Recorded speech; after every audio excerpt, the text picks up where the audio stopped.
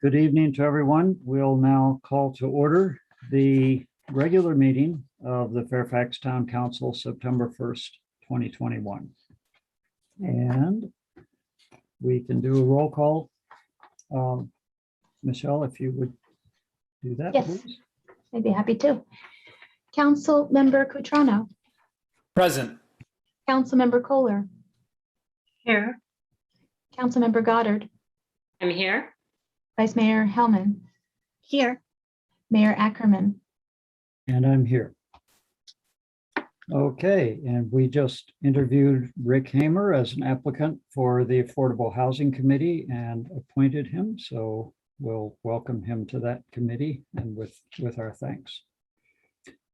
So we begin with the approval of the agenda and affidavit of posting, and this is also the time to consider any changes to the agenda. We have one change that would be to move item 12, which is the last item in the consent calendar, move it off of the consent calendar onto the regular agenda after item 15, so between items 15 and 16. And other than that, do council members have any changes to consider to the agenda for tonight? I'll make a motion to approve the agenda with the changes as noted, Mayor. I'll second. Okay, I'll take a roll call on that one. Councilmember Cutrano, Yes. Councilmember Goddard, Yes. Councilmember Kohler, Yes. Vice Mayor Hellman, Yes. and I'll vote yes as well. So that's our agenda for tonight, and we hope to move the meeting along as efficiently as we can. I'll read the land acknowledgement. The Fairfax Town Council acknowledges that we are located on the unceded ancestral lands of the Coast Miwok people of present-day Marin County. We honor with gratitude the land itself and all of its ancestors, past, present, and emerging. So we have a meeting protocol, which we've agreed to many years ago, and it seems to have helped. The mayor shall maintain order at the meetings. The council and the audience are expected to refrain from using profane language and or ridiculing the character or motives of council members, staff, or members of the public, and to maintain standards of tolerance and civility. And we will review the agenda at 10 p.m. and consider any possible adjustments, and any matter not started by 11:30 p.m. we'll consider adjourning to or continuing to another meeting unless we vote to suspend that 11:30 rule. Hopefully we will be nearing completion or complete by 11:30. We have quite a few announcements tonight. I'm going to start off with one very brief one, which is there's an election in process right now, statewide election. It's really important to vote in that. So if you haven't received your ballot and you expected to get a mail-in ballot, or you've signed in for mail-in ballots, contact the registrar of voters to see what's happening with that, and please vote.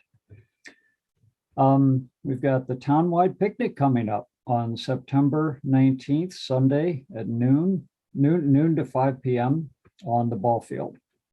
So we'll come out of COVID for that.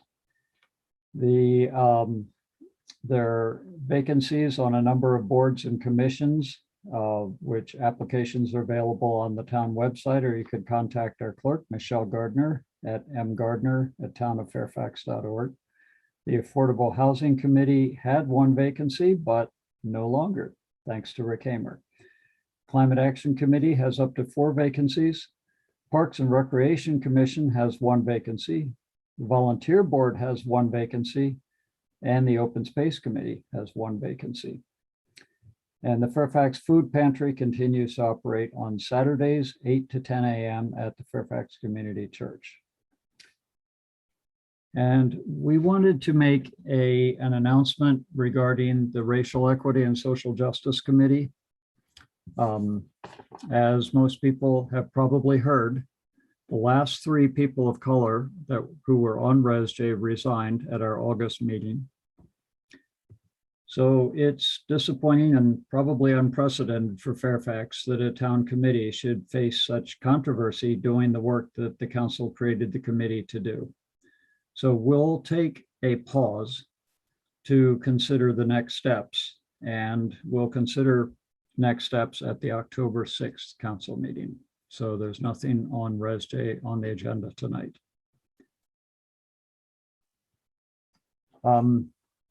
The last announcement would be that we have a very severe drought, and we are not meeting the hopes of the water district of a 40% reduction in water usage. We're at, I believe it's 29% now, or 21%. I'm not sure. Anyway, we are about to have, the next step here will be to have a presentation from a representative of Marin Water regarding the drought and the conservation efforts. So if we can move into that presentation, we'll hear more about it. And we have some other announcements, I believe.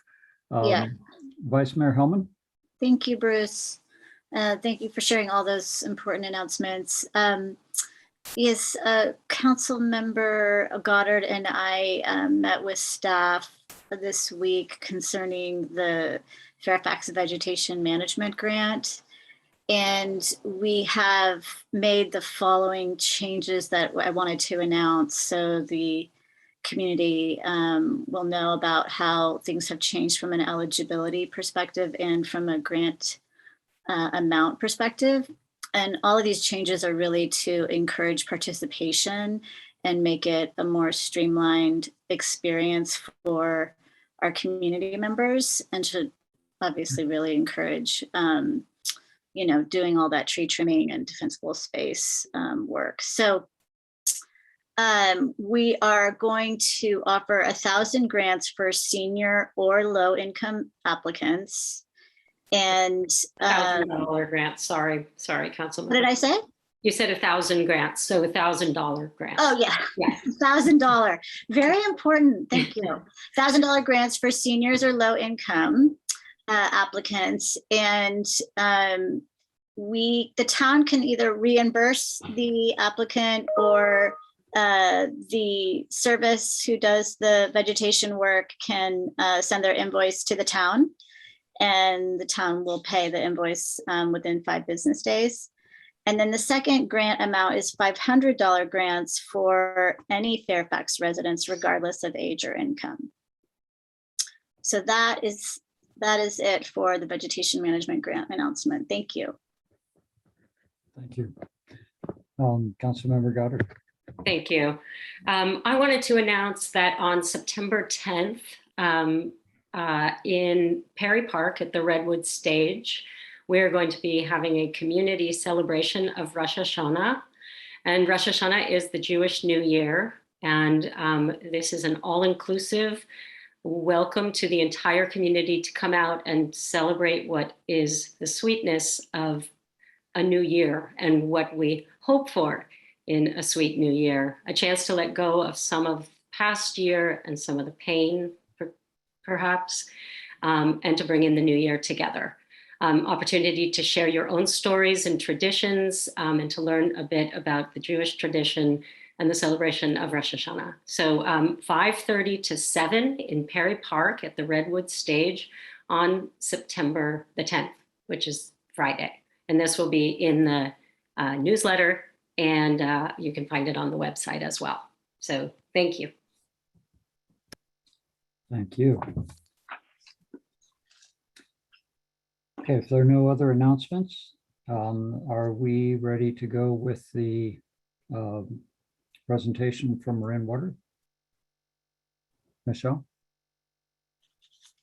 Yes, Mr. Mayor, and I am just promoting our Marin Water representative, Emma Detweiler, to panelists so you can see There her. you go. Okay. Yeah. Thank you, Emma. Floor is yours.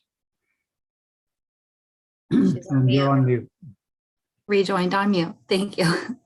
Good evening, council members. My name is Emma Detweiler, and I am the Acting Communications and Public Affairs Manager for Marin Water.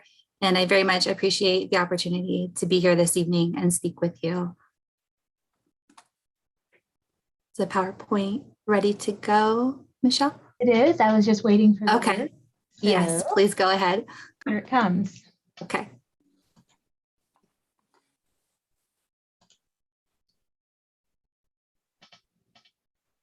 How's that? Okay. Thank you. And next slide, please.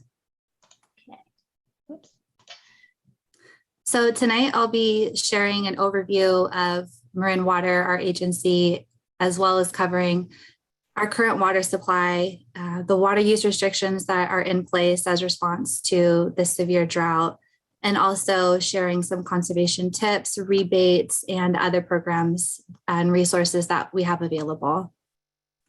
Next slide. So some may not know, but Marin Water is actually the oldest municipal water district. We were chartered in 1912. We serve the majority of Marin County from central and southern Marin, just over 190,000 people. And in addition to providing clean drinking water for all of those residents, we also are tasked with protecting and preserving 22,000 acres of watershed land on Mount Tamalpais and in West Marin. Next slide. So to our water supply update, as you heard, this is a very severe drought. We are at 38% of total reservoir storage capacity as of August 30th. And the last 2 years were consecutive dry years. 2020 was actually the second driest year that we have had in 90 years.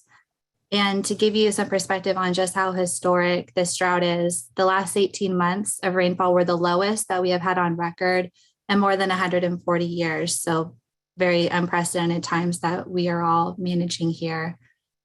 And also, well, for our water supply, we typically see storage of nearly 75% for this time of year. So to be down to 38% is quite unprecedented. Next slide. So in response to these conditions that we've been speaking about, the board for Marin Water enacted a number of different water use restrictions and took some bold actions here. Back in February, we declared a drought and we asked all of our customers to voluntarily begin conserving water. In April, we declared a water shortage emergency and we adopted our first set of mandatory water use restrictions. In May, we added additional irrigation restrictions to those mandatory water use restrictions. And then most recently in July, we tightened our irrigation restrictions to help further encourage conservation. Slide, please. So these are the water use restrictions that are currently in place. We have a goal of reducing our water use district-wide by 40%. And to help us achieve that, we have limited spray irrigation to 1 day a week and only on designated days based on community. As you can see, Fairfax's day to water with irrigation is on Fridays. We also limited drip irrigation to only 2 days a week, but no assigned days. And a full list of our water use restrictions can be found at marinwater.org/water rules. Slide, please. So in addition to the irrigation restrictions, these are some of the other water use restrictions also in place. We don't want folks washing their cars at home. If you have to wash your car, we recommend using a car wash that uses recycled water or reuses water. Not to power wash. We don't want driveways and sidewalks being washed with drinking water. And to help prevent evaporation, to not water between the hours of 9 a.m. and 7 p.m. All of your garden hoses must have a shut-off nozzle. We provide those for free to our customers. And if you have a pool or spa, we do require covers, and we also offer a $100 rebate to help folks purchase those. Slide, please. Additional water use restrictions, gutter flooding is prohibited. So that means anytime you're using water outdoors, if there is any runoff of any kind into the storm drain, that is against our water use, or that follows our water use restrictions and is against our code. You'll want to fix leaks within 48 hours of discovering them.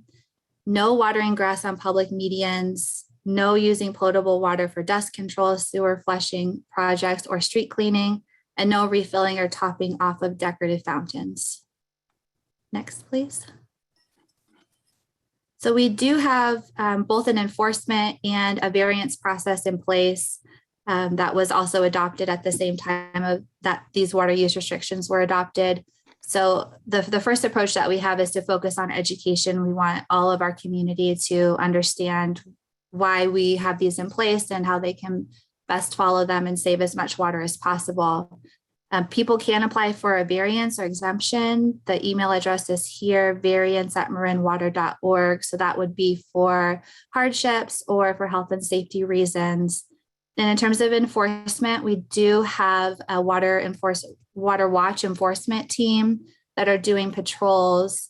We issue written warnings first. The second violation would be a $25 fine, and subsequent violations will receive a fine of $250. Slide, please. So our primary focus in responding to and addressing the drought is really to encourage conservation. It's been said at many of our board meetings that conservation is our largest reservoir of supply, and we feel that there's a lot of room for additional conservation that would extend our water supply, bolster our water supply. So that has been primarily our focus, in addition to looking at a lot of different projects to secure additional water supply that are in the works. So just some tips for the council here and any members of the public who are joining us this evening. In general, the largest water savings are going to be found outdoors. We recommend turning off your sprinkler system and just watering your plants by hand when necessary. If you have been thinking about replacing your lawn and you still have a lawn, we definitely recommend that you look into replacing it with water efficient landscaping that will be a better fit for our environment long-term here in Marin. Right now, we are offering $3 per square foot of lawn replaced through a cash for grass rebate. And all of the applications and rebate program details are available on our website at marinwater.org/rebates. And we also offer water saving kits. So we had 2 events where any customer could drive through and pick up a water saving kit, including the hose shutoff nozzles, leak detection dye tablets, low flow shower heads, and those are all still available for our customers in our lobby at the Marin Water offices in Corte Madera. So you can request one, or you can come by the office and we'd be happy to provide one. Slide, please. So going into our rebates a bit further, all of these are available on our website, but in addition to ones previously mentioned, we have Flume smart home water monitors that attach to an existing water meter, and they use Wi-Fi to provide up to the minute information about how you're using water, and is a great tool for people to see how much water a shower or running drip irrigation uses, or running their washing machine. You can look in real time to see how much water you're using. So through a partnership with Flume, the cost to customers ends up being about $50 after a rebate and plus shipping and handling. We have hot water recirculating systems. We recently relaunched our high efficiency toilet rebate, and that's up to $150. And in crossing our fingers, hoping for some rain this winter, we also have our rain barrels and cisterns that are available for 50 cents per gallon of storage, up to $1,000 per site. So we encourage folks to take a look at our website and apply to any of these programs that may be a good fit for them. Slide, please. So there's a lot of programs available. We have staff on hand. If you're not quite sure which would be a good fit for your home or business, you can actually schedule a free phone consultation with one of our water efficiency experts, and we can go through our programs together and figure out what makes the most sense and would result in the most water savings. And you can contact us at conservation@marinwater.org, and our phone number is there, as well as our website. Slide, please. So we're also very excited to have launched our recycled water filling station. This is located across from the Civic Center, and it is open Monday, Wednesdays, and Fridays from 10 to 2. It is available to any resident in Marin, so that would include those in Novato that are currently outside of our service area. You're able to pick up between 10 and 30 gallons per trip, unlimited trips. And all you have to do is go to our website, you fill out a one-page application, you're issued a card to bring to the fill station, and you bring your container that is sealable, and we will fill it up for you as many times as needed. And what we're excited about really is that this is a great way for people to take care of their landscapes without having to use drinking water. So we worked on it for a while. It's finally launched in August, and we hope to see many residents there taking advantage of this service. Slide, please. So what I'd like to leave with is that we appreciate this platform to help share information about the drought and all of our programs. If you would like to help us further, we'd love for you to spread the word about the drought. We have yard signs available for pickup. Tell your friends, families, and neighbors about the importance of conserving water. We update our website daily with the latest information about our response to the drought and programs available for customers. And we also are taking water waste reports, and we have staff on hand to look into these and to issue those written warnings and violations. So if you see water waste, we do have an online form that's accessible on mobile, and you can call or you can email us. So we're taking all these reports and we're following up on every single one of them. So we appreciate your partnership in helping to save water. Slide, please. And more contact information if anyone needs it for our website, and email and phone number, and our last slide here. Happy to take any of your questions and appreciate again the time to be here this evening. Thank you. And I see we have Larry Bragman on the call, former mayor and council member here in Fairfax and now on the Water District Board. Hey.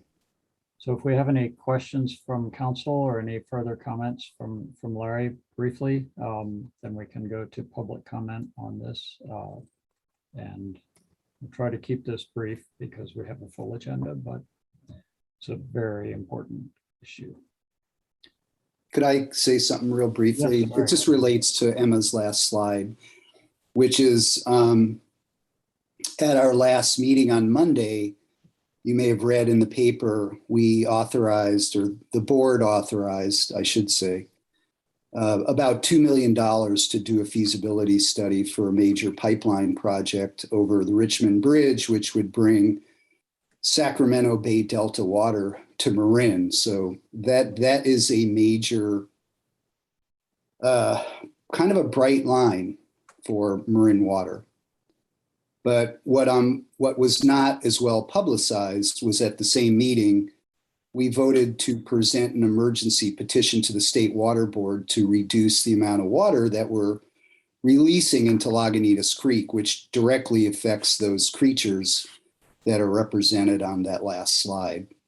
So I guess my point is that it's not just about us, it's about the watershed. So it's really important that Marin and Fairfax step up as we've always done, but it really truly is critical now. So I really appreciate the time and courtesy of the council. And if there's any questions for me or for Emma, I'll stay on the call. Thank you, Larry. Renee. Yeah, thank you so much, Emma, and thanks, Larry. Excellent presentation. I just wanted to put in a plug for the Flume meter because it took a little doing. Oh no, you can't see it. Anyway, I'm completely addicted to this thing because I look real time all the time to see how much water, and then I call my neighbor and I say, how much water did you use between 3 and 4? And I mean, there's people on there that chat with you and they have little icons and they like give you lots of good positive, you got this, you can set it up, and like success and things like that. So I have to say that this has been incredibly useful and I recommend it for everyone. And it's amazing what takes the water. I was flatline. I got 52 gallons all day for 2 of us in our household. And then I did this little load of wash because I just couldn't help myself. And I used 26 gallons. So I almost freaked out looking at that. So, you know, it really jiggers the way you think about how much water we each use in our daily lives. And do we need to do that? So, yeah, big plug. Thank you all for doing the rebate on that. It's a big deal. Renee, we have rebates on high efficiency washers too. You know, that would probably be my next step. Thank you. Might be something to look into. The high efficiency washers that we've experienced have been really great. They take good care of the clothes. Their washers have come a long way. So, Yeah. So if there are no further questions at this point, I will go to public comment on this and just ask the public to remember that you have that contact information at Marin Water. So any further questions? I just had one quick question, Mayor. Yeah, Chance. Yeah, thank you. Thank you, Emma and Larry, for both being here. My question is, it kind of relates to these rebates as members of the public are trying to figure out, you know, what's their first step, or, you know, it sounds like, Emma, you mentioned a lot of the stuff outside the house, the landscaping stuff is a clear first step for, you know, dramatic reduction. And then there's the recycled water program, which is fantastic as well. I guess I'm wondering, does Marin Water have a sort of like guesstimation or a sort of list of, you know, here's what you can expect to the cost savings or water reduction from each and every one of those activities that are like lined up with the rebates, so people can kind of figure out how they want to prioritize that? Yeah, we do. I'd be happy to share that. I can share that back on our website, marinwater.org/conserve. We have some resources that will tell you the average gallons per flush, how many gallons a 5-minute shower versus a 10-minute shower. We're working on a printed resource to be able to hand out with our water saving kits, but right now we do have that on our website. Great, thank you. Chance, some of those numbers are in the water conservation program assumptions that we work together with the district on. They're provided straight from MWD. Got it. Yeah, I saw those on there. I just didn't know if they were publicly accessible yet for people who Got it. want to go. Yeah. Yeah. And some of the water saving devices are kind of forever conservation. You know, once you do it, that's it. So it's the life of the house. So they're pretty, they do pay off over time. Just, Mayor, I just have a quick, I guess it's throwing out a question that doesn't need to be answered tonight, but maybe in the future, the water district can put out FAQs that might deal with this. And that is, there've been questions raised about raising the dam heights, dredging some of the reservoirs. And I don't think we can discuss that tonight, but it would be good to hear through an FAQ document why those aren't being looked at this time, because we know that this is not the end of our drought. We may be here next year, we may be here future years. So, you know, just future thoughts. And then one last thing, that just a consideration in your enforcement or compliance program, one of the things that you may want to do is create a little school, online school that people can take on their first or second citation that they need to pass. Not hard, but the goal is some of the things you covered tonight.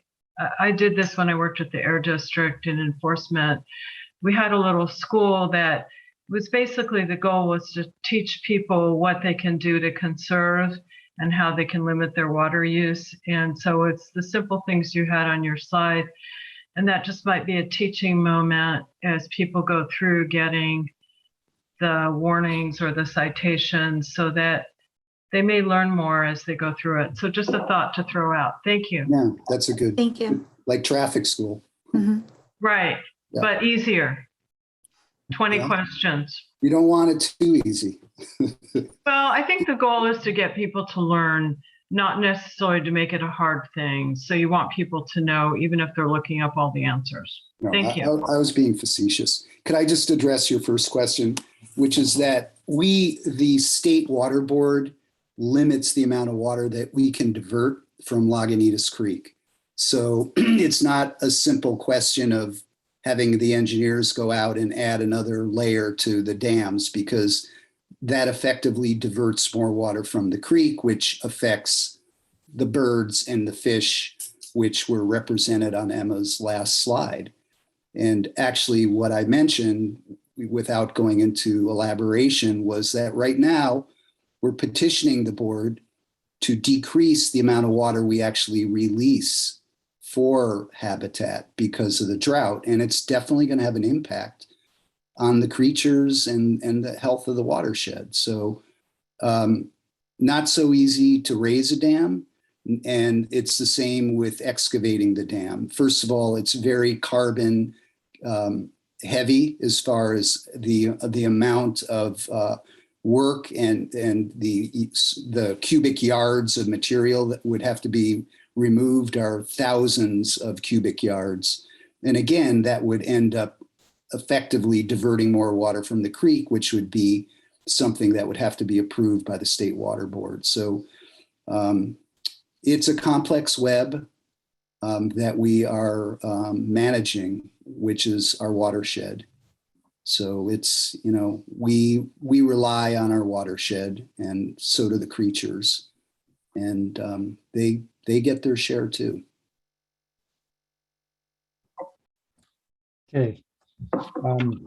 Thank you for that. Let's go to public comment on this and see if any other questions come up. Michelle, if you could bring that in. Yes, Mr. Mayor. I see 4 raised hands. The first one is a phone number ending in 525. I have unmuted you, caller. Oops. And you just disappeared. So I will go to the next one. Mhm. The next caller is Hello? the number. Oh, Yep, you're here. I think they're here. Yeah, I'm right here. Oh, how strange. It's not on my. Okay, thank you. Can you hear me? Yes, we can. Hi, how you doing? My name is Kevin Vasquez. I live in Fairfax down on Bay Road. And my neighbor, Jim, has been contacting people through your committee and informing them that we have a construction site going on down the street. And throughout the day, the trucks come and go, and they're quite large, and they're starting to destroy our road right here on Bay Road.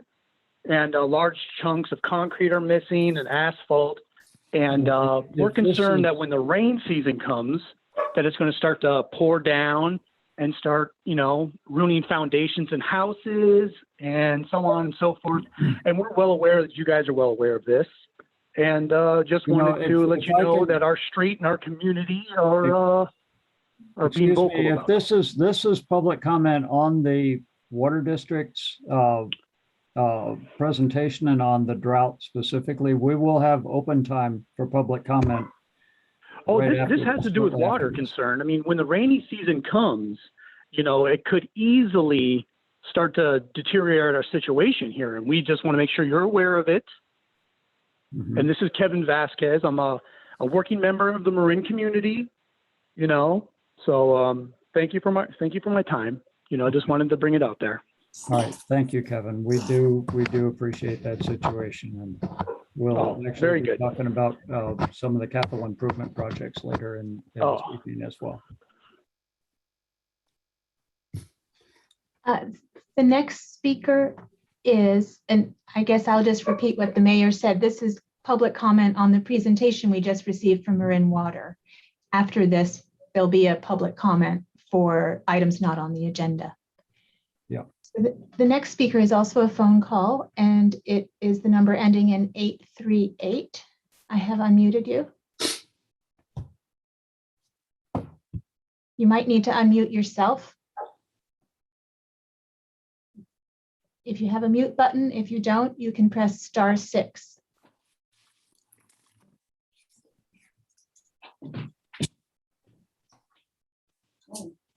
All right. You're still muted.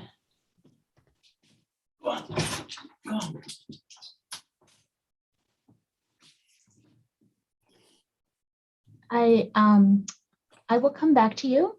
Yeah.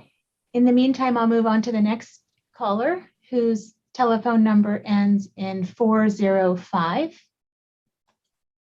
You are unmuted.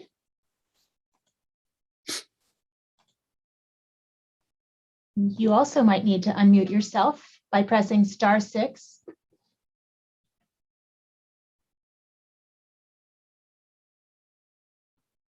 The caller ending in 405.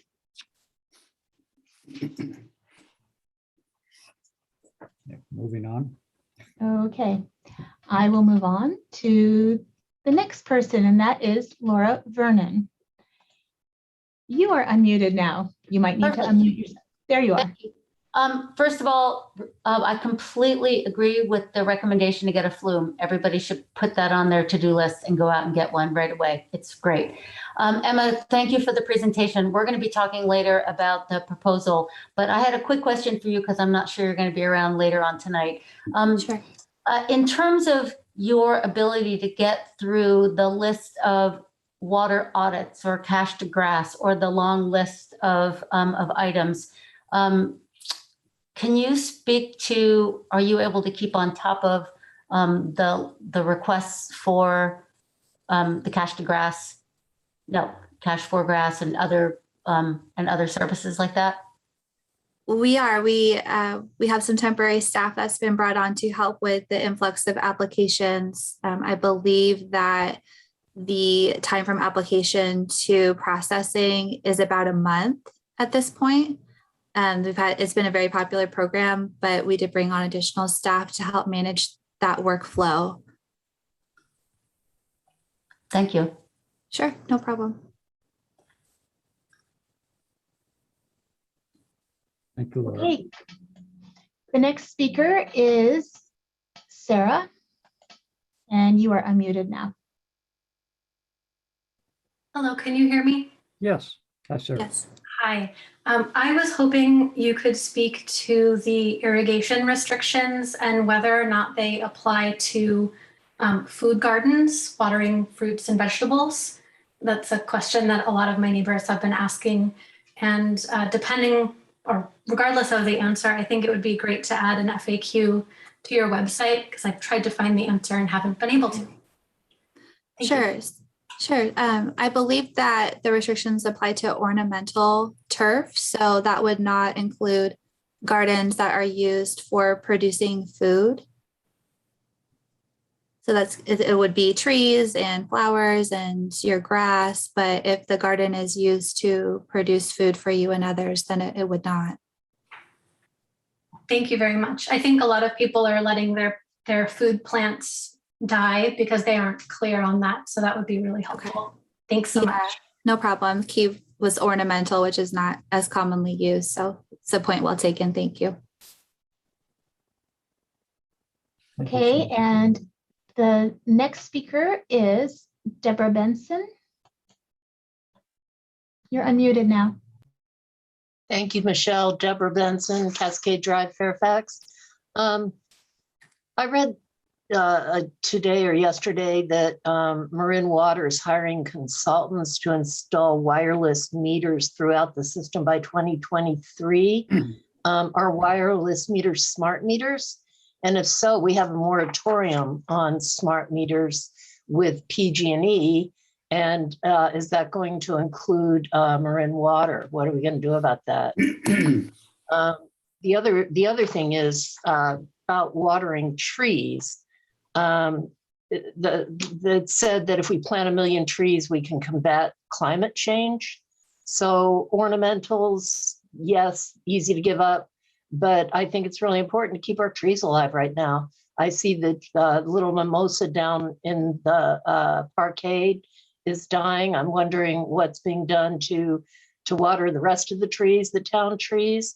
So I think maybe some thought should be given to denying the watering of trees. That's all. Thanks. So I can answer. Oh, go ahead, Valerie. Why don't you talk about the irrigation, then Okay. I can talk about the meter thing. Sure. First I would encourage the resident that just commented to go to the recycled water filling station. That's a great way to take care of trees and other landscape that you want to survive the drought.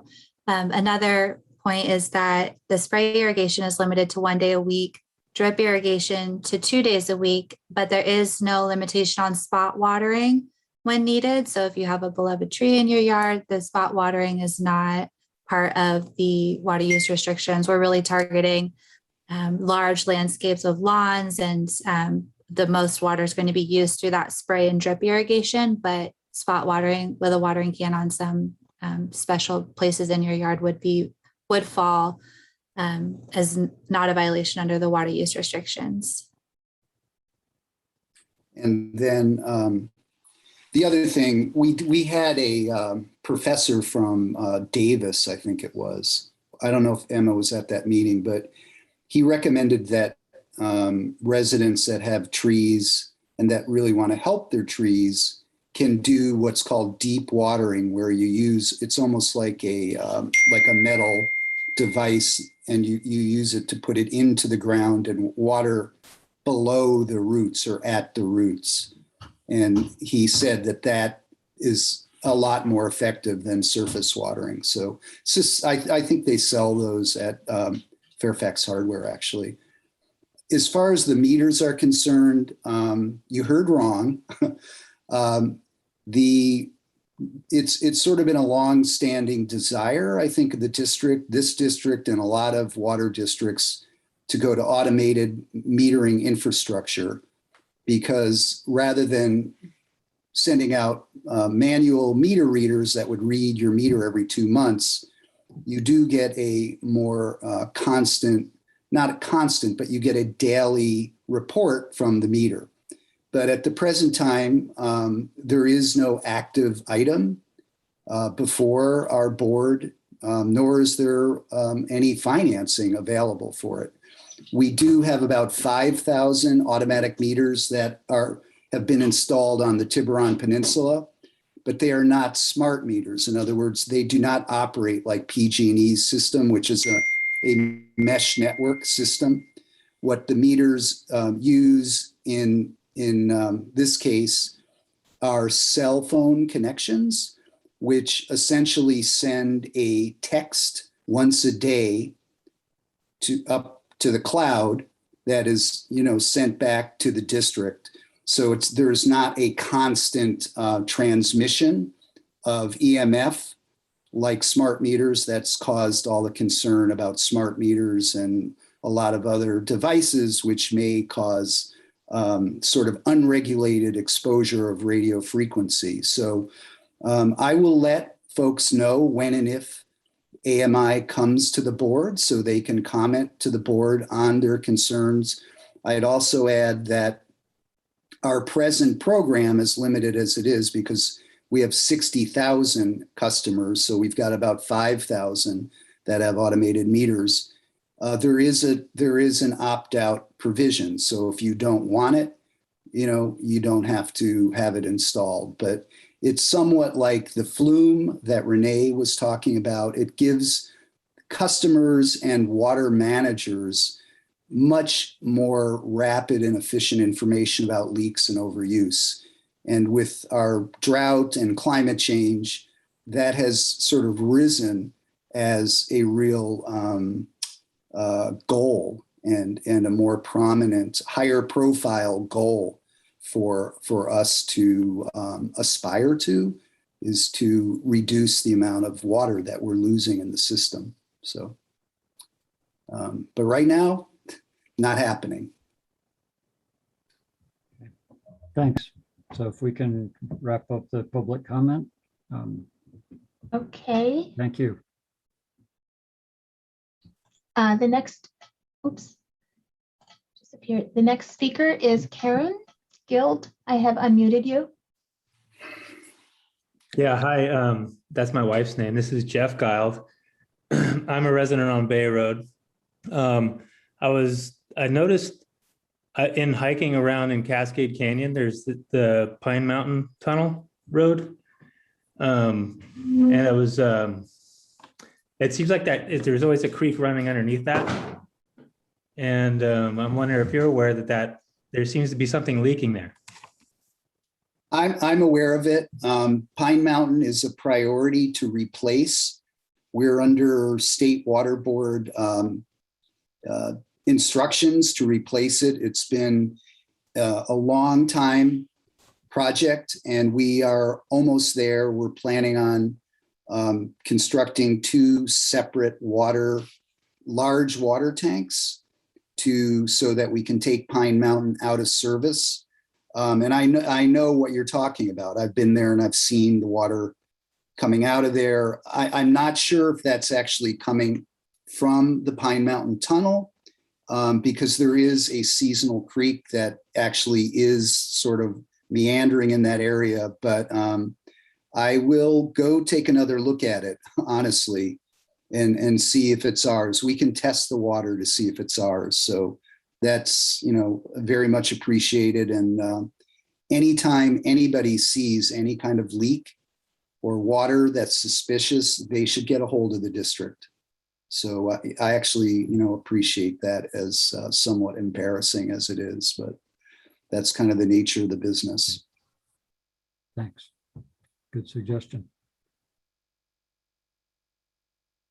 And the next speaker, we're going to try again with the phone caller, the phone number ending in 838.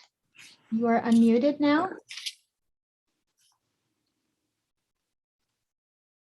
You can try unmuting yourself by pressing *6.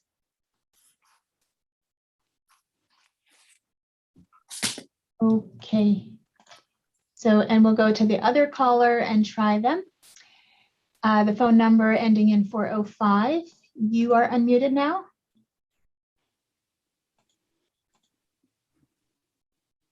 Press *6. Okay, maybe you don't want to talk. Okay.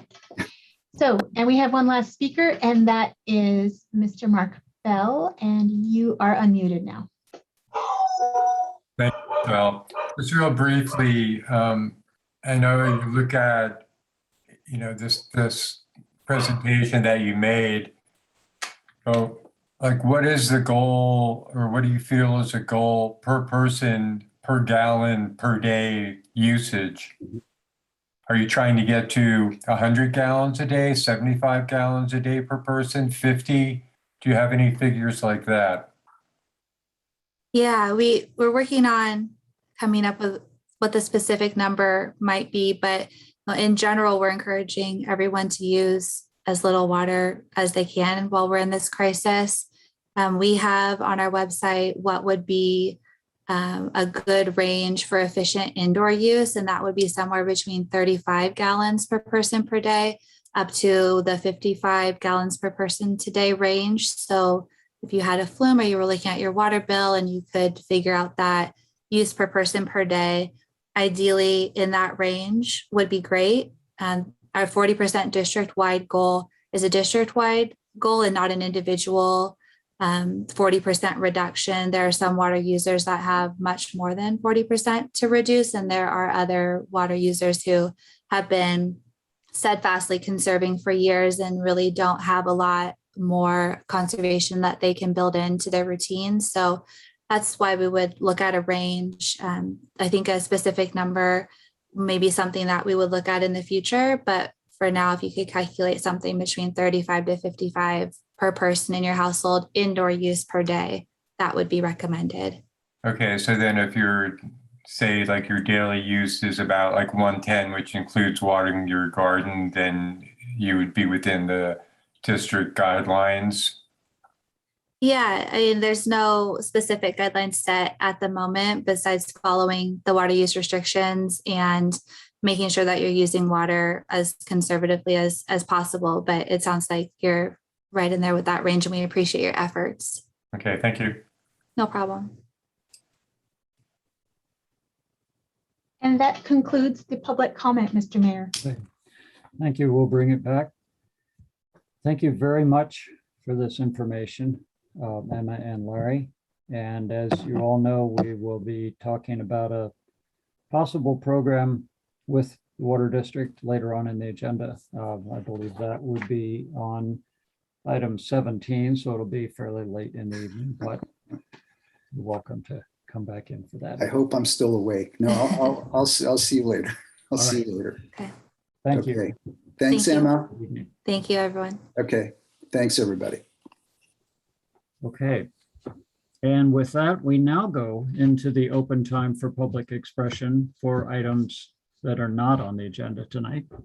And we have reinstituted last month and it seemed to go over well. We're going to do it again this month to limit our public expression time for this point of the meeting to 30 minutes at the most. And then we'll, if there are further public comments on items not on the agenda, then that would continue at the end of the meeting. So if we can go ahead and open up for the public expression. Thank you. Yeah, the first speaker is Jody Timms. You're unmuted now. Hi, Good Jody. evening. Good evening, council members. Jody Timms, Cascade Drive. And tonight, speaking on behalf of the chair of Age Friendly Fairfax as your brand new Commission on Aging representative, will be speaking, I think, after me or at some point later tonight about the commission. But I just wanted to mention the Ross Valley Seniors Luncheon is tomorrow for anybody who might want to join. They're going to have a conversation about Mahjong. So if that's something you want to learn about, that would be great in the luncheon. Also, the forum, the Age Friendly Marin Forum this month, I'm really excited about it. It's on the climate emergency, as you may know, one of my favorite subjects. And we've got some great speakers, Drawdown, Alex Portashaver from Drawdown, Christina O'Rourke talking about climate action plans, Tamara Peters talking about resilient neighborhoods, and there'll also be a student there from Marin School for Environmental Leadership. So that event is September 22nd at 10:30, and the information on that will be at the town's website. Climate change was the #1 concern when we did a survey of older adults about 2 years ago in Marin. So we really encourage people to learn more about what's going on and to check that out. We also have Breakfast with Friends is coming up on September 15th, as we've been doing the third Wednesday at 9:30 at Barefoot. So please join us for some socializing if you're interested in that. And also our 90 plus, our celebration for folks who are 90 years and older will be coming up this fall. So we are gathering names and wanting to be sure that we know everybody in Fairfax who's 90 years and older so that we might deliver most likely a very nice basket to their house in either October or late October, early November. We're still settling on that date. I also just wanted to mention, I was able to talk this week to the Seniors for Peace at the Redwoods. They asked for a climate update, and I was able to talk with them about lots of things happening in Marin, but including the work of the Fairfax Climate Action Committee, because we really are out front across the county, and that was really well received. It was also fun to have a bit of a international and youth focus in my talk, because I invited my 25-year-old son to also comment on the climate crisis.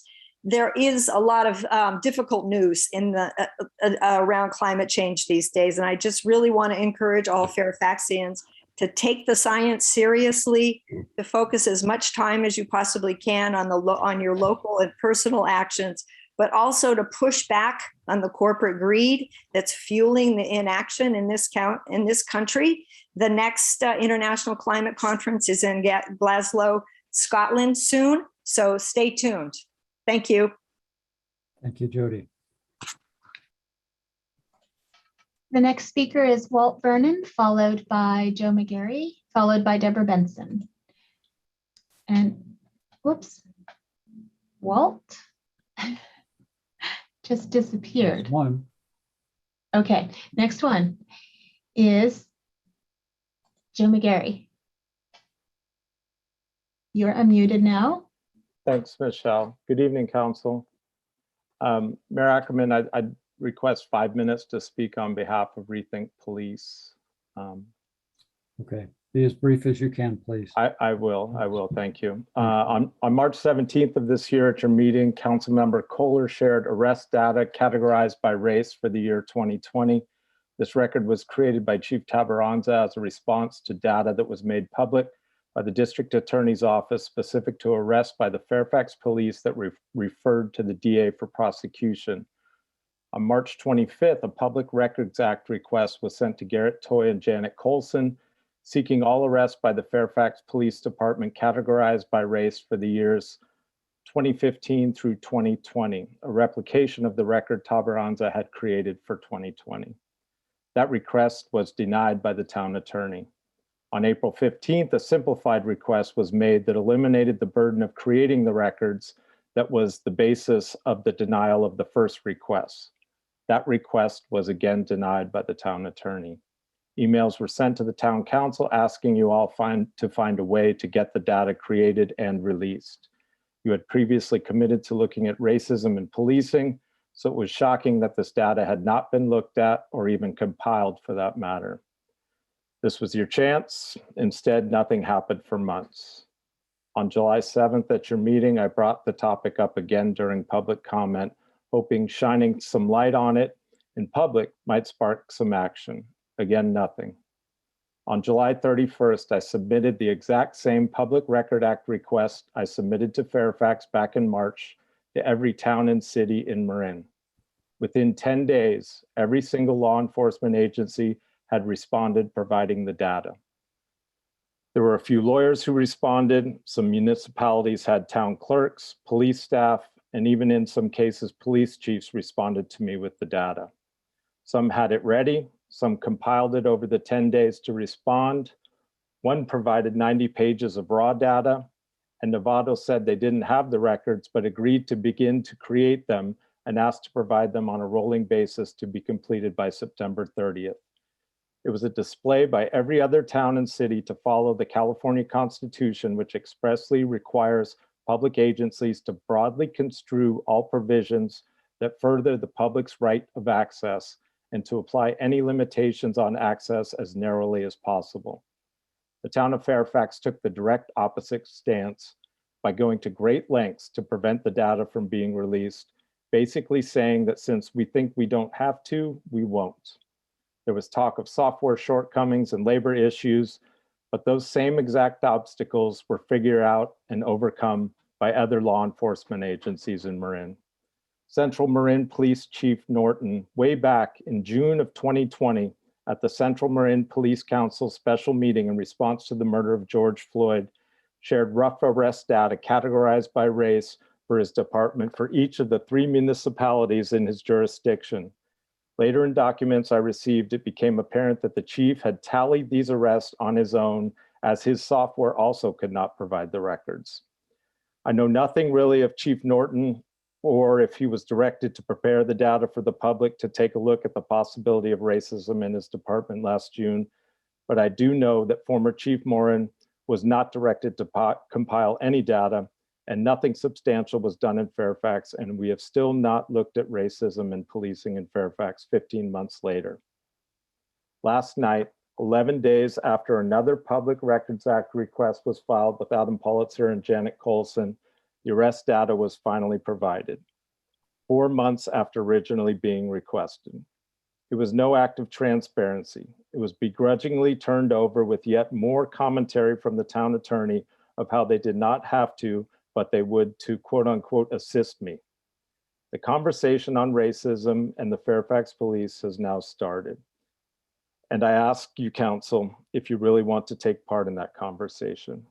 If you do, you need to redirect your legal counsel to no longer block the public from records or access to your police department. If you continue to choose the path of allowing the stonewalling by your attorney, you need to reckon with the fact that you are now perpetuating racism and holding up systems of white supremacy in a town that you all committed to make more anti-racist. I know that is not you, and I have faith that you will correct your course and realize that the way your legal counsel is representing you is once again creating a gap between your words and your actions regarding racial equity and social justice. Thank you for your time and your service. Okay, Joe. The next speaker is Deborah Benson. You're Hello, unmuted. Michelle. Hello, Council. Thank you for hearing me. Deborah Benson, Cascade Drive, Fairfax.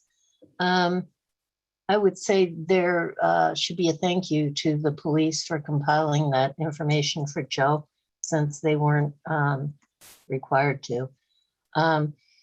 So I wanted to mention that the information I spoke about regarding the automated meters was published in the IJ a couple of days ago, that the MMWD is hiring consultants to install wireless meters throughout their system by 2023. So maybe Marin Water would want to ask them to make a correction to that, since Larry didn't seem to be aware of that. I'm worried about the trees, and I wonder what kind of progress has been made in deciding whether this recycled water is appropriate for watering our town trees, whether we've purchased a tank or, you know, rented something. I'd like to know what's going on there. So also on IJ, I saw an article about making school lunches free, providing school lunches for everybody who wanted them, needed them. And in the photograph, there were boxes of plastic bottles of water and lunches encased in plastic shell cases. And I know Ross Valley School District is included in this program. And I wonder if there's anything that we can do to try to make a change in creating so much new plastic here in the environment. I mean, this seems like a no-brainer to me, that we shouldn't be creating thousands and thousands of more pieces of plastic to dissolve into the ocean. So I don't know if you guys have any power or what we could do, but I think we should do something. I think a statement needs to be made about that. So that's all I have to say, and thank you for hearing me. Thank you, Deborah. Mayor. Yes, Renee. Deborah, if you would get in contact with me directly after the meeting, I can give you a little bit of insight as to how those lunches are working district by district. So I'm available for that if you'd like to get in touch. And we'll be hearing more later on in the agenda about the watering of the trees and the use of tanks and recycled water. Okay. The next speaker is Walt Vernon. I see, anyway, here you go. You're unmuted now, Walt. Great, thanks. Last time I was just trying to take down my hand so you wouldn't see it waving around.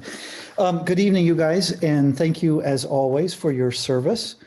As the chair of your Climate Action Committee, I would be remiss in my job if I didn't bring up the fact that the International Panel on Climate Change released its report last week, essentially calling a code red for humanity in the face of this climate crisis. And you know, in their words, literally nothing else is going to matter if we don't manage this problem appropriately.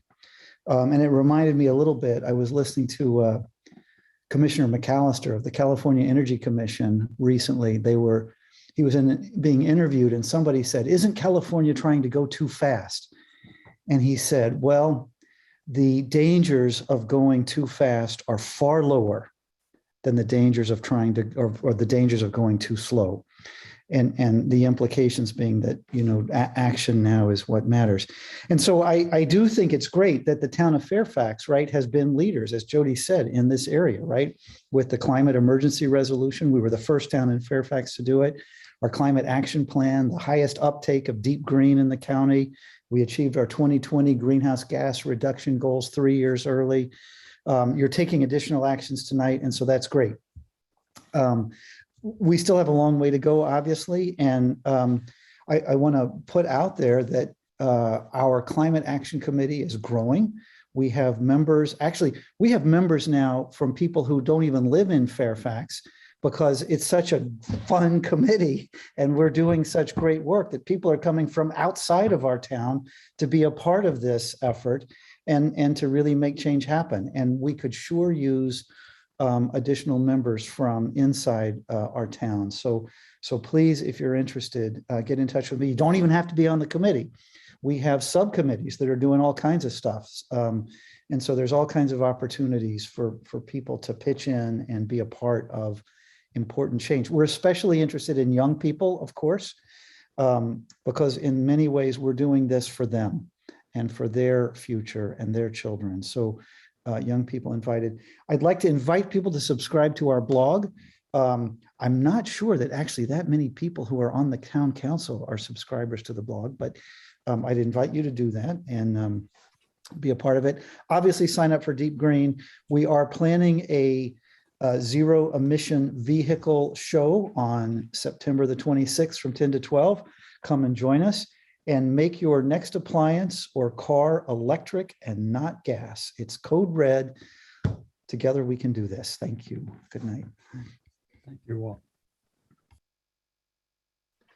The next speaker is, oh, these two are still there. Patrice, followed by Josephine Bonacle. Patrice, you're unmuted now. Hello, Patrice.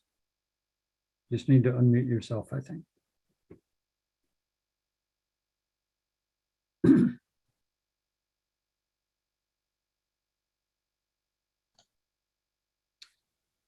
Yeah, you need to unmute yourself, Patrice, if you.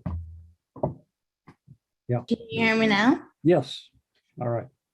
Okay, I started with, I'm disappointed in the town council and I'm disappointed in some of the speakers. And I am not one to call out names, but Joe McGarry, you are so misinformed. It's unfortunate. My grandmother would actually call you simple. I'm an African American. I've lived all over the world as a military brat. And this is the first town I've lived in where I've felt the police actually cared about me. They stop every day.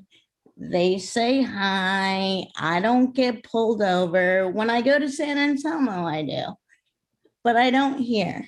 And it's just disheartening that we've got an undercurrent of people who are trying to bring others down, who are doing a really great job.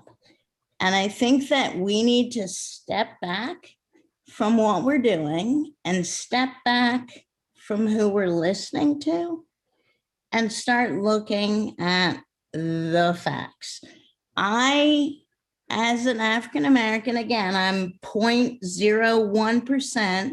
Maybe it goes higher with the black squirrel that lives next to me, but like, guys, come on. We're not Minneapolis. We're not Chicago. We're not LA. And we have a diverse police force that's trying to help us. I would also like to speak to the fact that ResJ has been disbanded. And again, I'm going to smack your hands on it. You guys should have planned a strategic plan for what that committee was supposed to do. It's inevitable that it fell apart. I think I was the second member that resigned because I came up in corporate America. I came up with rules, regulations, guidelines. Nothing was given to ResJ. It was a bunch of people thrown into a room who were supposed to fix racism in Fairfax without your help.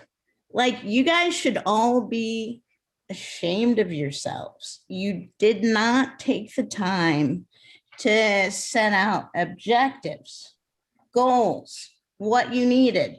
Saying that Fairfax needs to be anti-racist isn't enough. Like, it's racist. We need to stop it. And that's all I have to say, unless you guys want to meet with me in person. Thank you, Patrice. Next speaker is Josephine Bonacle. You are unmuted now. Hi, good evening. Can you hear me? Yes. Hi, Josephine. Thank you for the time this evening. So my name is Josephine Bonacle, and I am a Fairfax resident on Wood Lane, and I'm very glad to be settling into my new role as the Fairfax representative on the Marin Commission on Aging. Just a very quick update tonight. So far for me, I have had the opportunity to meet with the chair and attend several of the commission's committee meetings, as I look into which I will participate in formally starting very soon. I also want to provide a brief notice tonight that the next commission meeting is tomorrow, September 2nd from 10 a.m. to noon, and it will be held on Zoom. The topic will be connecting the community, services for older adults provided by the Office of the District Attorney. This presentation will share information regarding services the Marin County DA's office provides for older adults. By attending, participants will hear about the DA office's elder abuse prevention program, including collaboration among agencies and community-based organizations to address aspects of elder abuse, including neglect, physical abuse, or financial abuse.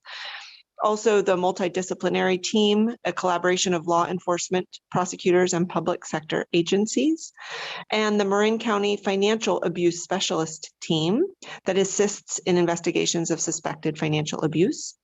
Participants will also learn about the district attorney's work around suicide prevention, housing, restorative justice, and the office's link with adult protective services and the long-term care ombudsman program, and more.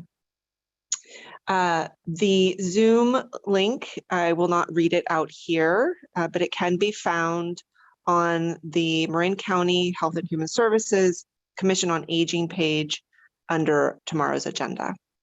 And that is my update. Thank you, Josephine. The next speaker is George Taylor, and you are unmuted, Gio. Hi, Gio. Hello, everybody. Thank you again to the town council for your incredible service in listening to all these people tonight, including myself. I did want to talk about the ResJ. I watched the recent meeting of the committee, and I felt sad as I witnessed the resignations of the BIPOC members. With Patrice, I believe that mistakes were made by the town council in terms of the creation and management of the ResJ. I believe also that ResJ members could look back on their tenure and recognize mistakes they made and problems that they helped to create. At that same time, though, I deeply respect the members' courage and commitment to changing local culture and policies to benefit all of us in Fairfax. I do want to advocate for the issues and projects of the ResJ and hope that new membership will fill the committee slots. The main issues, as I understand them, were twofold. One, does everyone in Fairfax feel safe, regardless of race, color, creed, sexual identity, etc.? Number two, does everyone have equal opportunity to thrive and belong to our wonderful community?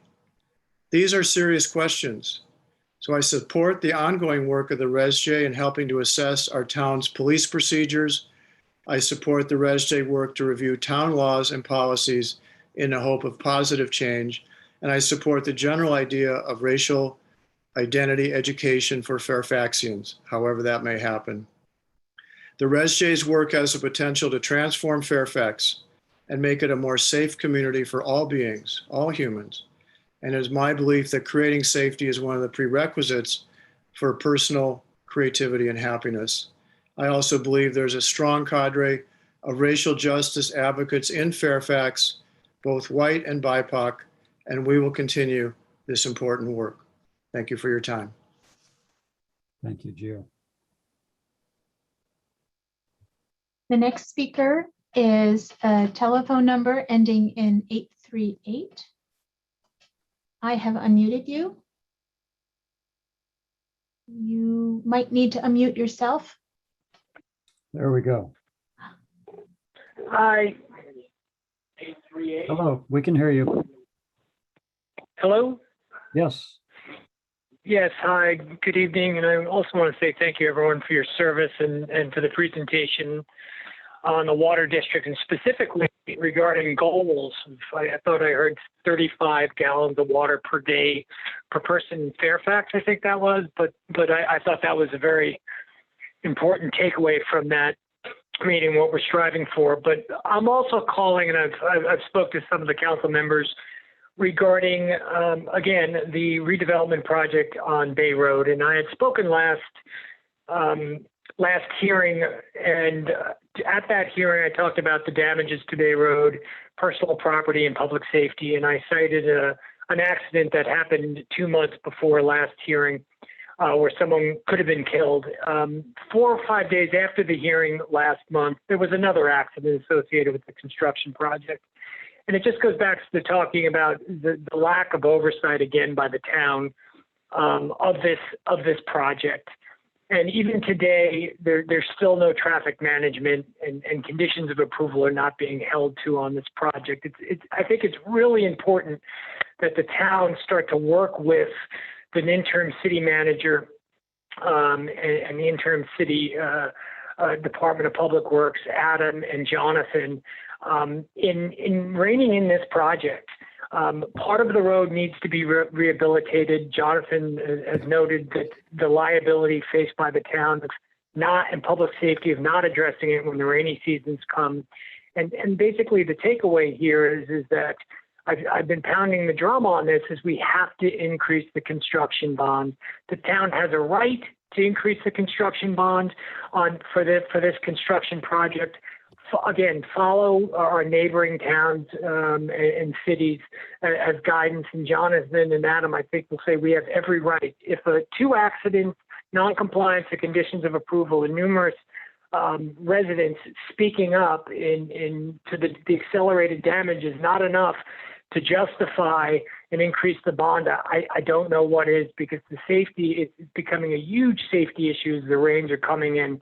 And I just hope, again, that the town council can take this on seriously, because there's going to be damages that are going to come out of Department of Public Works pocket when it really should be on the multi-million-dollar redevelopment project that's happening up at the end of Bay Road.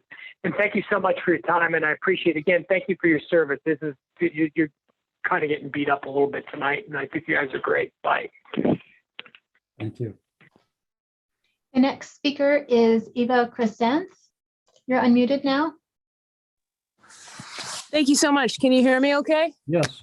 Hi, Eva. Thank you. Yeah, I wanted to thank Joe McGarry for doing so much work. There's been a big effort all up and down the state of California to learn more about all of our institutions, not just the police, not just the sheriff, but all of the institutions in our great and golden state through the California Public Records Act.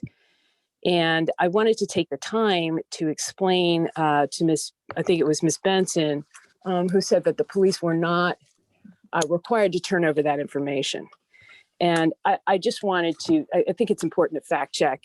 The fact is that they were. So there are 2 acts that are relevant to this.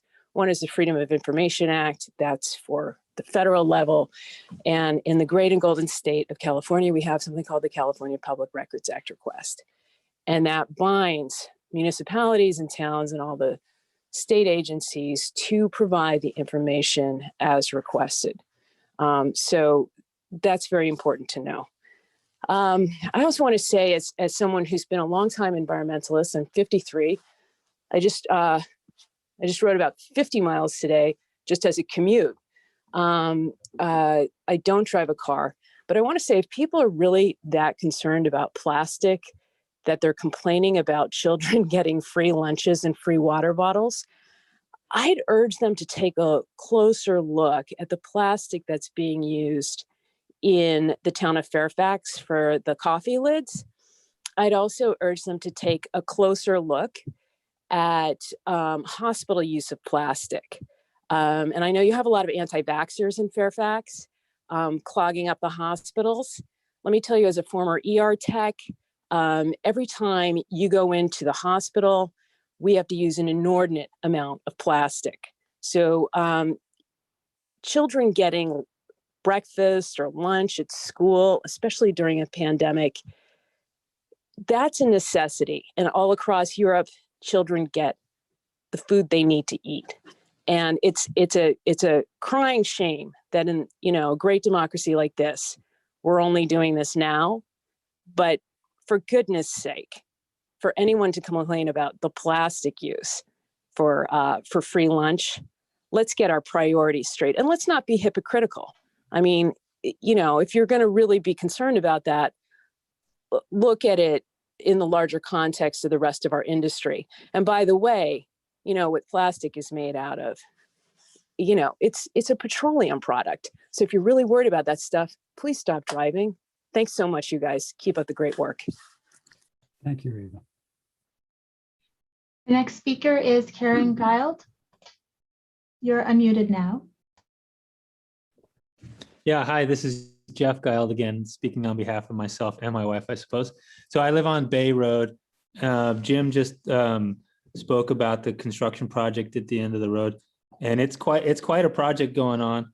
The amount of the size of the trucks and the machinery that's going up and down that road is it's like a municipal project. It's on a scale that might not be totally appreciated here, and that I think the bond on it is like $10,000, and I don't know what the budget is for the whole project, but this is like a multi-million-dollar thing that's happening at the end of the project. It's quite a thing. So I think it's completely justified to get a little bit more insurance potentially for the damage and the to the infrastructure around just on the roads, and not to mention potentially to the residences that are along that road, with the vibrations and the heavy traffic that's on that road, which is, I don't know if the road's rated for it.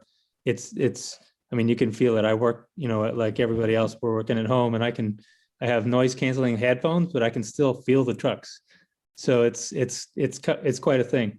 I'm not complaining about the noise. That's an indication of kind of the scale and the size of the machinery that's going up and down the road. So I would recommend looking at a larger bond for that. As far as like the two callers that talked about the school lunches, I think it's great that the school lunches are happening. I don't think it's bad to suggest that maybe they should think about their packaging. So I like, you know, I don't think anybody thinks it's a bad idea to feed the kids. But just because, you know, we should examine also ways to do that in a more sustainable way. That's all I've got. Thank you, Jeff. So that's been 30 minutes. I'm not sure if we have any other callers at this point on the public comment, but we should continue if there are any until to the end of the meeting for the open time for public comment on items not on the agenda. So we'll bring back to council and continue with the meeting tonight and see whether we can get finished. Mr. Mayor, could I step in for 1 second? Yes. I just wanted to step in before we continue on with the meeting, but during the public comments there was some name calling and some of that type of activity, and I just wanted to remind everybody in the meeting as we move forward that we did all agree to these standards of conduct at the start of the meeting that you read, which called for a certain level of decorum, civility, and mutual respect. And so, I appreciate when people lift each other up, and just want to acknowledge that, encourage people to avoid the name calling and disrespectful acts that can occur from time to time. So just wanted to name that. Thank you. Thank you. I think we all agree with that. Okay, so we next have the consent calendar which has a number of items on it, but we did remove the last item, numbered item 12 on the agenda. So that's not on the consent calendar at this point. Do council members have any? Yeah, Barbara. I don't want to pull anything, but I just want to make comments on 3 items. Is it okay if I do that very briefly? Yeah, go ahead. Okay. So on item 4, adopting the proclamation to designate September 2021 as Prostate Cancer Awareness Month, I'd like to respectfully request, Mayor, that you read that proclamation. Stan Rosenfeld brings that to us every year, and I think it's really important to hear that when we're through with this. I'd also like to thank the town clerk at my request for bringing the resolution number 7, promoting voluntary water conservation efforts. And that's really simple things that restaurants can do that we can all do. So thanks for that. And I also want to thank on number 10 that Chris Borjan is stepping up again to be a member of the Open Space Committee again. He's been a really valuable member in the 4 years he's been on. It's also on Park and sits on a couple of little town committees that I'm on. So I'm glad that he's stepping up and want to thank him for doing so. Thank you. Renee. Yeah, just a quick correction that I wanted to ask to be made.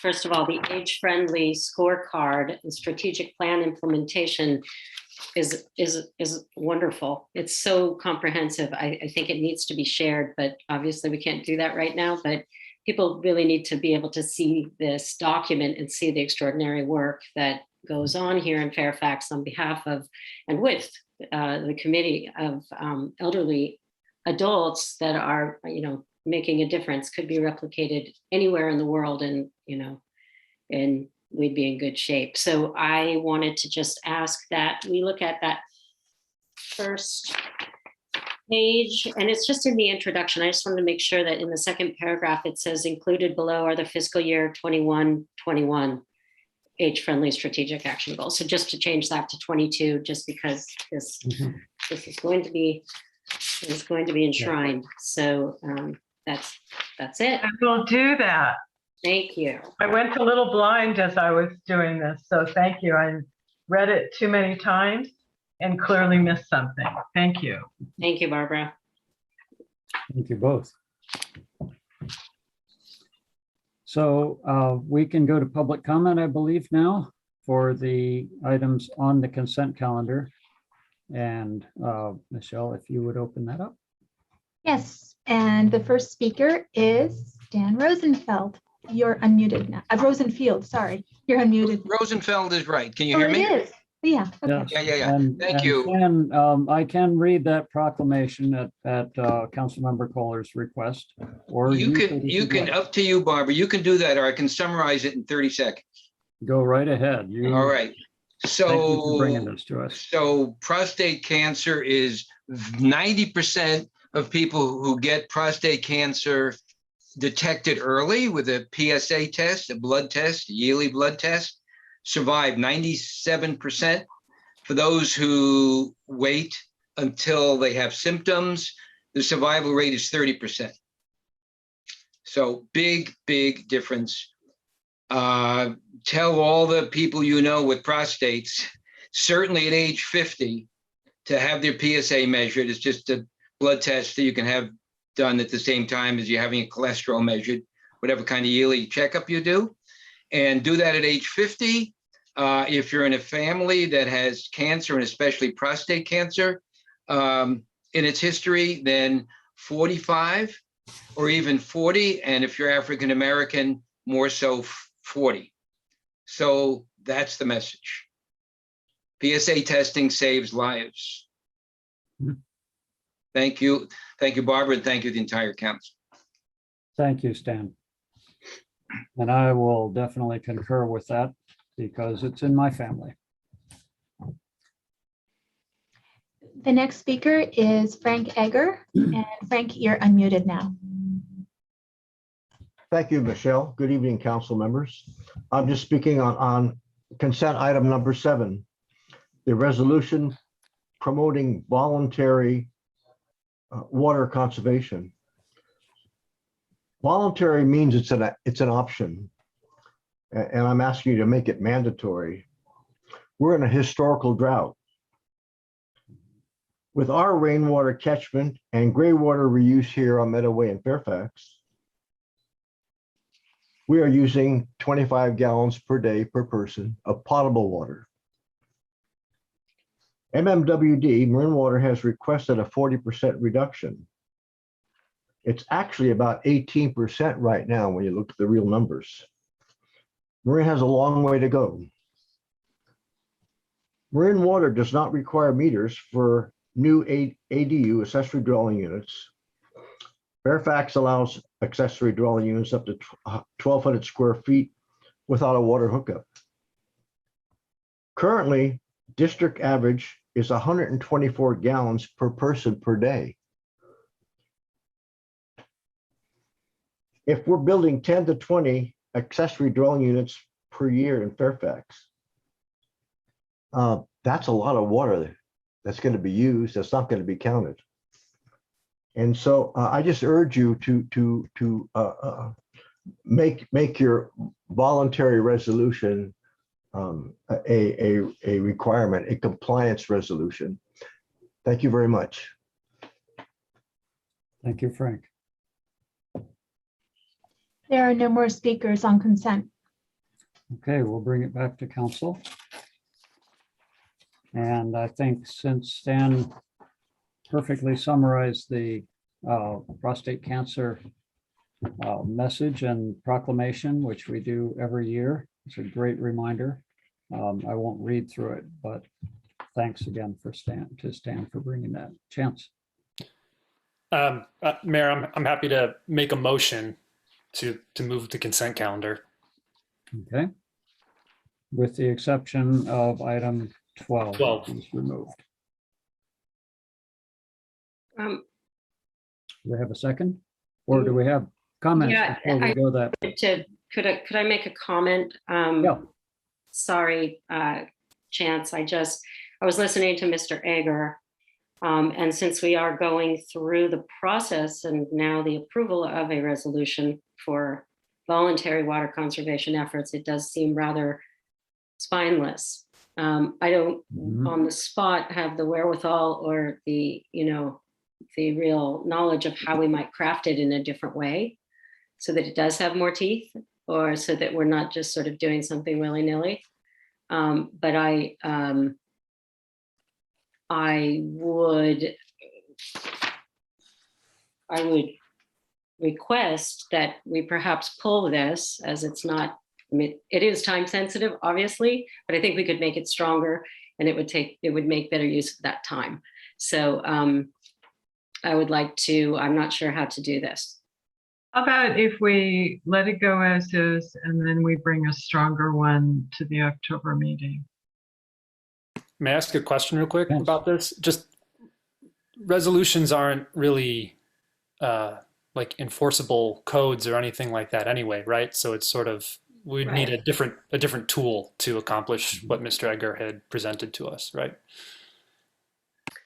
I think so. Yes, we do. I just wanted to take that moment. Like I said, I was just hearing it for the first time. So I thought, I'm happy to take Councilmember Kohler's suggestion and we go ahead and do this, but I think it's worth exploring, bringing something back with that different tool perhaps. But I would like to do a little bit more homework as to how we can take a stronger, firmer stance on these things. But yes, I respectfully would second the consent calendar. Okay. Okay, so we take a vote then on the consent. Michelle, if you would do a roll call. Sure. So that's a motion, Cutrano, second, Goddard, to approve the consent calendar with the exception of number 12. Yes. And I'll take the roll call. Council Member Goddard. Yes. Council Member Cutrano. Yes. Council Member Kohler. Yes. Vice Mayor Hellman. Yes. and Mayor Ackerman. Yes. And All I ayes. concur that the water issue is very serious, and we should think about what we can do more strongly about it. So welcome for ideas for that. Okay, the item 13 that's listed on the agenda is continued to the October 6th meeting, we expect. Item 14 on the regular begins the regular agenda, and that would be an update on the town manager recruitment process and to take a look at and approve the brochure which has been created. So Adam, you'll be giving a report on that. Yes, Mr. Mayor, thank you. Vice Mayor and council members, I'm happy to give you an update. And we have an action item for the council this evening. I'm Adam Politzer, your interim town manager. And I'm joined tonight with Heather Reichler from Ralph Henderson and Associates. At its August 4th council meeting, the council received an update on the town manager recruitment. They appointed Vice Mayor Hellman and Councilmember Caller to serve on an ad hoc subcommittee. The ad hoc subcommittee, working with the town manager and the town clerk, and Heather reviewed the brochure and the marketing material for the interim or for the town manager recruitment. They met twice on August 18th and August 20th. And made their recommendations. And tonight, the council will walk through the brochure with Heather and provide any feedback. Ideally, and with the recommendation of the ad hoc committee, we'd like the council to approve the marketing brochure so that we can advertise for the position. If approved tonight, we will start the advertisement that will run from September 7th. Through October 18th, and then staff will come back to the council on October 20th with our next update. I'd like to introduce Heather to bring up the brochure here and walk through that with you all, and then we're both available to answer any questions from the council. Thank you. Good evening. Thank you, Adam, and thank you, council. I'm delighted that we're at this point to share the brochure and to hopefully get approval and open up the search. So if we could just quickly walk through the brochure, Michelle will load it. While that's loading, I do want to just remind everyone if they have comments that they want to add about the characteristics to look for or volunteer questions. We still have that website available, so please go ahead and send an email to fairfaxsearch@ralphanderson.com, and that's Anderson, S-E-N. So again, I want to thank the working group. We spent some time together to come up with pictures and to determine what would be the best marketing material to use for the town. So if we could advance the slides to the next slide, please, Michelle. We worked to introduce the opportunity to those professionals in local government, and we spent some time wordsmithing the opportunity, the vacancy, and what that would mean just in a kind of capsulized format. Next slide, please. We did try and capture the community, some of the iconic pictures that might speak to what your community is all about.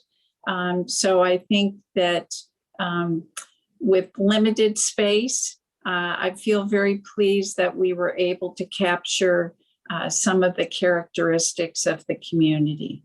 Next slide. I did want to take some time in the brochure and tonight to make sure that we explained the governing structure and introduced the town council and their term dates. I think that's important for candidates to know. And so this page is specifically devoted to the local government structure. And so I think that will be very helpful to candidates as they too want to investigate the town and the leadership and the various attributes that you offer. Next slide, please.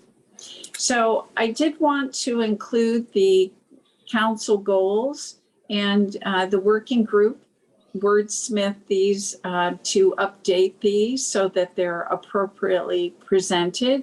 And I think that will give at least just a highlight to candidates as they look at this brochure. Next slide. It was important, I think, to present the financial overview, and we linked the budget so that candidates can delve into that in more detail. It was important to the working committee that we highlight some key particulars. For example, the general fund, the reserve percentage, we did note in here as well too. I think that's an important piece for candidates to be aware of as well. So this will at least give a snapshot to candidates in terms of the financial health and well-being of the town. Next slide. The town manager's office, very briefly, we mentioned the staffing, both full-time and part-time. We wanted to make sure that candidates were aware of MOUs for the various employee groups. So again, just a quick snapshot so that they have just an introduction to what the leadership and management would be from the town manager's perspective. Next slide.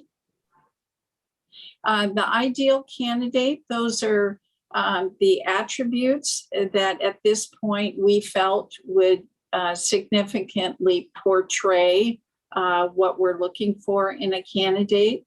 So as I work through the search, we will be referring back to this many times. This is kind of a guideline. It's not 100% what we need, but it's a guideline to direct us to those characteristics and attributes. And so most candidates do try and match up their own skills to this as well. Next slide. Again, a continuation of what we believe to be those attributes for leadership and their core values and qualities as an individual and as a leader. Next slide. The experience and education is called out on this page. And again, this is a guideline for us as we reach out to candidates and also as I'm screening candidates. We want to be able to cast the widest net we can. And so we wanted to be as broad in these particulars. So we'll use this again as we move through the search and evaluate candidates. Next slide. We did note a couple of key areas here for candidates, and that was that we believe the compensation will be competitive for the region. That gives us the flexibility to determine what candidates bring to the table in terms of their own experience. We've noted the benefit of a Calpers retirement. Additional information can be sought through conversations with me, and candidates can make an appointment to talk with me if they have questions. So we have asked for information to be submitted by October 18th. As Adam said, that is something that we'd like to open up as of Monday, and certainly if it's available earlier, we'll post it earlier and get going on this, but it will be open for a 6-week period of time. So that is the brochure presented to you this evening, and we would ask for approval so that we can begin to recruit candidates on your behalf. So again, thank you to the working committee and to the council, and Adam and Michelle for your help in getting us to this point. Thank you, Heather. Mr. Mayor, if there's any questions for either Heather or myself or the ad hoc committee, we stand ready to answer those. And again, we're seeking the council's approval to go ahead and advertise the brochure effective September 7th, if not earlier. Renee. Yeah. Oh, thank you guys so much for all the hard work, working group, and Heather and Adam and Michelle. It's terrific. I haven't never looked through one of these, so if I was qualified, I would apply. I wanted to point something out that I'm hoping it wouldn't be too late to make a very quick, simple change. No, we can certainly make changes if it's the will of the council, certainly. Can I just bring that out real quick? Okay. And So we will be taking public comment on this, so it's. I'm not you want me to sure wait? whether- Adam, what's your recommendation? Should we? I'll wait. I don't want to stop this conversation. Yeah, let's wait. If there's specific questions, we can answer those. Otherwise, let's go to public comment and then come back if there's any edits to be made. That'd be a good time to do it. Okay. Okay, great. All right. So any specific questions or clarifications? Okay, so let's go ahead to public comment and then we'll come back and discuss this. Sorry, Renee. Okay, I see one hand raised, and that is Mallory G. You're unmuted now. Hello, Mallory. You might have to unmute. You need to unmute yourself. Unmute. Okay, hi. There we go. You can hear me? We're good? Yes. Mhm. So I don't know about the words on this brochure, but I don't think the pictures are really relevant, and I don't think they're really well done for the brochure. I would, where ideal candidate, you might want to put town hall instead of something else, or the financial overview has really, the pictures don't really have anything to do, most of them, with what you're talking about. And I'd rather see better pictures and more relevant ones. That's it. Thanks, Mallory. The next speaker is Deborah Benson. You're unmuted now. Thank you, Michelle. Thank you, Council, for hearing me. In the community section, there's a reference to good public transit hub available to most of the people who walk or bike in town, and that is simply not true. If, as anyone who has ever attempted to travel, for instance, from Fairfax, San Anselmo, is aware, there's very little public transit here. It stops, I think, at 7:30 in the evening, for instance. Then in the part key council goals, you're talking about using public spaces downtown, including connecting east and west sides of Fairfax. I'm wondering how, as you all know, that's been a very contentious area in our town, and would require a lot of public input in order to change what's going on downtown. So I'm wondering why that's included as council goals when we have not had public forum about that. I think that would be really important. It feels often like the council makes decisions without public input. Cascade Drive, for instance, restriping in the middle of the night,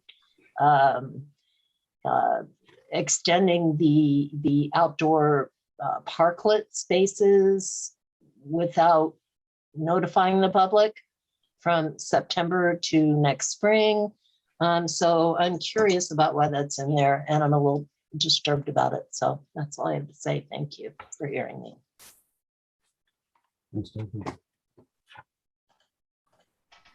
I do not see any more raised hands, Mr. Mayor. Okay. Oh, I see one. Sorry. And that is Mark Bell. You're unmuted now. Mark. Thanks, Michelle. So my question is, like, when you're talking about salary, normally, a salary, goes along with being, along with the qualifications, et cetera. However, part of the salary for people working in Marin is to take into account living here. So, I know there's no requirement that you voted to approve. So, somebody could be living and just telecommuting the entire time. They could be out in the valley where the standard of living is way lower than it is here. It could even be in a different state.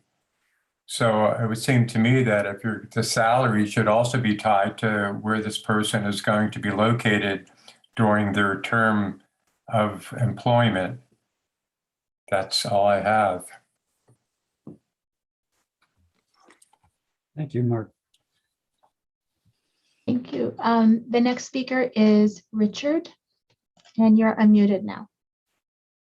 Thank you. Good evening, Council.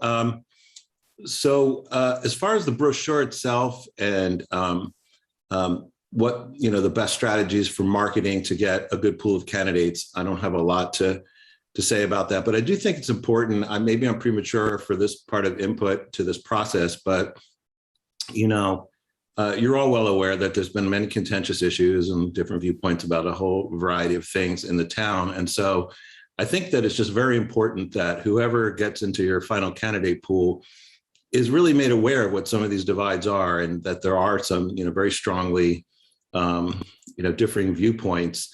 And I think that the citizens, or at least many of the citizens I've been interacting with over the last 4 or 5 years, would appreciate just a fair portrayal of things here, as opposed to, I think there'd be many of us that would be disappointed if it felt like a certain type of candidate who already had a particular point of view about some of the key issues here, or the best ways to move forward on complicated topics, that was already favoring one side. And so someone new comes in and all of a sudden there's a whole bunch of us going, oh my God, this person's already, staked out a position. So I think just giving an accurate portrayal of some of the challenges and some of the diversity of viewpoints around here to a candidate, and not choosing someone because they've already staked out a point of view, I think would go a long way into getting confidence for a wide range of the citizenry. Thank you. Thank you, Richard. I do not see any more raised hands, Mr. Mayor. Okay. So we'll bring it back to council, and Renee, sorry to. No, that was very helpful. I just wanted to point out on page 3 under the community, we have been working on some new languaging for the general plan that had to do with centering around the word character. Some of the work that Shelley Hamilton has done in discussion with the ResJ, and hoping that she will continue that work. And we have here in the 3rd paragraph that the town's village-like character reflected in the small businesses. And I would respectfully request that we change that to village-like feel, as we're trying to remove character from most of the languaging in our official documents. I think it seems small, but I think it's good to plant a seed for the way we're starting to move our language and our direction in town. So if that could be done, if at the pleasure of the council, that would be my request. Yeah. I would suggest, if I can, a response to one of the comments, which would be in the first paragraph on that same page, instead of saying "and providing a good public transit hub," to I think it would be more accurate to just say "and providing public transit within walking and bicycling distance." Chance. Oh, Councilmember Goddard, do you have something about that, what Mayor Ackerman just said? No, I'm so sorry. I literally just saw that the words that I had suggested, village-like feel, are in the first paragraph. But maybe we could tweak that again without character. So thank you. Excellent. I just had one question for the working group per the point that was raised by Ms. Benson. Those key council goals for fiscal year 2020, 2021, just to clarify for the public, these were captured from the council retreat that took place in March of this past year. And it was publicly noticed, and there were members of the public that did show up that actually did contribute to these, correct? That's where these were pulled from? That's where they were pulled from, and also good points, Councilmember Catrona, but also the council goals also were presented.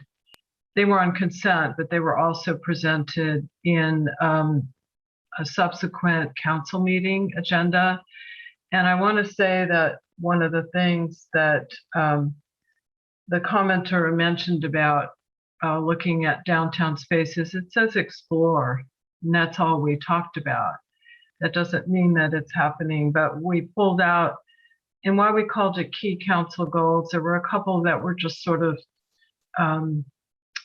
subsets of other ones. So we took one or two that were just subsets of kind of the big ones out and changed the language slightly. And particularly on that one, I think we changed explore on public uses. So it's right out of the retreat. And if I may, it was also called out in the budget. Oh, yes, good point. So, and I would also just mention, we spent a lot of time on the photos, and the photos are not necessarily supposed to depict, for example, on a page that says finances, or a picture of the budget probably doesn't convey much. But what we were trying to convey in this is what our town's about: the open space, the beautiful trees, the bike museum, for example. Mark Vendetti, on a half a day's notice, compiled an album for us. Most of these photos are things that Stephanie Mohan took. So not all, but we tried to really convey a sense of what Fairfax is about for somebody who may not have visited or only been here once. And that's really what we were doing, rather than trying to convey something about every page that relates to the title. So just if that helps. Yeah, and I would just like to add, thank you. I'm in agreement with everything Councilmember Kohler just shared. The candidates that are looking at this, prospective candidates, they may have never visited our town, right? So, on a finance slide or on a goal slide, you don't necessarily put imagery of dollars, or you want to convey the look and feel of our town, right? So we can't assume that potential candidates have been here to Fairfax. Hopefully they're very nearby. That's the ideal candidate, right? But we can't assume. And I just wanted to share that comment. I think Heather, your team did a fabulous job, and it was a real pleasure working with you. And I want to second that. And I think those the language changes, I think Heather captured those. Hopefully she can restate that, but I think Councilmember Catrano had his hand up. Yes, thank you. I just had one more question, just looking at the public comment on this item.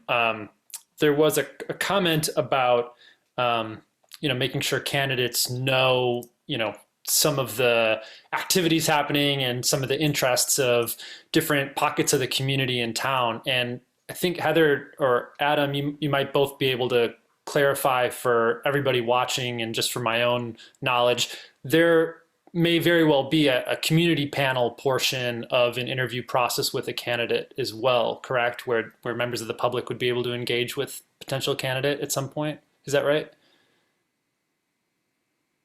I don't think we have that aspect planned, but that's one of the purposes, and excuse me for jumping in, one of the purposes of having that email up where people can provide input to the questions.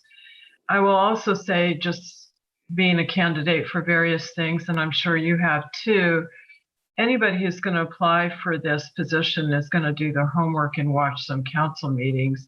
So they will get a flavor of the engagement of our community and where some issues lie. I would very much hope an ideal candidate would do their homework and really get a sense of what our community is like and what our council's like.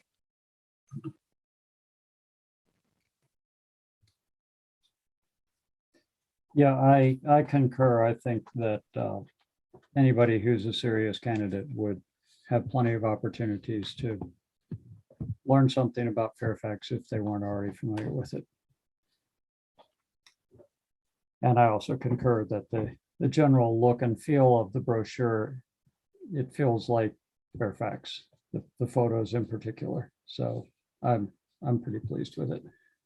I do have some smaller things, but Renee, go ahead. I'm sorry. I didn't feel like Councilmember Catrano had a complete response to his question, and I wondered if I might ask the town manager to speak to this idea of a community panel, just so that isn't dangling out there.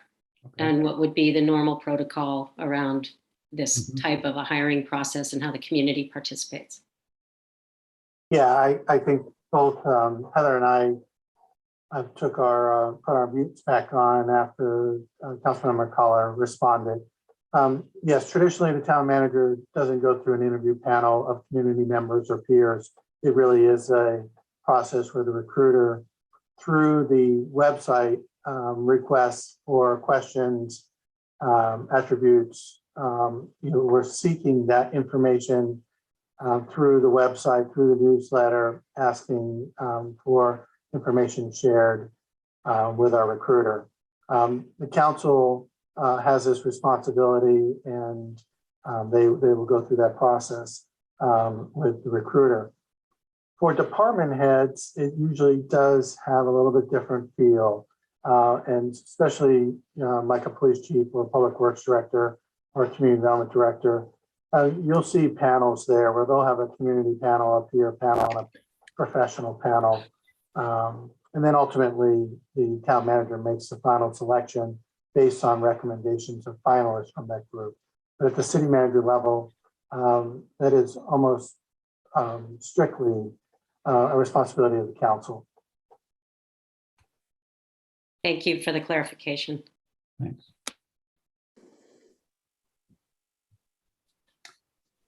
If I can drop down to a detail on page 7, this is very tiny, but that where it says you should be aware that the town manager, it might say previous town manager, just to make that sentence clear. And I don't think I have any other corrections at this point that other than what's already been mentioned. Anything further? So I just want to confirm that Heather got all those changes. There were just a few. Were you able to capture them all, or we can repeat them if needed? Yeah, I made notes, and I think I can touch base with you tomorrow just to make sure I did capture them, but I have been making notes. And if I could just make one comment though, as it relates to the search. Oftentimes candidates are very concerned about confidentiality. And so I do want to just reemphasize that one of the things that we want to do is allow candidates the ability to talk to me as the recruiter. Adam will also make himself available if there's questions, but the candidates that submit may also be employed elsewhere. And so it's very important that we keep their identity confidential throughout the balance of this search. If they think that their name will be exposed early on or publicly discussed, that will very quickly narrow your candidate pool. So we want to make sure we can, again, cast the net as wide as we can and encourage individuals to do that. So by allowing the community to respond via the email and keeping that channel open, that will help us take comments that I can share with the council throughout the search process. So I just wanted to add that. So thank you for letting me do that. Thank you.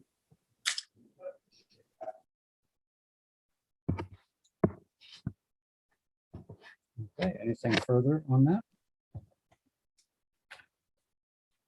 Okay, so do we need a formal action on this, or? Yeah, so a motion to approve. Okay. I'll make a motion to, oh, I'm sorry. I move to approve the brochure to recruit town manager with the changes captured.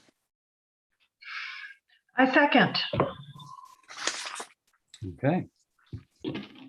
Can we do a roll call, Michelle, please? Yes. Council Member Goddard. Yes. Councilmember Cutrano. Yes. Councilmember Kohler. Yes. Vice Mayor Hellman. Yes. And Mayor Ackerman. Yes. Motion passes. Thank you all. And particularly Barbara and Stephanie for working, and Heather for working on this. Much appreciated. Okay, so item 15. This will be looking at the results of the outdoor dining survey and discussing them. If we could begin with the staff report on that. Camille. Hi. Hi. I will be doing a PowerPoint presentation. So Michelle, do you want to put that up, or should I discuss first? Sure, I'll share my screen now. Thank you.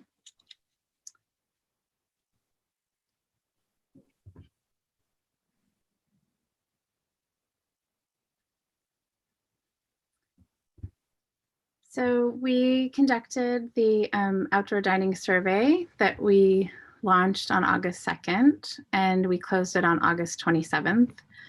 We had a total of 1,095 responses, which was a really welcome response.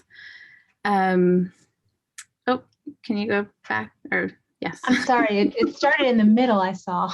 All right, so back Did I to throw you the off? Sorry. slide you were on. So next slide, please. Okay. We had 39 businesses who responded, 827 residents, and 229 people who identified as visitors.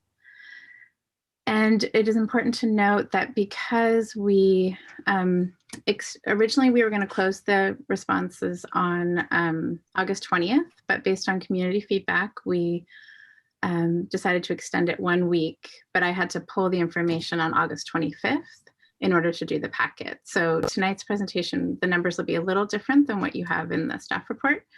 And we had an additional 108 responses between Wednesday the 27th and Friday the 29th. So excuse me, Camille, just to clarify then, tonight's PowerPoint in your presentation is up to date. Yes. With the final survey. Thank you. Yeah, we wanted to do a real up-to-date response for the final presentation. It's not a huge difference, but it's a little difference. Next slide, please.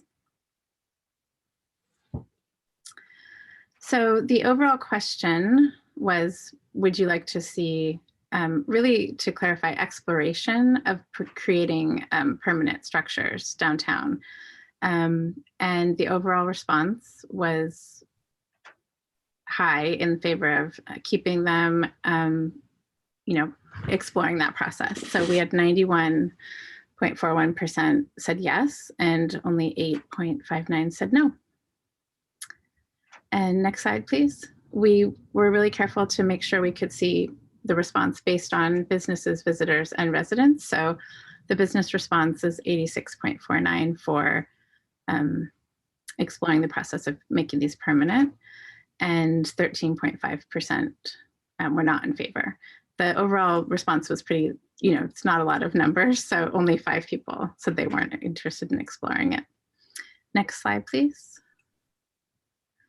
The residents' response was also quite high in favor, with 726 people, or 89.63% saying they want to explore the process, and 10.37% saying they do not. Next slide, please. The visitor response was the highest, with 98.65% saying they'd like to explore it and 1.35% saying they would not. Next slide, please. Just to share how we promoted the survey, like I said, we launched it in the town newsletter on August 22nd. We featured it in the town newsletter for 4 weeks. We consistently did Facebook and Instagram posts 9 times, 4 as part of the announcement I do when I release the newsletter, and 5 specific posts for the survey. And with Instagram, I'm using Linktree so that the links are very easy to find. In our link in bio has quick buttons to go to each thing, including the survey in this case. We also created signage for downtown with a QR code that went directly to the survey. The chamber worked with us to promote the survey through their social media, their newsletter, and flyers that had the QR code. I noticed by following our social media that many local businesses shared our posts and the chamber posts. So it was definitely a collaborative effort to get the word out. And like I said, based on the community feedback, we extended the survey for an additional week. And during that time, we received 320 responses, addition to what we started with. Next slide. We created a word cloud just to kind of capture the essence. Obviously, there's things to explore, things we need to address, but most people said that they felt like this really helped, especially in the context of what we're all living through. And community was the driving force of all of this. People said they felt like when they sit downtown, they get to talk to people. Grandparents said that their granddaughter was playing next to them while they were eating and met new friends she would never have met. So having something festive,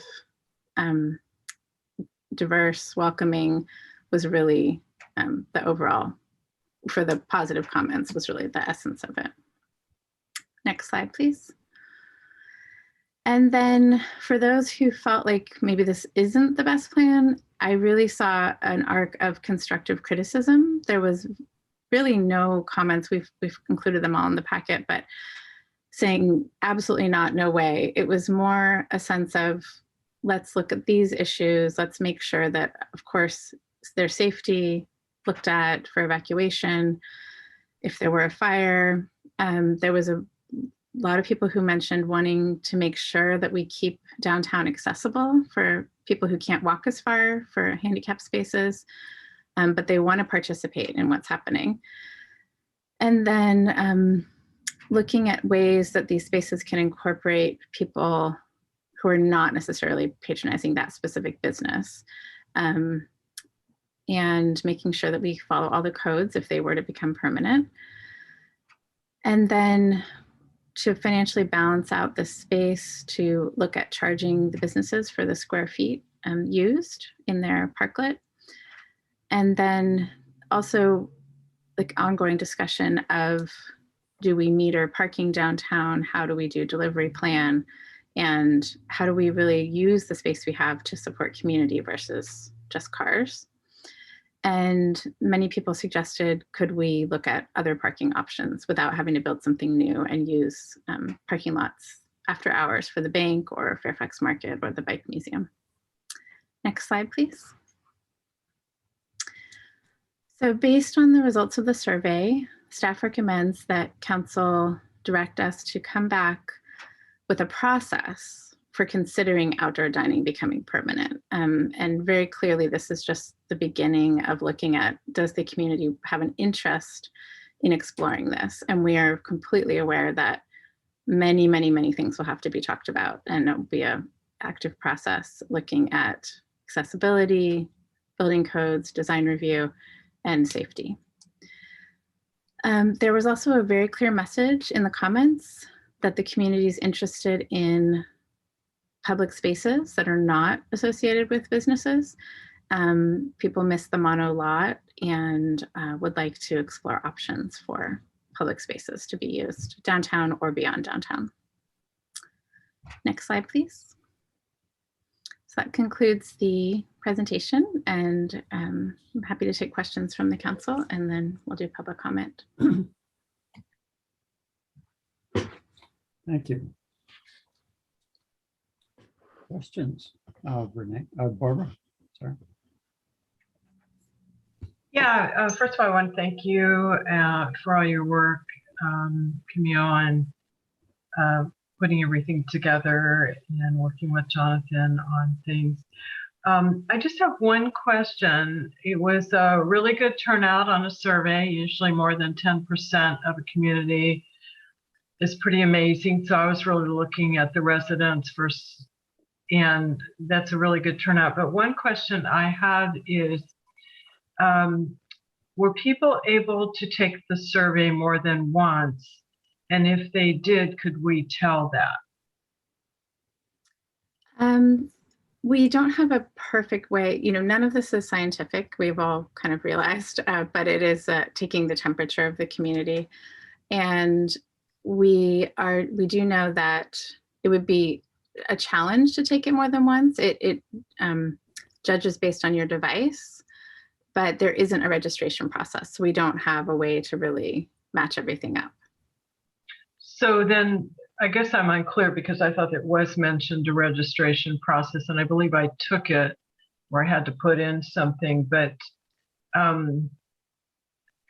I thought, how would you know that people are residents if they didn't? Was that just answering one of the questions? Yes. The first question on the survey was, are you a business owner, resident, or a visitor? So it really is just self-selecting. Okay, and okay, this is a complicated question. There's no way that somebody could do a bot where they just put in, you know what a bot is, you're technologically very hot. I'm just wondering, was there a CAPTCHA or something that would make people have to actually go through the survey rather than just overloading the survey? I believe that SurveyMonkey has things that are built in to prevent something as extreme as that. I think, your original question, could someone take it twice if they went out of their way? Probably, but I don't think that, but there is security built in so that it's not just a bot. Okay, thank you very much. You're welcome. Sorry, I have to plug in my computer. I'm back. Thanks, Barbara. Any other questions? And we will go to public comment on this. So questions, clarifications? Okay, let's go ahead and go to public comment. Hear public comment on this. And again, this is not an action item tonight, other than to direct staff as far as further next steps to explore this or explore a process. So if we can try to focus our comments on that as opposed to just repeating the results we've seen on the survey, that would be great, to see whether we can move this process along constructively. Thank you. And Michelle. Yes, Mr. Mayor. So I see a number of hands raised. The first one is Ananda, followed by Jane or John, followed by Peter. And Ananda, you are unmuted. Hi, everybody. Ananda's actually Andy Perry, 10 Cypress Drive. Wanted to thank the council and the mayor for bringing this to the community. Many weeks ago, I was walking down from B of A past Amelie, and I came upon the little pocket park there and suddenly felt like I was transported to a faraway European village. There was the smell of the food and the sounds of laughter and glasses clinging and joyful conversation. And it almost felt like a surreal experience, but a very positive one. A full sense of community is what I was feeling at the time. I didn't have a thought or preconceived notion at that moment. I just had this really wonderful sense that this felt right for Fairfax. I have, though, always loved the idea of pocket parks. I've loved, outdoor eating areas and our Streets for People program that Renee is very familiar with. And the economic value of parking spaces and these seating areas is manyfold compared to a simple car storage of a parking, of a single car parking for as many as a couple of hours. For that reason, I think it's a particularly good idea, in addition to the fact that it supports community and supports the businesses that have been hit so hard by the pandemic. I would discourage any movement to charge businesses for use of these areas. Many businesses, I can't even keep track of the restaurant names. They've changed hands, some of them so many times. So I think we need to support the businesses and not charge them for use of the space. It's a gift for the community, really. I was also reflecting this morning before reading the staff report about the ADA question, and I do think it's a good idea for there to at least be an evaluation to determine if there is in fact more ADA spaces needed, because if someone is not able-bodied and they do need to park further away, that would be obviously problematic for them to access the town, and they should have equal access. And then I also wanted to mention, I talked to Paul Fratellizio at one point. I think having some kind of armoring, even if it was something light at the corners or somewhere within the design of these, probably would be a good idea to protect people sitting in the eating areas from cars.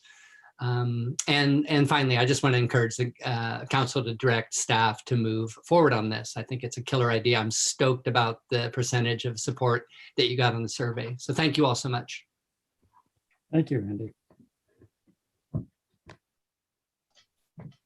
The next speaker is either Jane or John. I've unmuted you. Hi, this is John Romatis, and Jane will speak after me. A couple of points on the parklets.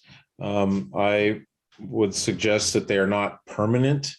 It is a public right of way, and there is a mutual benefit between people who do want to hang out there and the business owners.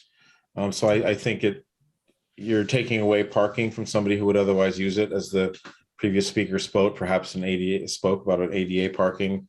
But I think that it should not be permanent, because permanent is permanent. Again, it is public right of way, and the major benefit is to the business owners. And I know in the state of affairs, they can use all the help. But again, we'll eventually get out of this, and permanent is permanent. And I also want to touch on the ADA, that there should be, enforcement that these are accessible for people with disabilities. That's very important. And lastly, I'll say I've been on good authority that San Francisco will be coming out with guidelines soon, and perhaps that some of those guidelines could be adopted for use in the town of Fairfax. Thank you. And introducing Jane here. Thank you. Maybe I can only use up the remaining. Yep. Well, whatever. Can we start over? This is me and that was John. Thank you, everybody, for everything. But I do need to say that the thing that strikes me the most is the fire safety evacuation of Bolinas.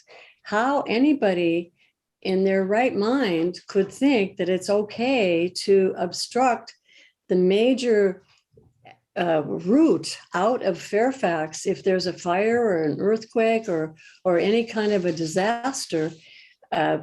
just boggles my mind. I don't mind it on Center Boulevard. It's a little wider, so fire trucks and cars needing to make a mass evacuation can work. But on Bolinas, it's a complete nightmare and a disaster. People will die. It's not going to work. What are you thinking? I don't understand it. I mean, you had the parking lot next to the Gestalt house. That, okay, fine. You lose parking if you want to dine outside and hang outside. I understand, but at least that's not putting lives in jeopardy. I beg you, please reconsider. Think about a mass evacuation out of this town. Everybody in Cascade going down Bolinas and having to go around the Japanese restaurant, go around the coffee shop on the corner, fire trucks coming in, people going out. It's not going to work. Please, these are your people. The people of Fairfax have a bigger right than people loving to dine outside and hang outside. How many people can hang around outside anyway, drinking coffee and having lunch? People have to go to work. Most people do. We can't do that. And the other part of it is, it seems to me that it's like giving certain businesses benefits and denying other business. Some restaurants, like the coffee shop on the corner, they have now bike parking, first of all, and then they have this, and now the Japanese restaurant has that. But what about the other businesses on that street? They don't have these perks. I don't think it's fair to the businesses. It's certainly not fair to the citizens, the people who live in Cascade.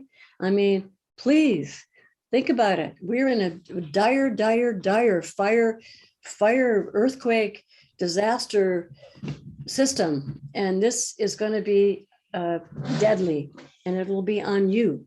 So please don't do it. Thank you.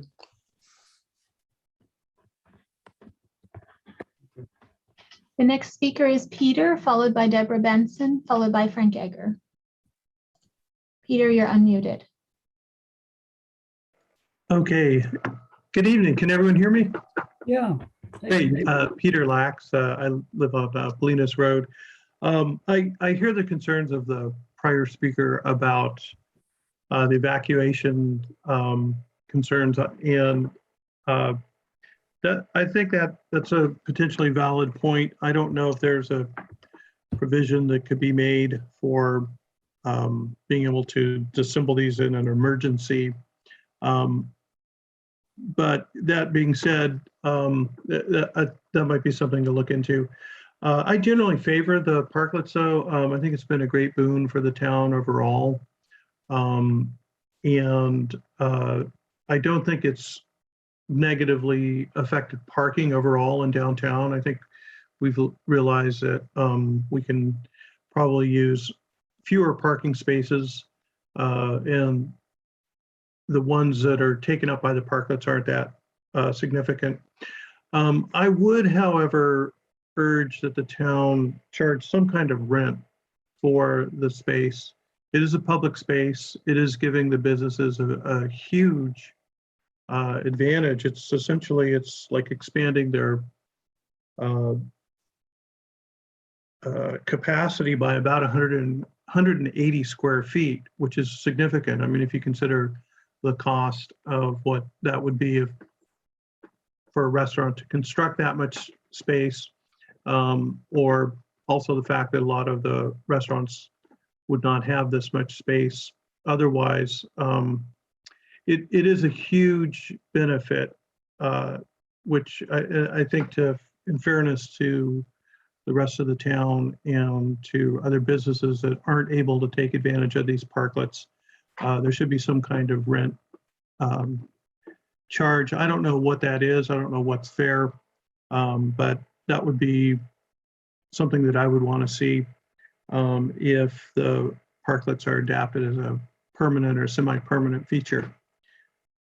Thanks. That's all I have to say. Thank you, Peter. The next speaker is Deborah Benson, followed by Frank Egger. And Deborah, you're unmuted now. Thank you, Michelle. Thank you, council, for hearing me. Deborah Benson, Cascade Drive.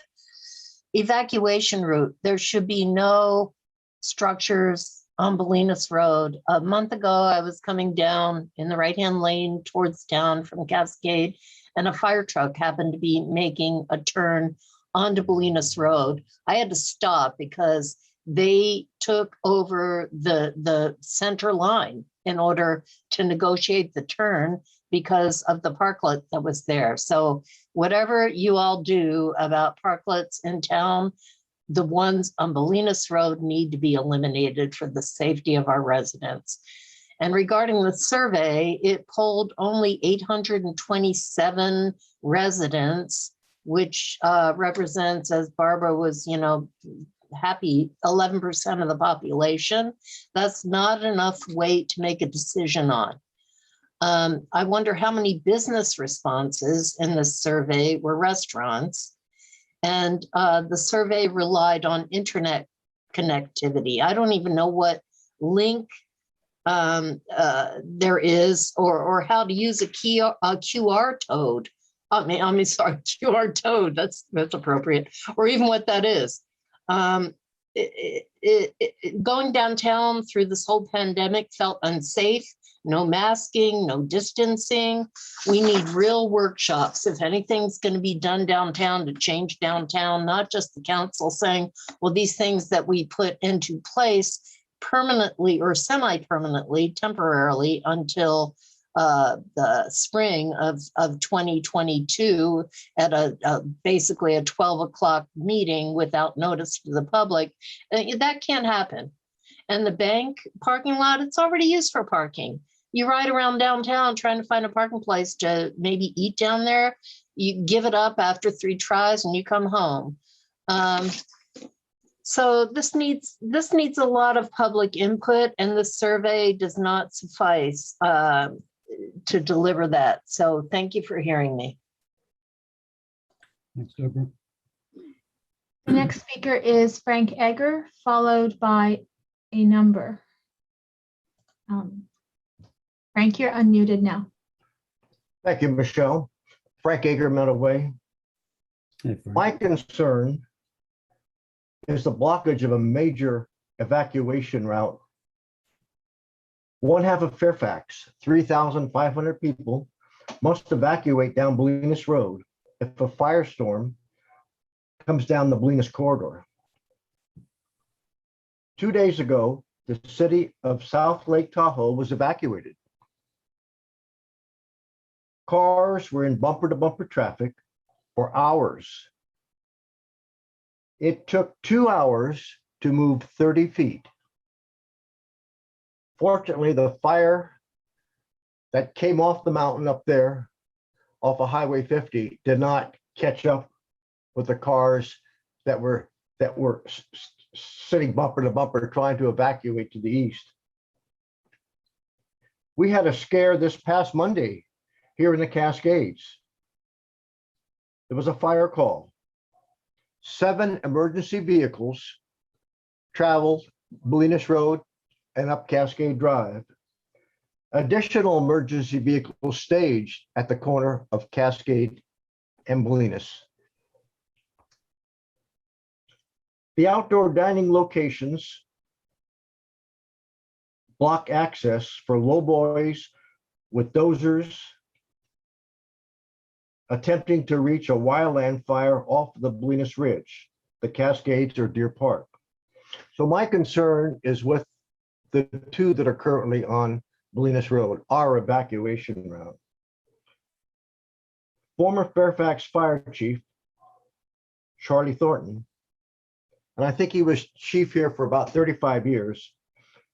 He always had a major concern, and he continually told us of the issue, at council meetings.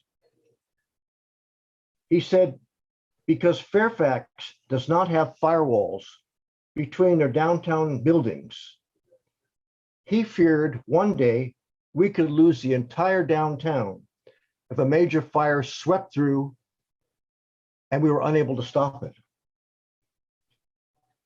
Imagine losing the entire downtown, our old historic buildings. Please don't allow Fairfax to become another paradise. Thank you very much. Thank you, Frank.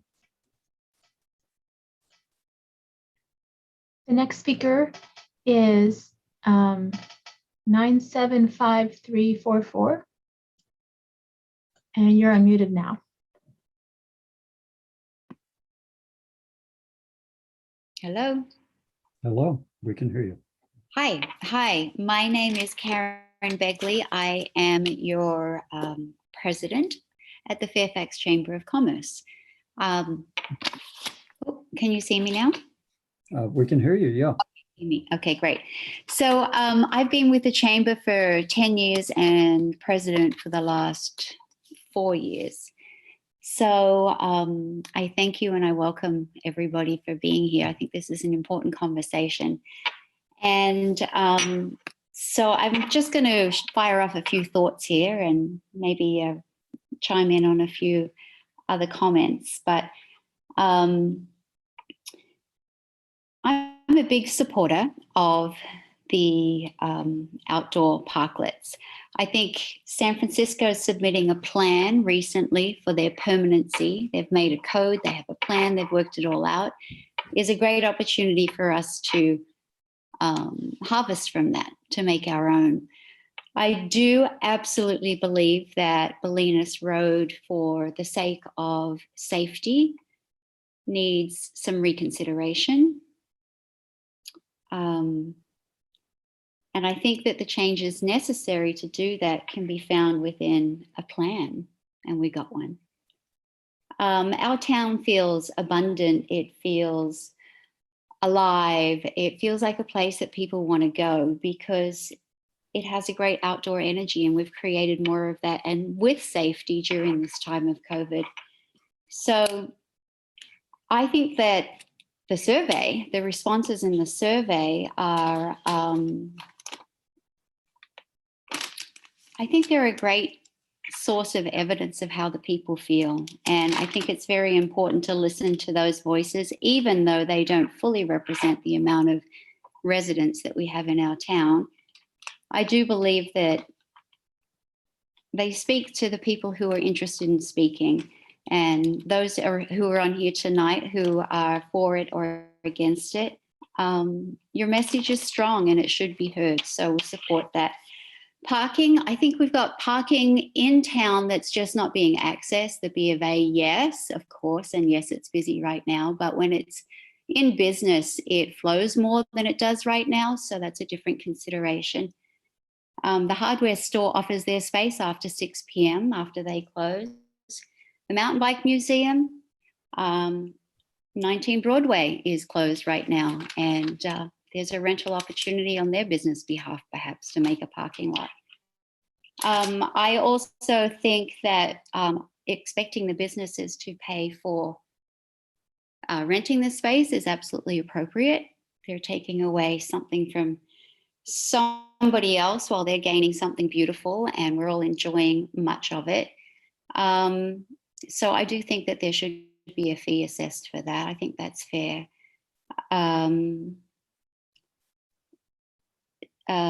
Let's see, more safety, absolutely more safety. And I think that comes with the code as well. I've read through the San Francisco code myself, and if we follow that and reassess a few things on Bolinas, I think we might continue to make the town feeling pretty happy here. So thank you for listening to me, and thank you for the council for coming up with some solutions. Thank you. Thank you, Cass. We'll certainly continue to be involved with the chamber. The next speaker is Richard, and you're unmuted now. Thank you. Just a few comments. It's no secret that I've, like Frank and others, have been on this issue about the, keeping Bolinas as clear as possible, and safety trumps everything always. And I will say that, I love the feeling, like everyone else does, of the energy in the outside. And so one question I have is, have any fire chiefs, fire marshals, fire experts given and chimed in on this. If they haven't, then I think you should get both Marin County and Ross Valley and our own local chief and whatever, and, ask them, what's going on. Another thing that has occurred to me is when the parklets aren't there, cars are there. And so I've always wondered how are emergency vehicles, and how's backed up traffic doing when we've got some people that have left their car there and they're not on the scene right away to immediately move their car. And so I'd like to hear from the professionals, the fire folks and other emergency services, tell us whether parklets are better or worse than parked cars there.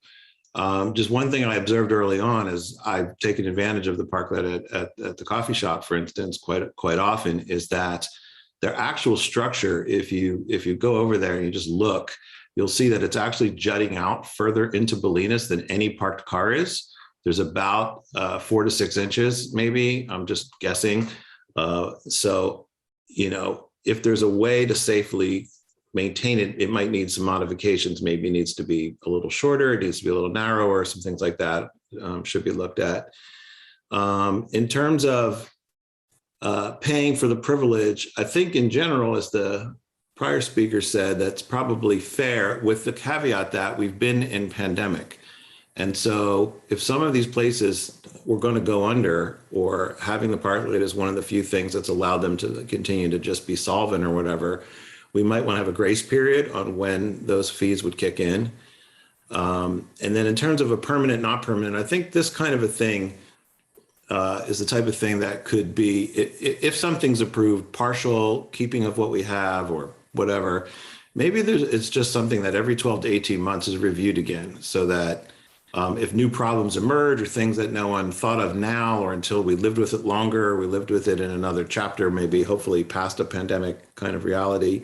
I can say for me personally, I'm just not going indoors anywhere. I'll go into the post office for a minute. I'll go into Good Earth for some groceries quickly, but I'm not going into socialize indoors anywhere right now. So it is appealing to have some outdoor options. But nothing trumps safety. And as Frank said, we don't want to be another paradise. And so I don't know what the solution is. Maybe there is a solution. Maybe there's some modification of what we have. But I would definitely like to know whether the parked cars being there as opposed to the parklet being there, what are the emergency, the heads of the emergency services that would have to be coming through there with equipment, gear, trucks, whatever. What do they have to say about it? Thank you. Thanks, Richard. The next speaker is Brenna Gubbins. You're unmuted now. Hi, everybody. I've already spoken a few times at the meetings, but I just want to reiterate, these parklets are great for some, but are they great for all of the businesses? Is it equitable for everyone? And then another thing I think that we should really think about is the insurance aspect. So if that is on public land, if the parklets are on public land and you guys decide to keep them, where does that fall on the town to have the insurance? Does that fall on the business owner, or does it fall on the property owner? So just something to think of. And then what happens also if that business shuts down and the parklet's still there? And anyhow, just all the different things that I was thinking about that I would be interested to know who takes care of that insurance. And because it's on town property, does that fall on the town? Thanks. Thanks, Brenna. I do not see any further public comment, Mr. Mayor, except for Mark Bell. Okay, Mark, I have unmuted you. Thanks, Michelle. I think safety concerns really trump everything. So definitely the fire authority should be involved before and really give their opinion, and that really should be the opinion. If they're good with it, then I think it's fine. But again, you're looking at square footage. In some of these places, you've doubled their square footage.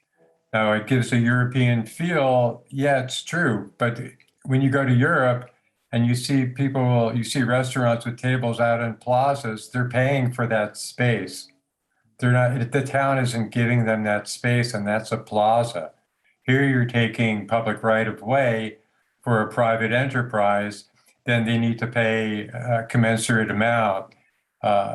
As far as a grace period, I mean, they've had a grace period. They have a grace period for, what is it, like another 6 or 7 months. Some people have had a grace period at that point for a year to a year and a half. So I think you need to look at starting to charge at that point.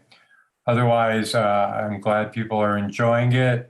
And we were glad that there was only acoustic music allowed in the mono parking lot. That's all I have. Thank you, Mark. The next speaker is Mallory G. You're unmuted now. Okay. I think the priority should be safety.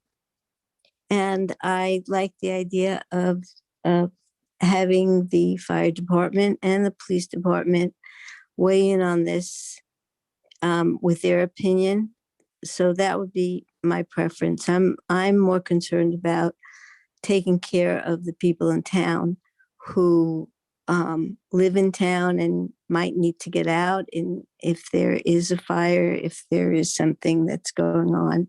And I think it's some of these parklets prevent that from happening. Thanks. Thanks, Mallory. The next speaker is Larry Bragman. Larry, you're unmuted. Sorry about that. I didn't read your packet. We do have a parklet statute ordinance in Fairfax. I think I actually introduced it probably about 10 years ago.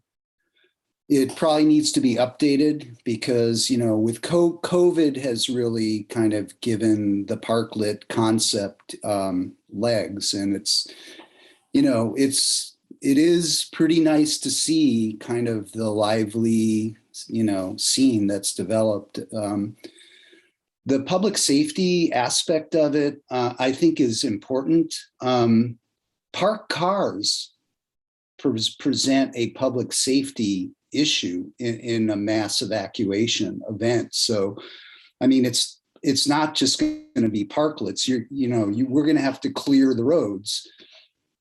And I was kind of prompted to weigh in on this because we read one of the early cases we read in law school was about Chief Geary during the 1903 earthquake dynamiting buildings. And what's going to happen is if there's a fire and you need that evacuation route, those parklets are going to be scraped, and the people that, you know, the business owners that operate them need to be aware of that and need to sign off on that, because that's what needs to happen in some kind of a catastrophic evacuation. They're not going to, they will not remain, and they should not remain, just like parked cars have to be removed. So yeah, it's something we need to think about evacuation and public safety. I don't think it trumps, you know, the viability of them continuing. And I was always into them, you know, from a long time ago when they first sort of started getting developed in San Francisco. But, you know, I think it's just something you guys are going to have to keep sort of renewing and perfecting and, you know, figuring out how to work it out so you're not just giving away very valuable street space. I think at some point, you know, that's a gift of public funds that we're going to need to figure out, but we're in a pandemic. We're still in a pandemic. So I think you have time to figure that out, because I think most people like Richard appreciate having an outdoor space. And I think, you know, others do too. So thanks a lot for your time. Thanks, Larry.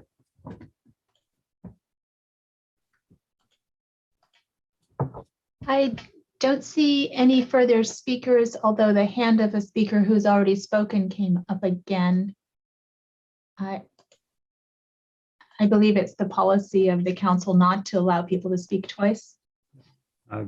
It seems to be coming and going. I'm not sure what's going on. Okay, so we'll bring it back to council.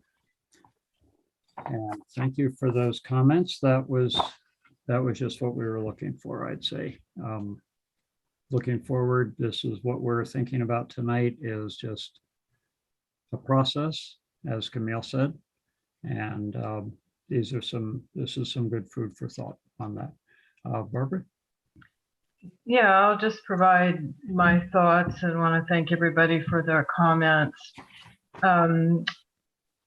You know, some of you may remember a few years ago, a couple of us were on the council when there was some discussion of something dealing with Bolinas Road, and we had a community workshop. Renee was the mayor at the time.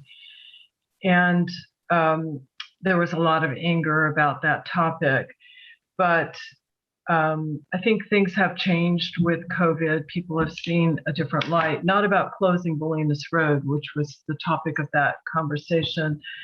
But I think there's a couple of things I would suggest is I don't think it's time to direct staff on this item. I think we got very good responses on a survey. Typically, when you do a survey of this nature, getting 10% is good. And it's only trends. It's not the answer, as Camille pointed out. So I think what we should do before making any decision on permanence is we should have 1 to 2 entire community workshops on a Saturday to have a really larger community conversation on this. I also think we need to have police and fire present. Some people may not realize that police actually do the evacuation. Fire is fighting the fires, etc. And I do know that fire have told me if there are cars in the way and they need to, they will push a car out of the way with an engine. Not sure that they would do that with a parklet that might have people in it. Same thing with a car. But that's my wish, is before we make any further decisions, that we do have a larger community conversation on a Saturday. But if they were to be made permanent, and I'm looking at this more as after we have the larger community conversation, is I think we should definitely look at the San Francisco plan to see what we can use from it. Obviously, San Francisco is a lot different than Fairfax, but I have kind of a list of things that I would do, and that is we need to develop design specifications for these parklets, streeteries. Parklets, from what I understand, is for everybody to use. A streetery is more specific to the business. And I learned that from our John Bella, who really helped us a lot. I think some of the things that we should look at is size limits, no shades, which some of them do have shades already, make them ADA accessible. There is one at least that has a problem with that. No spilling onto the sidewalk. I know there's one in particular that does that. And there's at least one that's either too long or jutting out. So I think we need to get our specs in order. And I also think we need to consider locations. Is every location appropriate? And I'm not sure how we do that. And I don't think San Francisco's plan will tell us that, but I think that's something we need to consider. I do very much, and I was glad to hear Larry Bragman mention gift to public funds, which was something on my list. I do believe businesses should pay a square foot fee to the town. I'm not sure what that is. I believe Nevada already does that, or they did that when they decided to make theirs permanent. And maybe there is some of a grace period for COVID. But I also like something that Peter Lax mentioned, which it's giving businesses something like, if I heard him correctly, 180 square feet of extra space. And That is a gift. So I'd like us to look at that. I did talk about locations which would be applicable and which are not. There should be a requirement for a certain level of cleanliness, including under those platforms. I read all those comments, and some people talked about, you know, the cleanliness issue and potential of rodents. So that's probably part of what we can learn from the San Francisco plan. I think Brenna mentioned, and this was on my list, that all should have insurance requirements and indemnify the town. I think there should be some sort of formal agreement if they're using our space that they indemnify the town and they have certain insurance. I think there should be an allowance for a certain percentage for non-patrons. Maybe it's 10% on each, but something like that. So if you're walking around and you're tired and you just want to take a break and sit for a while, why not? Delivery trucks, I believe, have been a problem. I'm not downtown all the time, but I tend to see a lot double parked on Broadway. We're not San Francisco. I'm not sure if it's legal there, but we did create something on Elsie, and there's still, every time I'm riding my bike through town or walking through town, I always see somebody double parked, and they're creating a problem for accessibility. I believe all should ultimately go through the Planning Commission, but if they adhere to all the town specs and don't differ, then it would be an easy and streamlined process. If they want to differ, then they should get a conditional use permit, and this would be a more extensive Planning Commission process. And I want to remind folks, Split Rock, and I don't know the name of the little coffee place on Sir Francis Drake, and the way station all went through the Planning Commission to get their ability to use those spaces. So I think we need to provide more of a level playing field. You know, they started before the pandemic, but they did go through some pretty extensive processes to make that work. And I think we should consider limiting the number and size. Some block other businesses. I think this has happened. I walk around and I see that, you know, the retail businesses, some of them are blocked. And I do think we need to consider that it's not just ADA accessible spaces we need. Not everybody has one of those cards, and there are folks who have one of those cards that they got from their mother or somebody, and they really have no business using them. I think there's a lot of folks that may need, they can't walk 3 blocks or 4 blocks.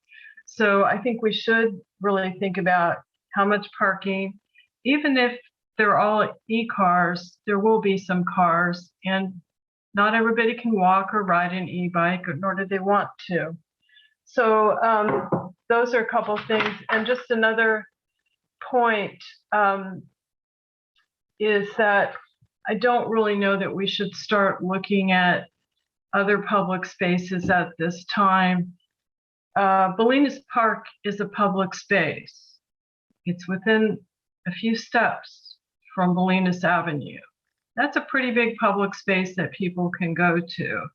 And I think we had folks concerned about the mono lot being closed with the farmers market and, you know, the accessibility to downtown. So I'd rather we just really look at how we deal with these streeteries and parklets. And one thing I'm hoping the town attorney can look up on the code.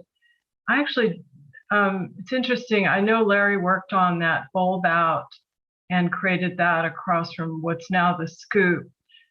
But when I was on the Planning Commission, Larry had asked for us to create a parklet kind of approach, and I wasn't aware that there was something in the code. So if there is something, we should definitely look at it But I think that was a goal that ultimately we would create something, or maybe we would fix what's already there. So those are just my thoughts. And I'm really hoping that we do really think about, if there is agreement with the council on doing a community conversation on this, there are some of ours that exist right now that we do need to get in line with ADA accessibility, getting rid of some of those shades which are causing obstructions, at least getting things more in line for right now. So those are my thoughts. Thank you very much for listening. Thanks. And I just, for tonight, I think we certainly can all comment, but I'd just like to remind us that our key goal for tonight would probably be to think about a process going forward. So like public workshops has been suggested, that sort of thing. But it's good to hear ideas, and we've heard some good ideas from the public as well. So just what staff is looking for tonight is sort of how to move forward with it. So further comments? Sorry, I don't want to quench a good set of ideas though. Stephanie, were you? I don't need to go next, but I will if no one's. I just thought I saw your hand pop up. Yeah, I was, Yeah, because I ahead. was waiting to see if I'm. Yeah. Thank you for keeping us in line as far as what we are here to do. So I really appreciate this survey. I think it provided really valuable feedback, and I feel like the people have spoken and the businesses have spoken. So great job on the development of the survey and getting it out there with such extensive reach. And thank you for the analysis, Camille. Definitely want to have design specs and standards. I think that's pretty obvious that is needed. And I would like to see staff work with, our public safety partners, fire and police, to do that and come back with some recommendations. I specifically recall the question of, has fire signed off on these? I specifically recall asking that question multiple times of our former town manager, and the answer was yes. And I even asked for it in writing, so I can dig that up somewhere. I know it exists. So my understanding is that Chief Weber signed off on the existence of all the parklets that we have in place right now. That being said, I don't know that, the parklets that, I'm sorry, I shouldn't be using that word, the outdoor dining spaces don't need to change. Some of them are too big. Some of them are obstructing other businesses. And I very much like the idea of staff working with public safety and taking anybody who wants a outdoor dining space, taking their request through the Planning Commission. That makes a lot of sense to me. Of course, the town needs to be indemnified as they are today. That's seems to be a no-brainer. And I think that's it for me. I just thank everyone involved, including the responders to the survey. Thank you. I guess Renee? I guess I can go. Wow, I'm taking it all in and reading the comments over the last week has been incredibly enlightening and very uplifting. And I appreciate all the constructive criticism. And thanks, Camille, for breaking it down that way, because it's a great way to frame it. And thank you to the public for putting it that way. So, just a couple of things. The question in the survey was, would you like to see outdoor dining spaces become long-term?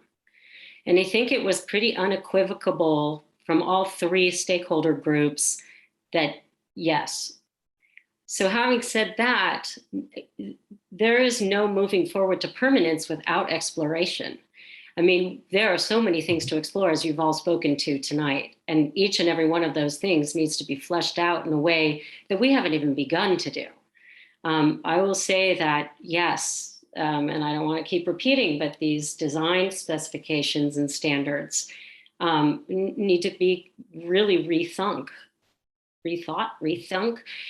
The height, I spoke to fire today, and the height of some of the parklets, which are not parklets, and I'll get to that in a second, are too high. And so that does impede sightlines. These are the things which, as you say, we need to partner with public safety to talk about and explore. There are structures in place in San Francisco and all over the world for permitting and fee scales based on definitions of parklet, which is a public-private partnership, versus outdoor dining spaces versus patio spaces versus streeteries. And it's all laid out by the San Francisco Planning Agency. And I spent a long time today looking through it. So that's the good news, is that it's all there for us to adapt to our circumstances as we explore this. Speaking to fire today, and this is not the official position of the fire department. I was not speaking to the chief, although Vice Mayor Hellman, you're absolutely right. We would never have moved forward with this in the beginning. With these temporary spaces, were police and fire not consulted and supportive? And well, I'm not going to say supportive. That's probably, they signed off on it. So that's critical. That's bottom line. But what I heard today is that really the use of these parking places won't significantly impact evacuation, but they do need to meet the specifications, height and how far they encroach into the road. But the issues impacting fire evacuation are our narrow roads, as we know, our one-way ins and our one-way outs, big delivery trucks, which have grown, that are using the downtown and need to be rerouted outside the downtown. And we have more cars in the hills. That's slowing our evacuation. So this is something that we can discuss in a town workshop kind of setting so that everyone has a chance to speak. I agree absolutely with Councilmember Kohler that we should have a workshop as we're exploring. I don't think we need two. I think we need input. And in the meantime, I feel very comfortable asking or directing staff to go ahead and begin the exploration, to answer some of the questions that have come up, and take seriously a lot of the comments and the constructive criticism that we received.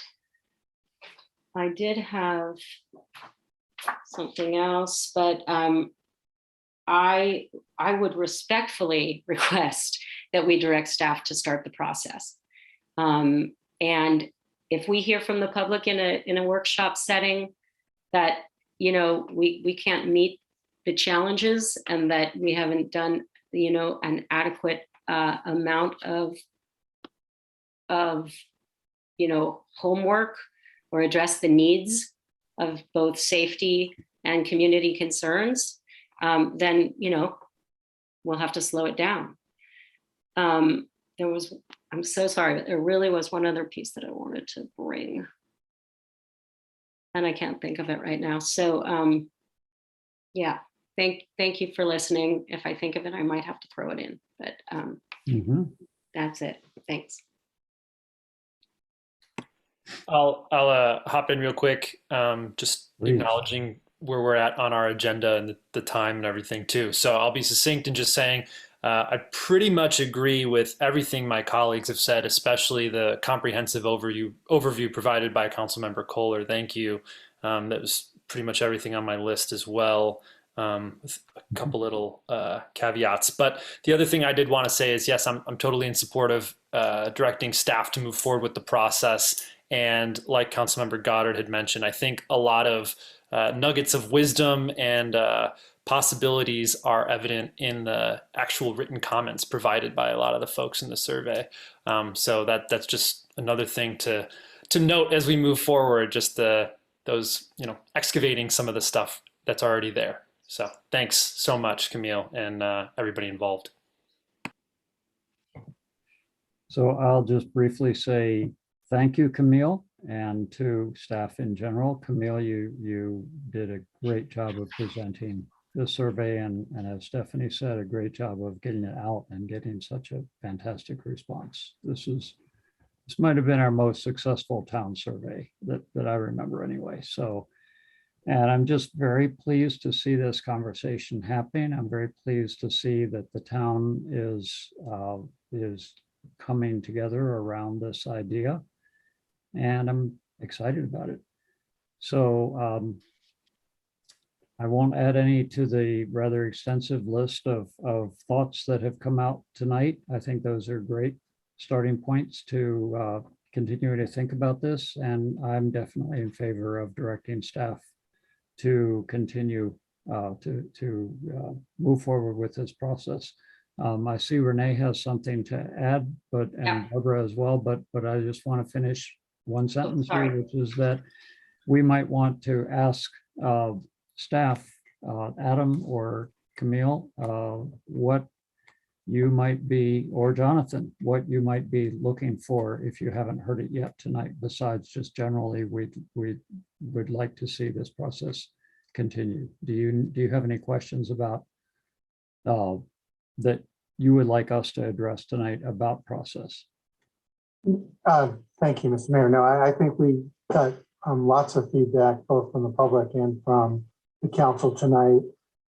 We'll be proposing at the earliest to bring this back probably the very end of October, early November. So I think we have ample time for the public to continue to reach out to staff, reach out to council members, and council members to continue to talk to Camille and our Public Works Director, Jonathan Goldman, and myself. So I think, as Camille mentioned at the beginning, this is the start. We're at the starting line here to review this, explore this, and move the discussion forward. And when we come back in, early part of November, end of October, it won't be coming back for you to approve a process. It'll be an opportunity for you to review a process. And if that includes workshops, we'll put those in as options. If that includes additional outreach, we'll put that in as options. So it's just moving the conversation along. So as you move towards next spring, you have the ability to actually move forward in the direction that best suits the community and best suits the council. I know Camille wanted to say just a couple of words at the very end. If I could just turn it over to Camille, I'll let her have the final say. We have a couple of other comments from council members, but if you want to speak now, Camille, or if you want to let Renee and Barbara have their final thoughts before we get to yours, as you wish. They can go ahead, and then I'll just. Okay. Renee, I think you. Yeah, thanks, Camille. Yeah, I thought of the one thing that I wanted to put in that no one has really spoken about, and that is that I really do believe that we need to have a parking study done in the town. We've talked about it the entire time I've been on the town council. The recommendations from the San Francisco planning department for doing that are very grassroots style when they're studying certain areas and where these public spaces should be carved out. John Bella and Alex Schuldener, who helped us in the very beginning of this whole thing, actually did that, and they hand counted, again, not scientific. But that needs to go on the docket as we're having this discussion, because I absolutely agree with that not everyone can access the town by foot or bike. And there needs to be places so that we have equitable access for all. The other thing I wanted to say is to Larry Bragman, I do have the staff report from your initial conversation about parklets. It's fascinating, and they were supposed to be portable. It's super cool. And I think, Barbara, you were on the Planning Commission at the time. So I did find that staff report. I've been holding on to it. And then I just wanted to comment also to Brenna that as part of this, the temporary application for a permit, when we began this, it requires the business to indemnify the town for any temporary encroachment permit. So we are indemnified at this time, and I'm sure that there's a more robust process that will need to take place. Thank you. Thanks.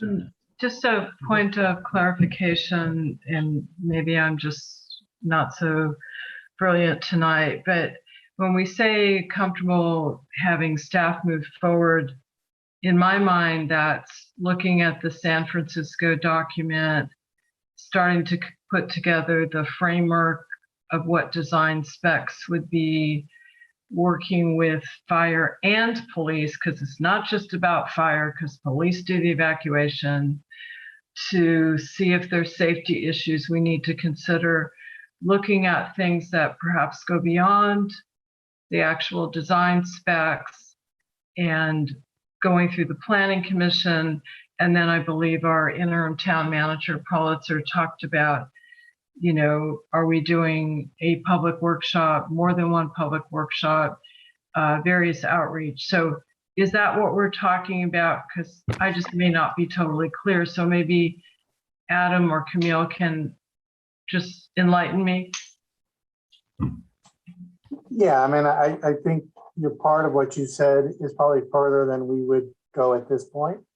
And other parts, we might even go, you know, further. So, you know, looking at what the building code and guidelines, the building code and design review process would entail for an encroachment permit or encroachment application, you know, we can lay that out. Clearly, we can look at San Francisco's guidelines and any other guidelines that exist and pull from that, as I think your words were perfect there, Councilmember Collar, that, you know, the framework, I think that's probably realistic. We would come forward with a framework with a variety of options for the council to continue to give direction to staff to keep moving the ball forward, you know, so that we are in a position for the council to actually accept a process that the businesses and the community, you know, could embrace, you know, to in fact have these types of uses in public space. Thank you very much. That's helpful. Okay. Camille, would you like to have the last word, please? I just wanted to say thank you to Stephanie and Renee for the working group and the work that they put into establishing the questions and working out the survey, and to the chamber for their promotion, and to the community for participating. And I really think adding the, you know, the last question was a really broad comment question to ask for ideas. And I think the community really came forward in a positive way. And, you know, I've read all the comments as well. And so I think that that's a lot of rich information rather than just numbers. So thank you for the process. Thank you. Barbara, did you? No, I was just waving. Thank you. Oh, okay, good. All right. Okay, so if that, I think that was a productive discussion, and thank you all. It is 10 o'clock. We might want to just briefly look at, I would recommend we continue with the agenda. I think we can get through it, and then we might want to take a break after we decide that. So what we have here is number 12, item 12, the urgency ordinance, which I would hope would be a brief topic, just a discussion and a vote on that. Then 16 and 17, the capital projects update. I'm very much looking forward to that. And Jonathan has been waiting here all evening to give that. So I certainly would like to do that. And then there's the American Rescue Plan discussion. So do we feel like we can get through that? I think we can. That's my input. Why don't we see where we are when we get to 11:30, and then see, I mean, if we decide that something needs to be continued, that'll be late for people, but let's see where we are. But that sounds like a good plan. If we can get through this, that would be great. Okay. And a break would be great too. Okay. So let's do a break. It's 10:20 now. How about we get back, give ourselves 10 minutes, 10:30, promptly. Okay, see you then. So continuing on, item 12, which is the urgency ordinance to consider on paid sick leave requirements. I believe that it was Yeah. going to be Janet who would present a, Yes, just briefly, I think everybody knows what this is about. Excuse me, but let me give a brief background on it. This is an urgency ordinance. It's to establish paid sick leave requirements for employers in the town with 25 or fewer employees, and that's COVID-related reasons for the sick leave. In March of last year, when COVID first started, the Families First Coronavirus Response Act, which is federal law, was signed into law, mandated paid sick leave for certain employees unable to work or telecommute because of COVID. It included a tax credit to reimburse employers for the cost of the paid sick leave. And in March of this year, President Biden signed into law the American Rescue Plan, which extended those tax credits, those federal tax credits, through September 30th of this year, which is 30 days from now. In March also of this year, Governor Newsom signed Senate Bill 95, which is state law, which requires employers with more than 25 employees to provide this paid sick leave, COVID-related paid sick leave through September 30th of this year. And to close the gap left by SB 95, in June, Marin County passed an urgency ordinance to establish this COVID-related paid sick leave requirements for businesses in unincorporated parts of the county with 25 or fewer employees. And so what's before you tonight, this proposed urgency ordinance, is modeled on the Marin County ordinance, and it's expanding the supplemental paid COVID-19 sick leave requirements to employers in the town with 25 or fewer employees. And as I said, this is an urgency ordinance, requires a 4/5 vote to pass. It's introduced and adopted at the same time, but it does require 4 votes, 4 affirmative votes, not 3. I have one of my colleagues with me here tonight, Martin, who did a lot of work on this ordinance. So he's had a deeper dive into it than I have, and he may be able to answer questions that I can't answer. But also I want to point out that Vice Mayor Hellman may wish to say something about it because this is something she brought forward and asked be put on the agenda. So Stephanie, I don't know if you wanted to say some additional. Thank you for the opportunity. No, I think you did more than a fine job. It's this closes the gap for that exists today for companies or businesses that employ 25 or fewer.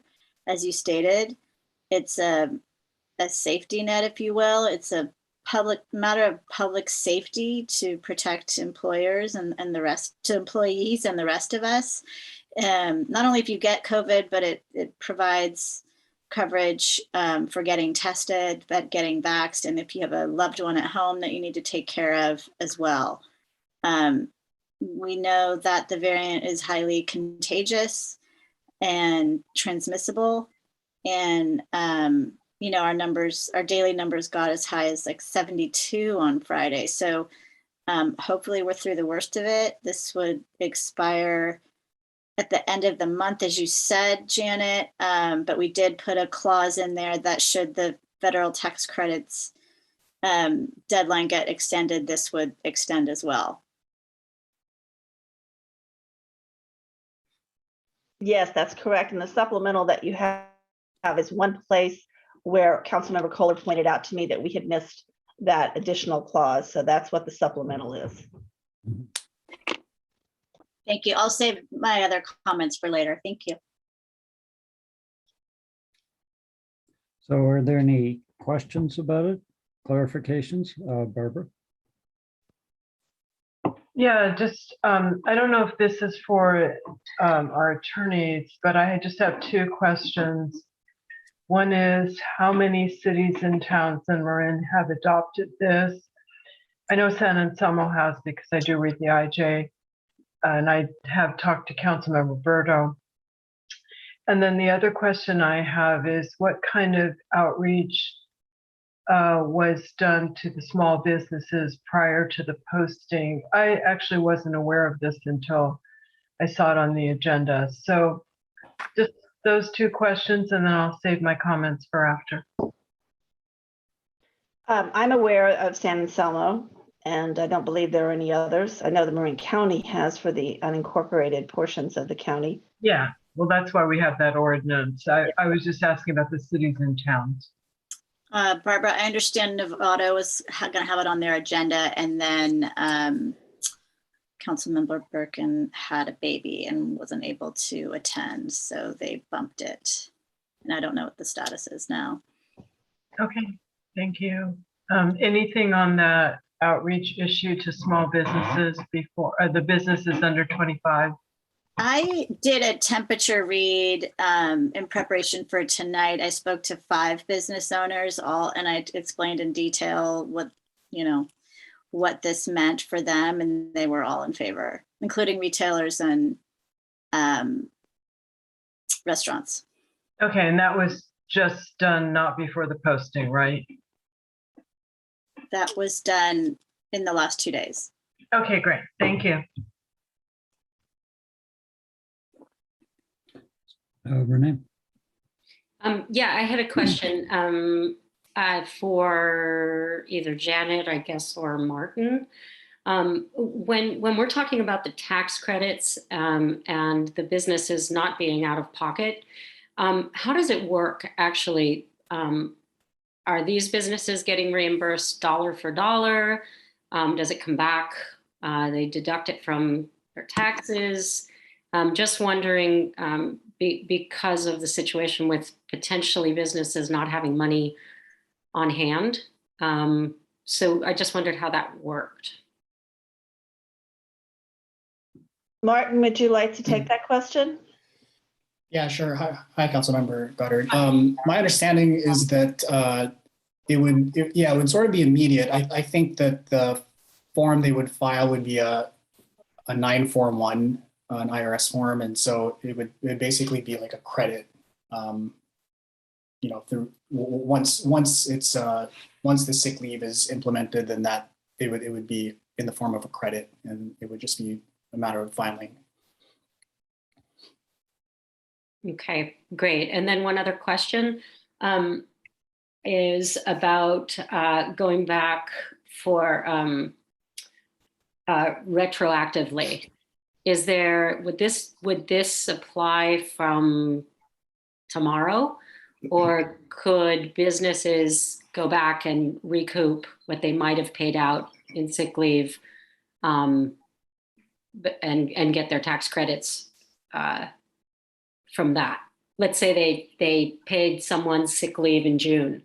Can they go back to when SB 95 was signed, or is this only going to go from September 2nd forward? Well, if I can try to clarify that question, I think, if I'm not mistaken, the specific scenario you just described is already covered. The employer, if they had paid sick leave for a COVID-related thing, they would be able to be reimbursed irregardless of this ordinance. What this ordinance is saying is that businesses of 25 or less would need to pay that sick leave and then get reimbursed. Whereas right now, businesses that are 25 employees or less don't need to do that. They don't need to pay the sick leave. They could just tell their employee, no, we're not, you've used up all your sick leave. But the reimbursement is already a given. That's not our business. We're not doing the reimbursement, and that's already in the law until September 30th, if I'm not mistaken. Just to clarify the question. So what that ordinance is about. This is a requirement to do it. Yeah. Yeah, I can speak a little further on that. So the ordinance, it would apply going forward from the effective date of the ordinance, and any retroactive language was not included because this was modeled after Marin County's ordinance, and their ordinance doesn't have that. So essentially, as was previously pointed out, employers would be offsetting the amount of any sick leave that was provided to eligible employees if they already took those. So in other words, if the employees already used that type of sick leave, then it would be offset under this ordinance and the employee wouldn't be entitled to additional leave.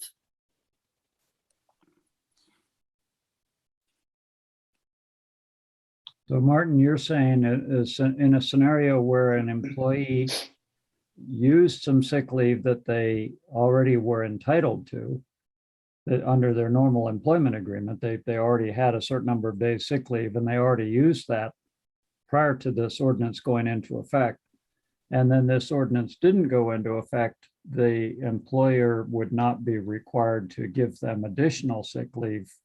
But with this ordinance, they would be, and they would get reimbursed for it. Is that correct? This ordinance basically, it's used to credit any hours that would have been, that say an employee, they accumulated certain hours under, the American Rescue Plan or state law or Cal OSHA regulations.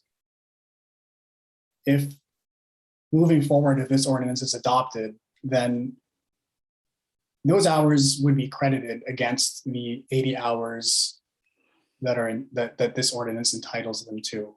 So basically, it's kind of trying to make sure that folks don't, have two pots of sick leave. It's sort of a credit against what they are already entitled to. Right. It doesn't grant them more sick leave. It just credits. It offsets what was already given that wasn't COVID-related sick leave. Is that? We can get very confusing with the terminology here, and I'm sorry about that. But so, for example, if you had a COVID-related illness or a qualifying event, you had a loved one, or you went to get vaccinated, or you had some qualifying event, and you took regular sick leave, then if this ordinance passes, you could then offset your regular sick leave that you took with this COVID-related sick leave. That would be required to be paid if you're working for somebody who has 25 or fewer employees. Mm-hmm. Renee, that doesn't look like that's helping you. No, I'm tracking. okay? So there is a sense, Janet, you're saying, in which in a situation where an employee of a business that has 25 or fewer employees, if that employee in the last sometime in a few months ago maybe took sick leave, their own regular sick leave that they were entitled to, is they used up their sick leave for a COVID-related event, and then this ordinance passed, then that employee could say that they would like to get that sick leave reinstated, that now they would have that sick leave again as regular sick leave, and the employer would have to give that to them, but then of course the employer would get reimbursed for it. Correct. That's So my it's retroactive in that sense.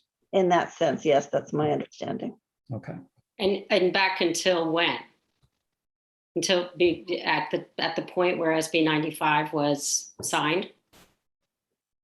That's my understanding. Martin, is that your understanding as well? Yes, it would just track the state law timeline. So SB 95 was March 19th of this year. Mm-hmm. So can I, I don't want to belabor this, but it's pretty darn confusing. And I've read the IRS stuff and I've read what you sent me. Since the tax credits cannot be accessed until April 1st, 2021, that's when the IRS will give you the credit for it. If you go back to March 19th, that doesn't seem correct. So, because you may be able to give them the sick leave, but you can't get the credits for it until starting April 1st, right? Starting for when you file for your 20. Okay, but it's only effective in IRS land April 1st, 2021 through September 30th, 2021. So if you file for something that occurred prior to that time, you're not going to get it because the IRS says wasn't in effect. The federal law didn't take effect until after March 31st. So just because the governor said SB 95, you can give people the sick leave, you can't get the tax credits from the federal government. But that's only a 10-day, 11-day. I think the federal tax credit started in March of 2020 when COVID first started. Not according to the IRS paperwork that we have, but I don't want to belabor it. Right now, ours is starting September 1 and going through September 30th, and I have questions about the end date, but I'll hold those till after we get public comment. Well, isn't the time for questions now? Well, it's maybe more of a comment than a question. Okay. But let's go ahead and any questions that we have, let's get them clarified before we get comment, because that helps the public to know what they're commenting on. So anything further on this now confusing issue?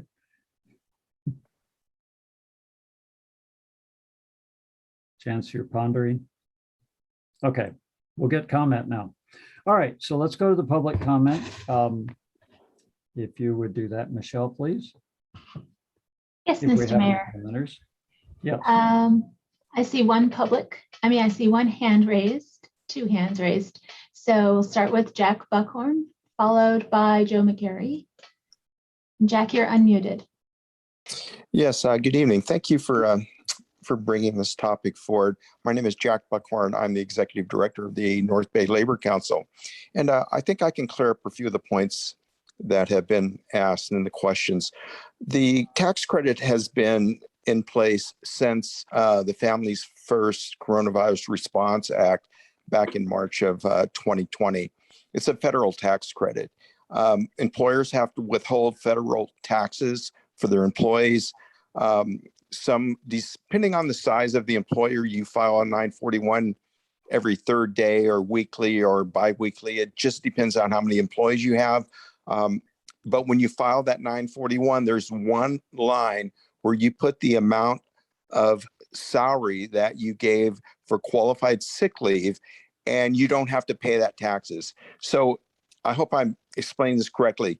If you have $1,000 in payroll taxes for a payroll period and you have $1,000 of offsetting credit, then you just don't have to make that tax payment for that 941 payment whenever you do. So you don't have to wait until March. You get the credit when you're required to file your payroll taxes, which is quite often. So we don't want to hurt any employers during this difficult time. We know how hard it is for them. And that's the beauty of what we're doing here. We're closing a loophole that simply says that employers with less than 25 employees don't have to offer the sick leave. But if they were to offer it, no matter when they did it, they can get the tax credit. So we're just saying, you're going to be made whole, file for the tax credit. Let's get through this pandemic. Let's make sure our employees are vaccinated. If they get sick, if a child gets sick, if a parent or someone else they're caring for gets sick, they're going to be able to use this time to take care of them, to keep us all healthy, to keep the business open with employees that can show up, won't be sick, will be vaccinated, and can take care of their family as well. I think these essential workers that have been stepping up and doing this now since, well, early 2020 deserve this. I think the employers deserve it. The truth is now we've passed it at the County of Sonoma, the County of Marin, San Anselmo, and the City of Santa Rosa. To date, we've had 21 council members vote in favor and 1 opposed. They've been urgency ordinances in all those locations. And I hope that you can find it within your power this evening to pass this ordinance. Help us get through this pandemic in the safest way possible with this fully paid for emergency paid sick leave. Thank you for your time this evening. Thank you, Jack. The next speaker is Joe McGarry, followed by Maddie Hirschfeld. Joe, you're unmuted now. Thank you, Michelle. Good evening again, Council. Yeah, I in no way want to slow this down, and thanks for bringing it forward. But just from experience through the waves of the pandemic, that and being an essential worker, the amount of folks who were put off work, placed off work due to close contact tracing, and I'm not really seeing where that's. Maybe it is covered. I see a item 1, advised by a healthcare provider to isolate or self-quarantine, but in Marin County, the employers are doing the close contract tracing and asking employees to self-quarantine. It isn't a healthcare provider. So just want to make that, bring that up, the importance, because it's such a critical part. We're seeing it play out in the schools now that, you know, we want folks to, it's interviews, it's being honest, and if there's concerns about getting paid by being forthcoming during a close contact tracing interview, that could be a problem. So just wanted to make sure that's part of this. Thank you. Thanks, Joe. The next speaker is Maddie Hirschfield, followed by Chris Organ. And Maddie, you're unmuted now. Good evening, council members, and thank you for bringing forward this ordinance. So after all that confusing, I thought I really knew this well. I was listening to you all talk, and I thought, oh my God, what do I know? But this virus is not going away. And we all know that people will go to work sick if they think they're not getting paid. So this is just something that we need to do to keep us all healthy. The federal tax credit is a huge piece of this. we've been working with our federal representatives to see if we can get that tax credit extended, because we're going to need this kind of protection beyond the month of September. We also have a letter that I'm happy to share with you at any time from our attorney that says that city councils can use ARPA funds for this as well. So that can be used as a way to backfill employers when the tax credit goes away. So I just think it's really important to keep working on that tax credit or some kind of funding. So that's my piece of it. But and the other thing is, in terms of filing for this, we have heard a bit of complaining about how much it takes to get this tax credit. It really doesn't take much at all. As you've heard this evening, it's one line on a tax form that they're already filling out and submitting. So it's the right thing to do for the employees and for the employers and for their customers, and to keep things going and to keep people safe. So again, thank you for hearing this ordinance, and I hope that you pass it this evening. Thank you. Thanks, man. The next speaker is Chris Organ. You are unmuted now.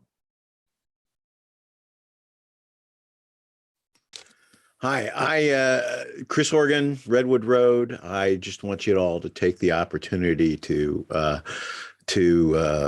help fight COVID in our community, and this measure would do that. It gives us the opportunity, with kids going back to school and going back to our businesses, and potentially getting exposed in a classroom in some of the small schools or in childcare facilities. It gives us a chance to help the employees be forthcoming, and having leave is one of the incentives. We just had an article in the Chronicle about people avoiding using sick leave and avoiding getting tested and avoiding vaccination because they didn't have the time to do it. So please go ahead and support this ordinance. Thank you. Thank you, Chris. I see no further public comment, Mr. Mayor. Okay, we'll bring it back to council.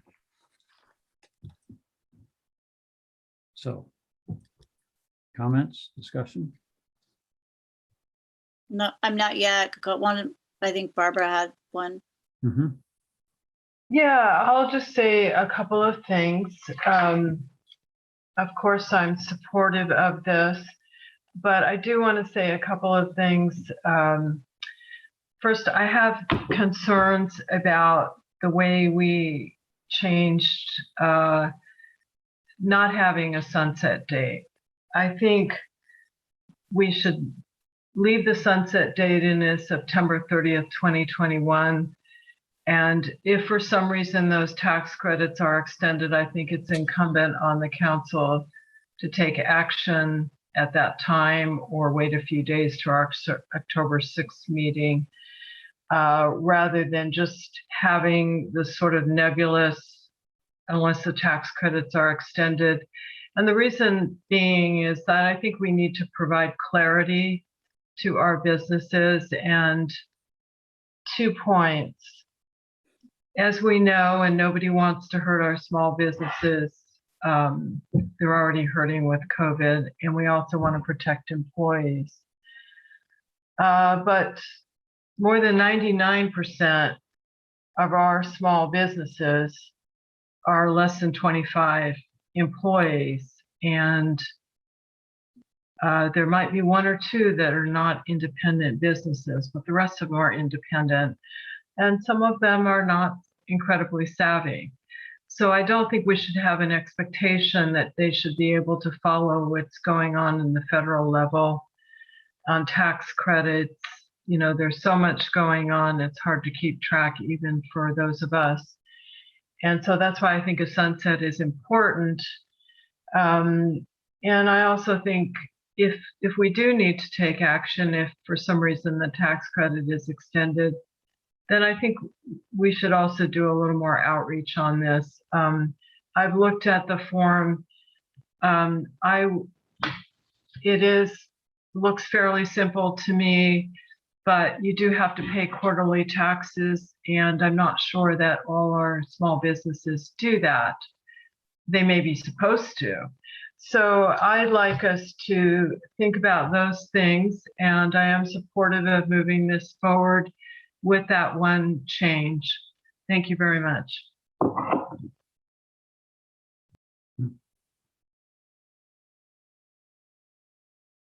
It's easy for me to make my comments. I dove deep into this to try and really understand it, and I found myself really spending a lot of time consulting with the attorney, multiple conversations with our interim town manager, and really wanting to understand when something comes to us with urgency, without having ever come into conversation at council or in any kind of open session.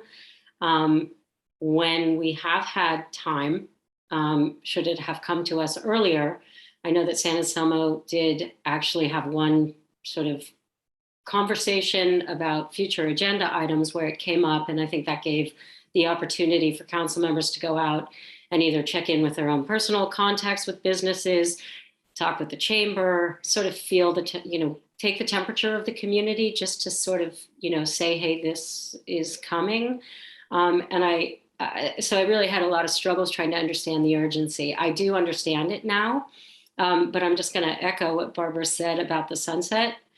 I think it's really important that we carve this month and say, yes, we need to close this gap, but that we do our due diligence. And for transparency's sake with these businesses, I think that coming from nowhere to having this in front of them as already a done deal is not exactly the best, not the very best way to make policy.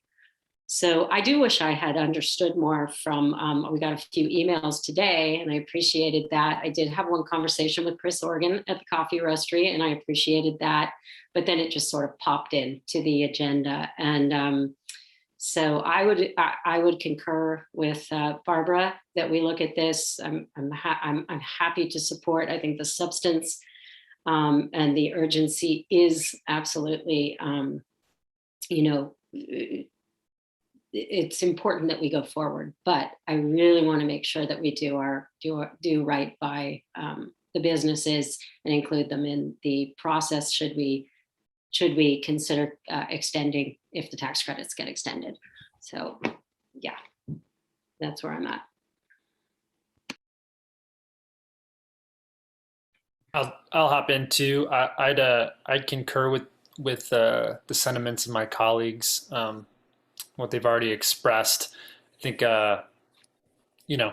we're in really strange times with COVID, and so urgency means different things than normal, of course. But I think we owe it to the public too to have processes that are easy to track, and I think we had also previously agreed to processes too that created that transparency of how things end up on the agenda and when people know, so they could be prepared and do their due diligence, as Councilmember Goddard shared. I'm in total support. On the same token, I think we really need to do what we can to protect our employees, the employees that live in Fairfax, and as well as just the general community, to the sentiment that Vice Mayor Hellman made earlier about, this is just something that makes the community safe. So I am in full support. Yeah, I really appreciate the commentary on engaging the public, and I just wanted Renee to remind you that I did raise it a month ago and actually first presented this at the end of June. So I think with the fluctuation with our town manager and all of the demands on our agendas, but just know that I'm very conscientious about wanting public input and having hosting a discussion. So I do appreciate the sentiment there, and I totally agree with it. I guess if we were to consider removing the language around, the expiration following the federal tax credit, I would just like a commitment from the council that we would look at it and make room for it on the agenda. Should the tax credit get extended, that we have full commitment from the council to get it back on the agenda at the earliest opportunity.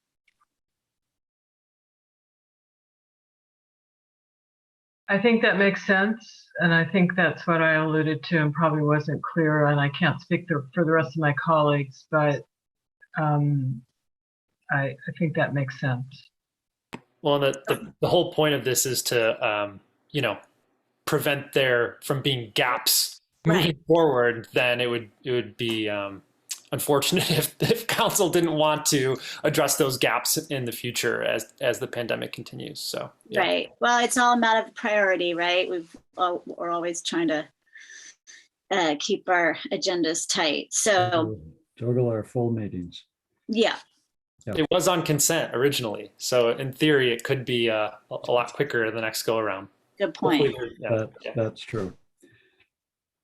Okay, so I'm in support of it, and I'm definitely hearing and seeing the logic of what three of our council members have said, which is to in support of taking away the following of the tax credit and just putting it at a straight, for right now, a straight September 30th expiration. So that seems like the proposal that we're coming to. Somebody could make a motion to that effect. My only concern would just be, I'm a little vague on how it would actually work if we found out toward the end of this month that the tax credit was being extended. Then the next meeting isn't until October 6th. And so there's sort of a gap in there. But I'm happy to I'm willing to just cross that bridge when we come to it, if we come to it. And it's only if we come to it. We don't even know whether the tax credit will be extended. But for tonight, I'm comfortable with saying we'll just change that date. I would vote for it either way, I think. Why don't, before Stephanie makes the motion, and of course she should make the motion, I just want to clarify that what we're doing for our attorney attorneys. Section 3 that says term would end after shall sunset on September 30th, 2021. That's on page 4. And then on page 7, at the top above D, it says, it should say this ordinance will provide protection to covered employees through September 30th, 2021, period.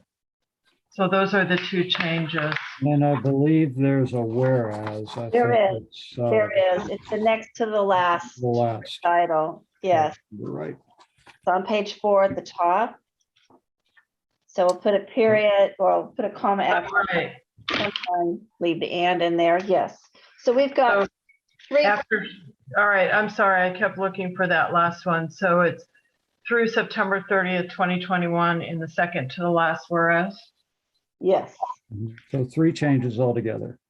Well, there are 3 changes, and there's also the supplemental is not in play right now either, because that makes one of those changes the other way. So the supplemental is not what you're looking at, and those 3 changes in the original urgency ordinance that's in your packet. And I think that takes care of it. Okay. Okay. Do we have a motion? I move to pass, I move to adopt the urgency ordinance to establish paid sick leave requirements for all employers in the town with 25 or fewer employees for COVID-19 related reasons, with the changes Councilmember Kohler identified. I would like to second that. Thank you for bringing this forward. Okay, I'll take the roll call to make it quickly. Councilmember Goddard, Yes. Councilmember Catrano, Yes. Councilmember Kohler, Yes. Vice Mayor Hellman, Yes. and I vote yes as well. Okay, we have the 4 out of 5 votes. We have 5 out of 5. Motion carries. And so the regular agenda continues with item 16, a capital projects update with our interim public works director, Jonathan Goldman. Good evening, members of the council. Good evening, Jonathan. Sorry to keep you so late. That's nice of you. Thank you. The effort on my part is nothing compared to the effort that you all are obviously putting in. And fortunately, I'm passionate about the topic. Michelle, if you're available to start the PowerPoint, please go ahead. I'm aware that members of the council and members of the community have access to the staff report. The PowerPoint is similarly dense and perhaps even dry.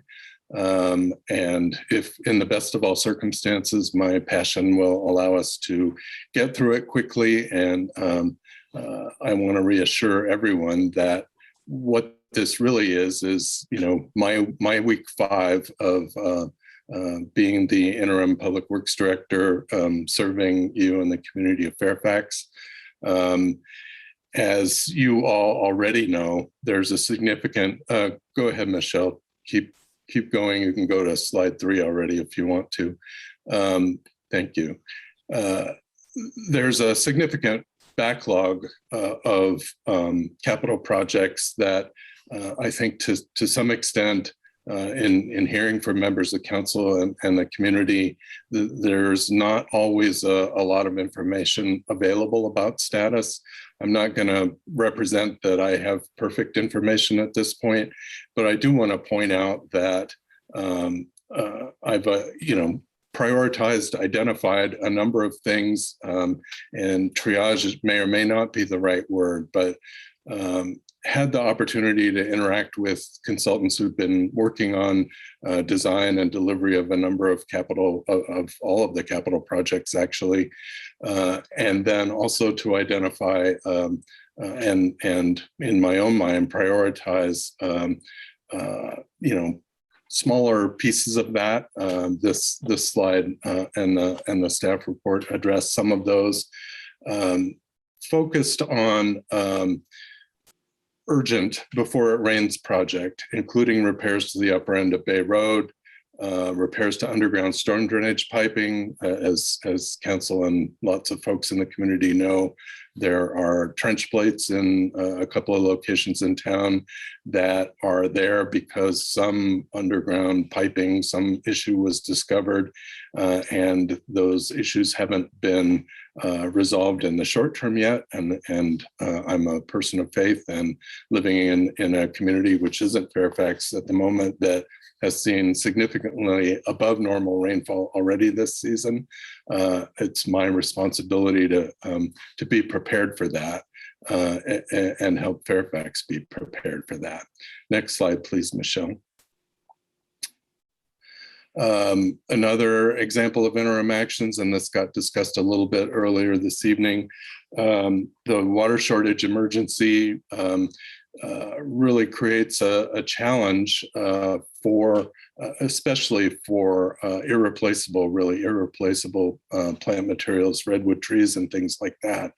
So in the time that I've been involved, have worked with public works maintenance staff and the town's arborist and the tree committee and others to put in place equipment and logistics that will allow us to use reclaimed water, which in the short term, we're going to be paying a contractor to haul for us, but store it in the corporation yard and then transfer it from a storage tank in the corporation yard to a smaller tank with a pump that will allow us to use other existing town equipment to irrigate redwood trees or continue to irrigate redwood trees, as well as street trees and other plant materials for a variety of reasons. Certainly, we don't want to lose those assets, and I am betting that it'll rain this winter, but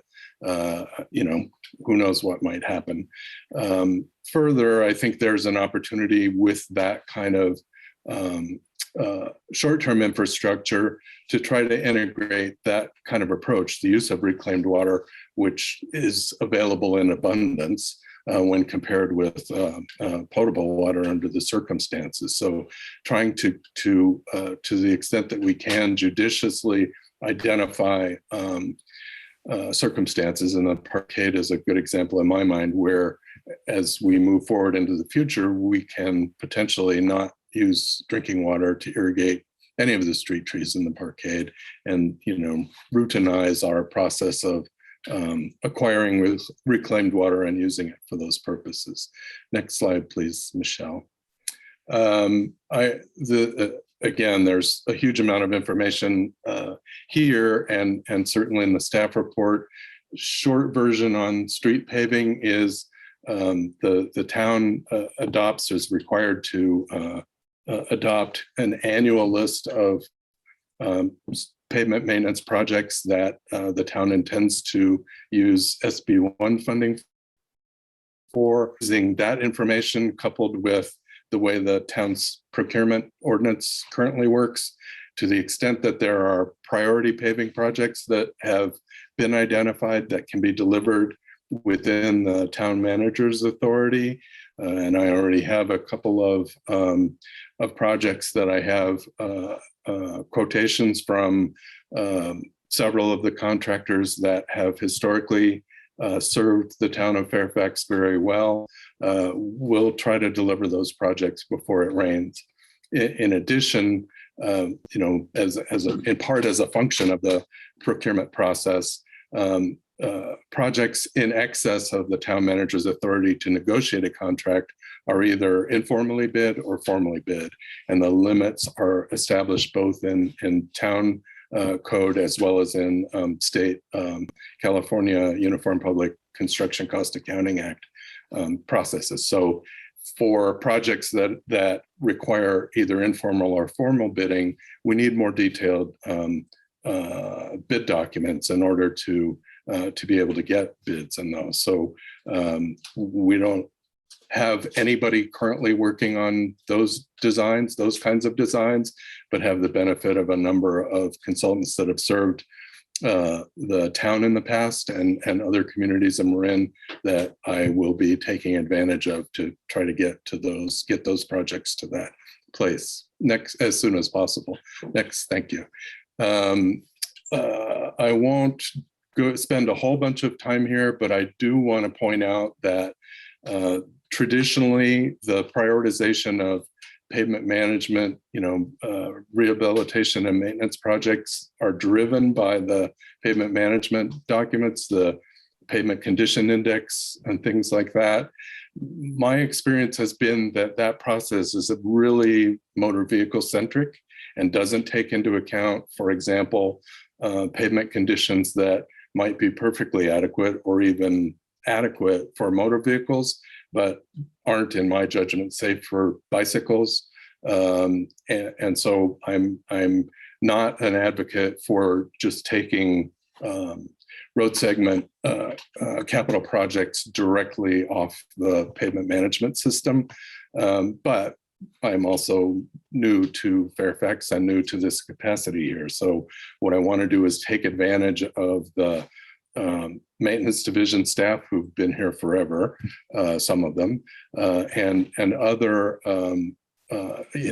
members of the community and the council to try to craft, especially for those projects where we're going to have to prepare bid documents anyway, and make sure that we aren't wasting an effort. And I don't think that's likely to happen, but the process of preparing those documents, prioritizing those segments, which council needs to be involved in, is going to take a little more time. And again, I'm optimistic that it'll be raining before that's done. But that's the process that I'm taking at this point. Next slide, please, Michelle. Bridges are another fascinating and arguably dense topic. The words here talk in a broader sense. We are the bridge project, which is really in first position in my mind at this point, not because I decided it should be in first position. It's in first position because it already has all the environmental clearances, NEPA and CEQA, and that's the Meadow Way Bridge Replacement Project. The lead consultant, is very highly regarded. I actually hadn't worked with him before and regret not having met him sooner because I think he's very good at what he does. These bridge projects are federally funded with the funding being administered through Caltrans, and he's very knowledgeable about that process and very deliberate about that process. I've asked him to be prepared to bring a preliminary right-of-way package for the Meadowway Bridge project to council in closed session in October. And he's agreed to do that to the best of his ability, his team's ability. Next slide, please, Michelle. And then assuming that the right-of-way can be acquired, and there are federal regulations, federal land acquisition process or something like that. There are certain requirements that apply to the acquisition of both temporary and permanent easements for anything that that they're necessary for. Assuming those negotiations go successfully, we think we can potentially be ready to advertise for the Meadowway project in December. And in my experience, advertising for construction projects during the winter is the opportunity to get the best prices because the contractors aren't working in the rain. They're trying to build their backlog for the following construction season. At the same time, there are some complexities associated with all of this, utility relocation being one, that could delay that. So next slide, please. Thank you. Another point that I want to make with respect to Meadowway is that in my mind, it's an opportunity to either actually underground overhead utilities or at least make provisions for that at some point in the future without any change to the cost of the project. So we and Nader and I met with a number of utility representatives, including a gentleman that I've worked with for almost 20 years at PG&E, who's now in their lands office, their right-of-way office. And they're interested in working with us to try to accomplish those same things, which really means working with us to help streamline their process so that we're collaborating on process rather than, for example, awarding a contract and then leaving the contractor responsible for getting utility approval of shop drawings or things like that. Next slide, please, Michelle. Thank you very much. Quick note on this project, because it's on the capital improvement project list and is definitely of interest to the community. This is the Azalea Avenue pedestrian safety, safe pathways to school project, conceptually intended to and grant funded to install path of pedestrian travel improvements and a rectangular rapid flash beacon crossing for the intersection of Azalea and I'm now referring to it as the road segment previously known as Sir Francis Drake at the Fairfax Market. Just very quickly, initial topographic, despite the fact that the contract was awarded, as I recall, in April of this year, the initial topographic surveying is in large part all that's been performed, but the limits of the public right-of-way weren't part of what the surveyor did. And in my experience, that's kind of a mistake because there's the potential that improvements get constructed on private property that the town didn't necessarily have access to, and we want to try and avoid that kind of thing. Next slide, please. Thank you. And then there are a couple of other elements that I think are important to us to bring to consideration for that project. To the extent that a public entity is doing new construction, is making improvements in the public right-of-way, there is an obligation under the Americans with Disabilities Act for us to take into account the paths of travel for persons of impaired mobility or sight or both from where they might come off of public transportation and then use that facility. So I've asked the consulting team there that is the prime consultant is Overcamper and their subconsultant is Parisi. I've worked with both firms and worked extensively with Parisi. We want to make sure that we're either that we identify the need to do subsequent phases of work before we represent this project as complete, or in the best of all worlds, that we're able to make those necessary improvements within the funding that we have available. Next slide, please, Michelle. Thank you very much. Park and pedestrian trail improvements, appropriations in the current budget are listed there. The most recent news on this overall project is that we have a quotation for the Perry Park swing replacement equipment. I'm anticipating at this point and letting you all know that we expect additional expenses for relocating a fence or a segment of the fence there. I think that based on my experience, there's value in looking at what are called fall services, the places where users of the playground equipment can fall if they fall.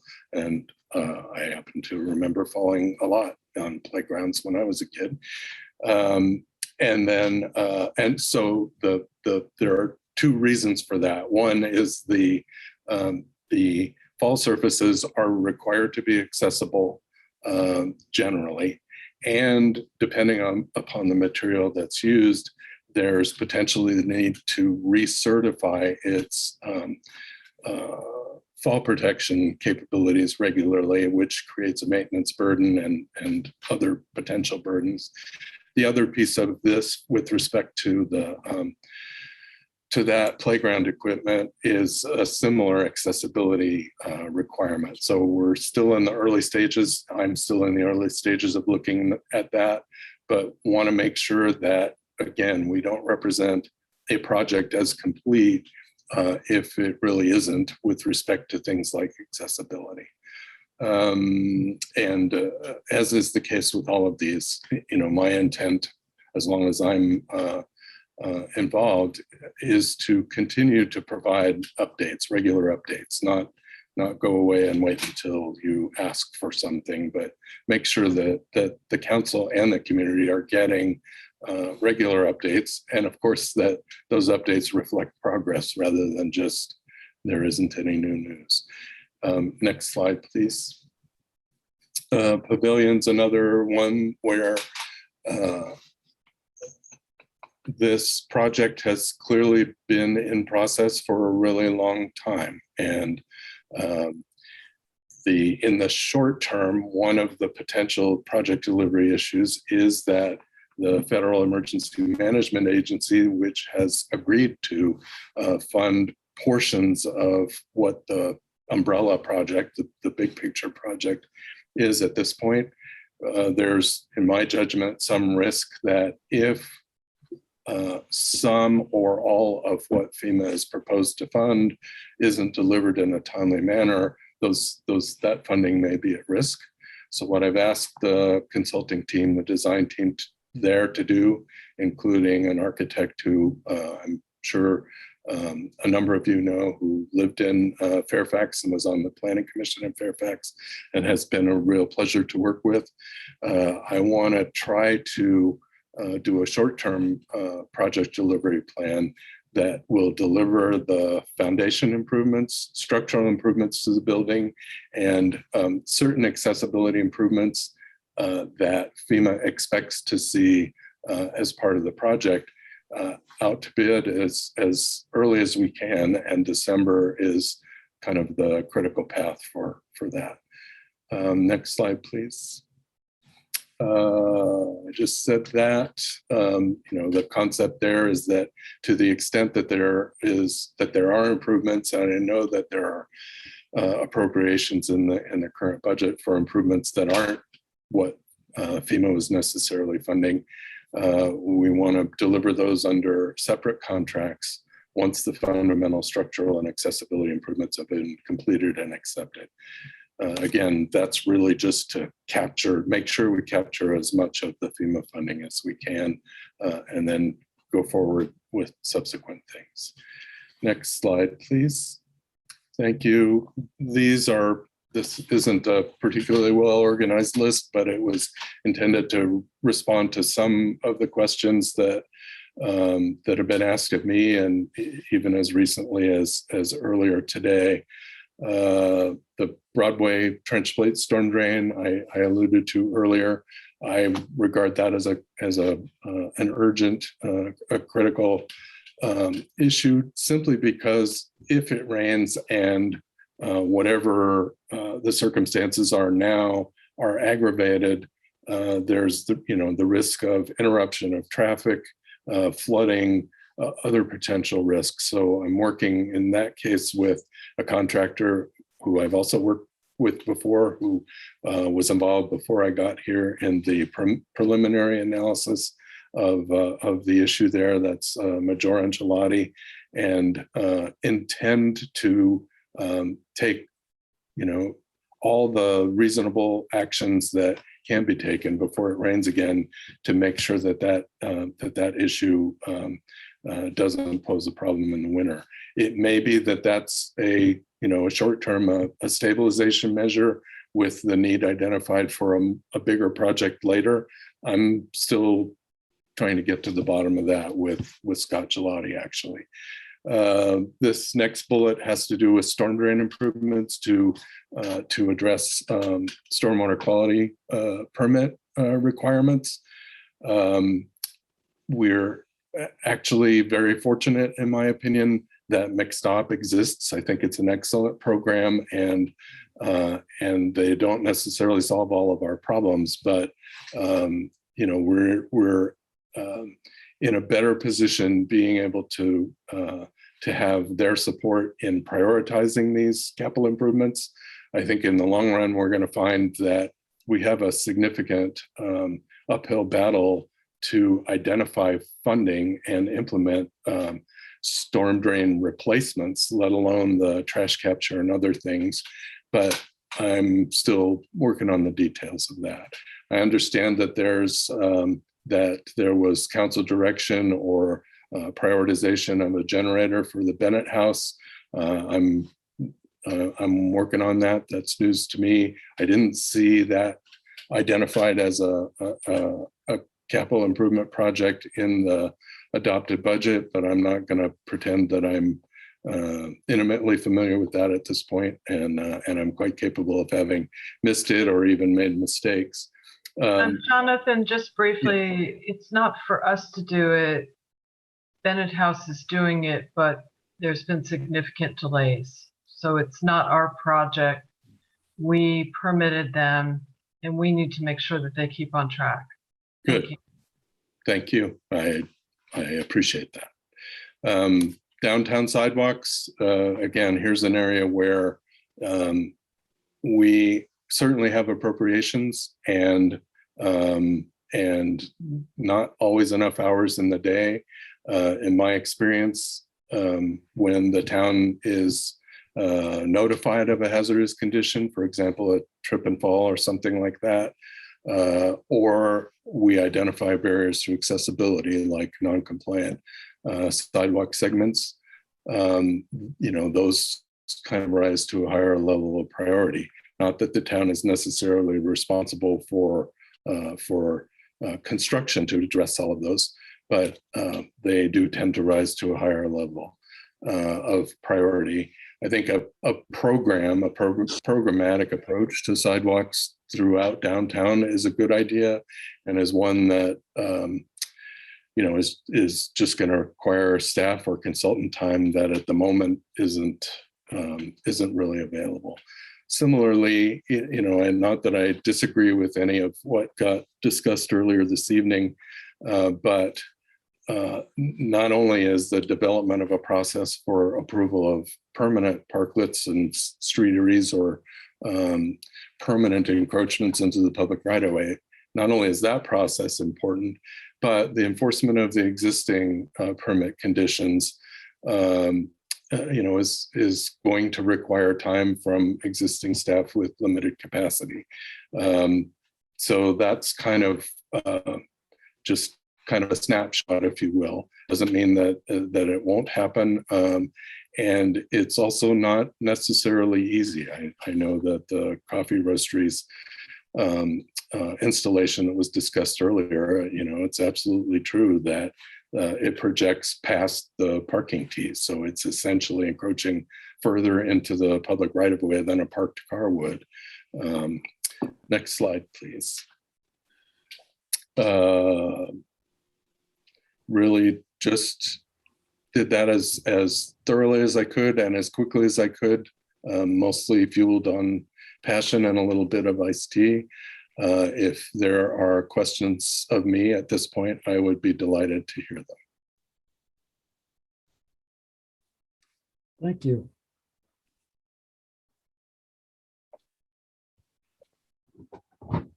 Oh, do we have any questions before we get public comment on this? Barbara. Yeah, thank you, Jonathan. I mean, I just love this stuff.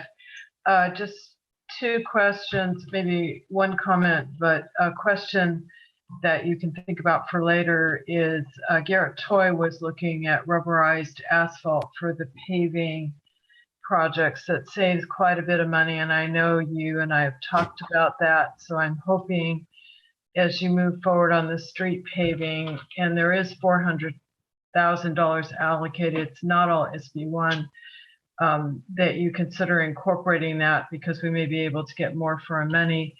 And just one clarification on the downtown sidewalks program. It's actually a program that we agreed upon years ago, which was fixing downtown sidewalks along Bolinas. I think most of that has been completed.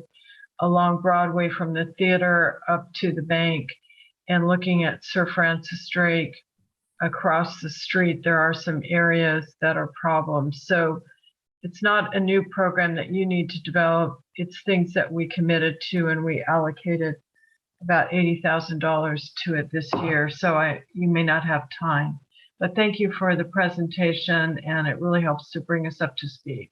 And thanks for all your work. You're welcome.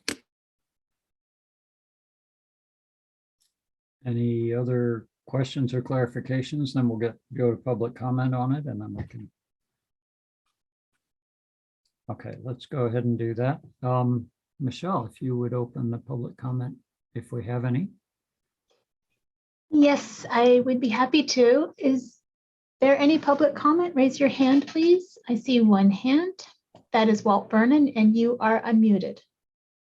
Yeah, this will be very quick. I just want to add a plug for electrification of our buildings as we proceed. There were some conversation in some of the reports around kitchen upgrades. And as we do our work, I think it's really important that we move away from combustion of fossil fuels and walk the talk. So I just want to keep that in mind. That's it. Thank you. Thanks, Walt. I do not see any other raised hands, Mr. Mayor. Okay, yeah, bringing it back. And I think following up on Walt's comment, that that would refer both to the pavilion and to the women's club. And I'm not seeing in your presentation a discussion about the women's club. That's probably a little farther down the road in your view, I'm guessing. But the pavilion, because of the urgency of using the FEMA funding, that one, it sounded to me like you needed to move on this one fairly quickly this year. And so Walt's comment is germane to the, in particular, the kitchen in the women's club, I think, but also, you know, all the other aspects of the women's club that we just, we're changing any infrastructure that we should change in the direction of greenhouse gas neutrality. Oh, go ahead. Barbara, did you want to go? I just want to mention one thing. I know the urgency of the pavilion, so we don't lose money. We always plan to do the roof, whether or not FEMA would pay for it, and they did agree to pay for some or all of it. So if possible, it would be great. And we do have money for the kitchen in the pavilion, but that can be done later. I just think if we can get the bid documents to include even the roof as an adder, it may really help us to ultimately do a more holistic approach. Thank you.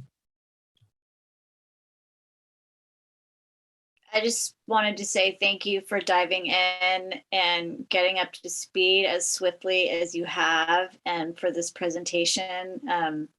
I don't know some of the things that you referred to, but for example, utility relocation, I'm not exactly sure what that means. I mean, but I just really appreciate your responsiveness to the community and to me so far. And like I said, how quickly you've gotten up to speed with everything is really remarkable. Thank you.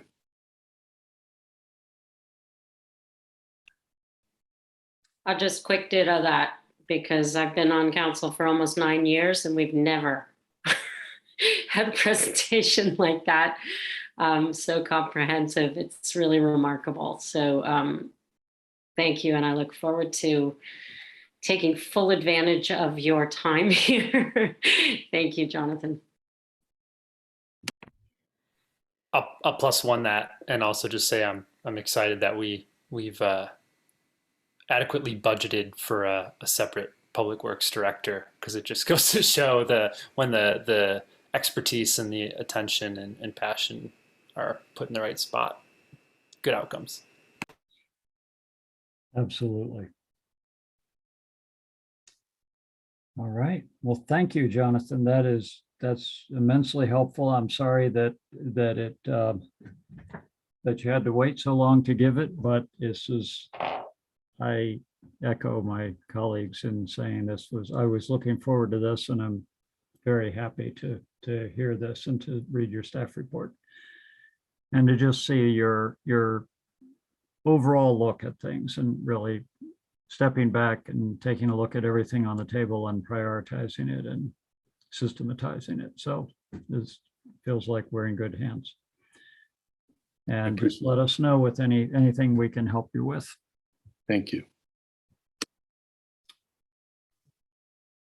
So Mayor, it's beyond 11:30, so I think we have to waive the rule or Okay. whatever you would like to do. That's what I would propose to do. We have one more agenda item and then see whether there's anything more on open time, but it did look like there weren't any more speakers right toward the end of there, so maybe there won't be much more. I would say we should continue with waive the 11:30 rule and continue with item 17.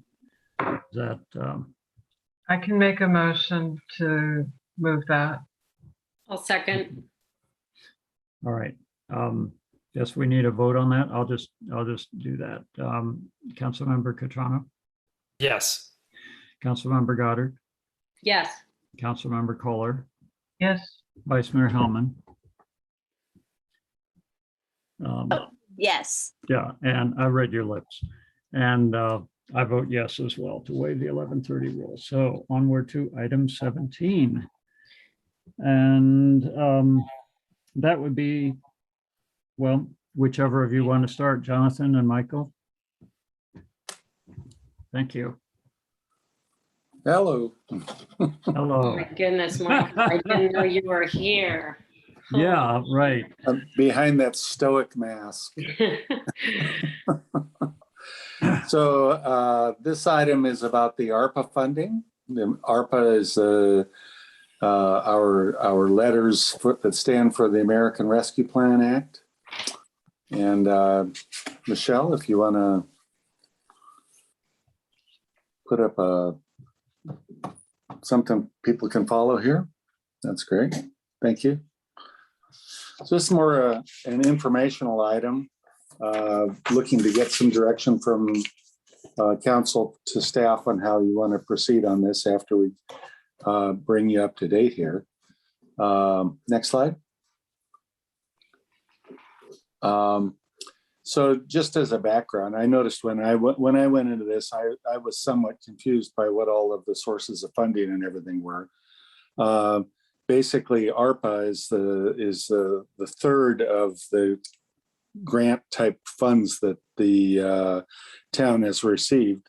Back when this COVID incident first started, we had FEMA funding that we spent about $35,000 for different aspects of COVID-related expenses. Then there was the CARES funding. We spent about $91,000 or anticipated to spend $91,000 of expenses for that. And then this last March, President Biden signed the ARPA Act, which was a $1.9 trillion federal aid act to help with the economic hardship and deal with different aspects of bolstering the economy. About 1/6 of that, or about $350 billion, was directed to fiscal aid for state and local governments through a program known as CSLFRF, or sometimes I see it just SLFRF, the State and Local Fiscal Recovery Funds. The town of Fairfax didn't receive funds directly from the feds for this, but rather is indicated as a is eligible or whatever unit, and receives its money directly, or non-entitlement unit, and receives its money directly from the state. And we were allocated $1.8 million in 2 tranches. The first tranche of $900,000 we received this last July, and we'll be receiving a second tranche as early as next May. So our budget for this year has a separate fund, Fund 25 in it, federal stimulus funds, which was includes the grant receipts of the $900,000, and did not commit any specific appropriations, although it did make reference to a few. At our July 1st special council meeting, the council discussed some of the ARPA expenditures, and Garrett presented the council with a summary that had about $583,000 in projects and programs on that. Next slide, please. So just a refresher, the ARPA has several eligible expenses that it's allowed for. We can cover different COVID-related public health expenses, economic costs. We can offset government revenue losses. We went through a spreadsheet when Garrett was here that basically identified that we could get about $250,000 for various revenue losses that we had compared to previous years. We're also able to use this money to provide premium pay for essential workers. That's money on top of what their regular wage is, up to a certain maximum per worker. And most importantly, and the primary focus of what we're talking about this evening, is expanding broadband, water, and sewer infrastructure. Next slide, please. They also are very specific about the things that we cannot use this for.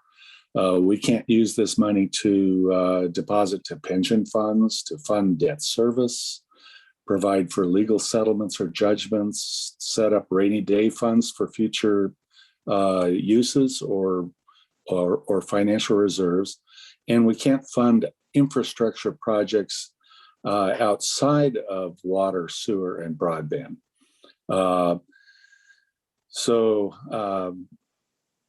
That brings up an interesting question as to whether we can do a project, as an example, put down a reclaimed water line under the street, and in the process affect the street.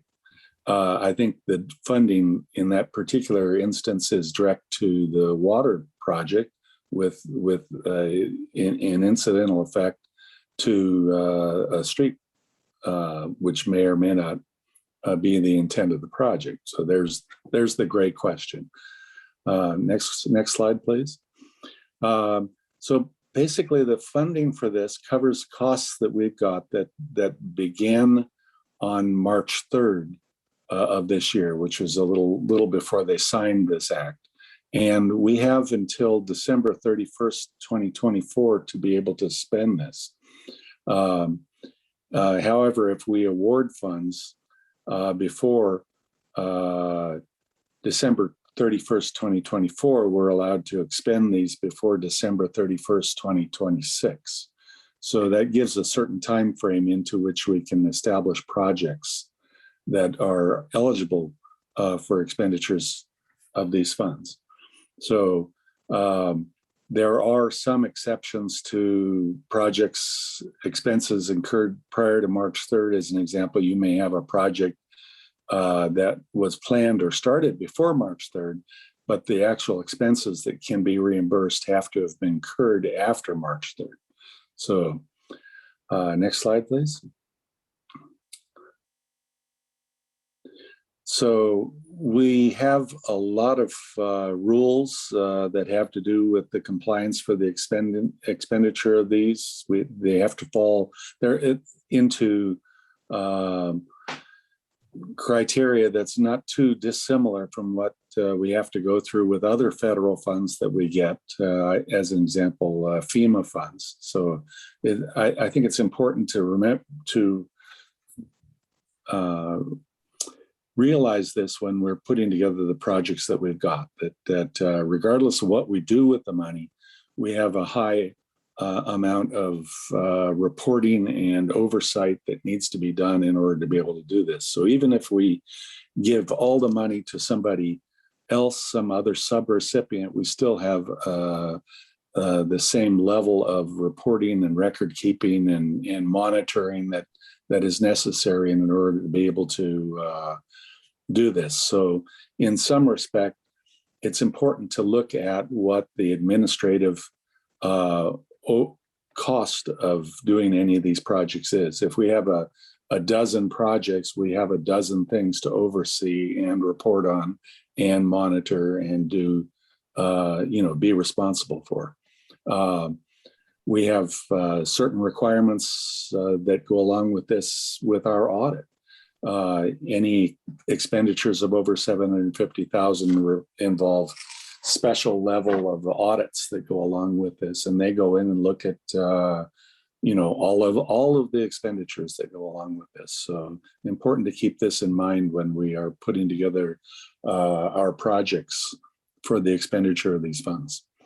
We're doing this as a tag team project here. So I've presented the first part of this report, and Jonathan is going to get into the more specifics of the projects that we're looking at this point. So next slide, please. Thanks. And this is Jonathan. Thanks, Michael and Michelle. My background photo is still up instead of my video because I don't look nearly as refreshed as Michael does at this hour. So I'm going to try and get tips from him.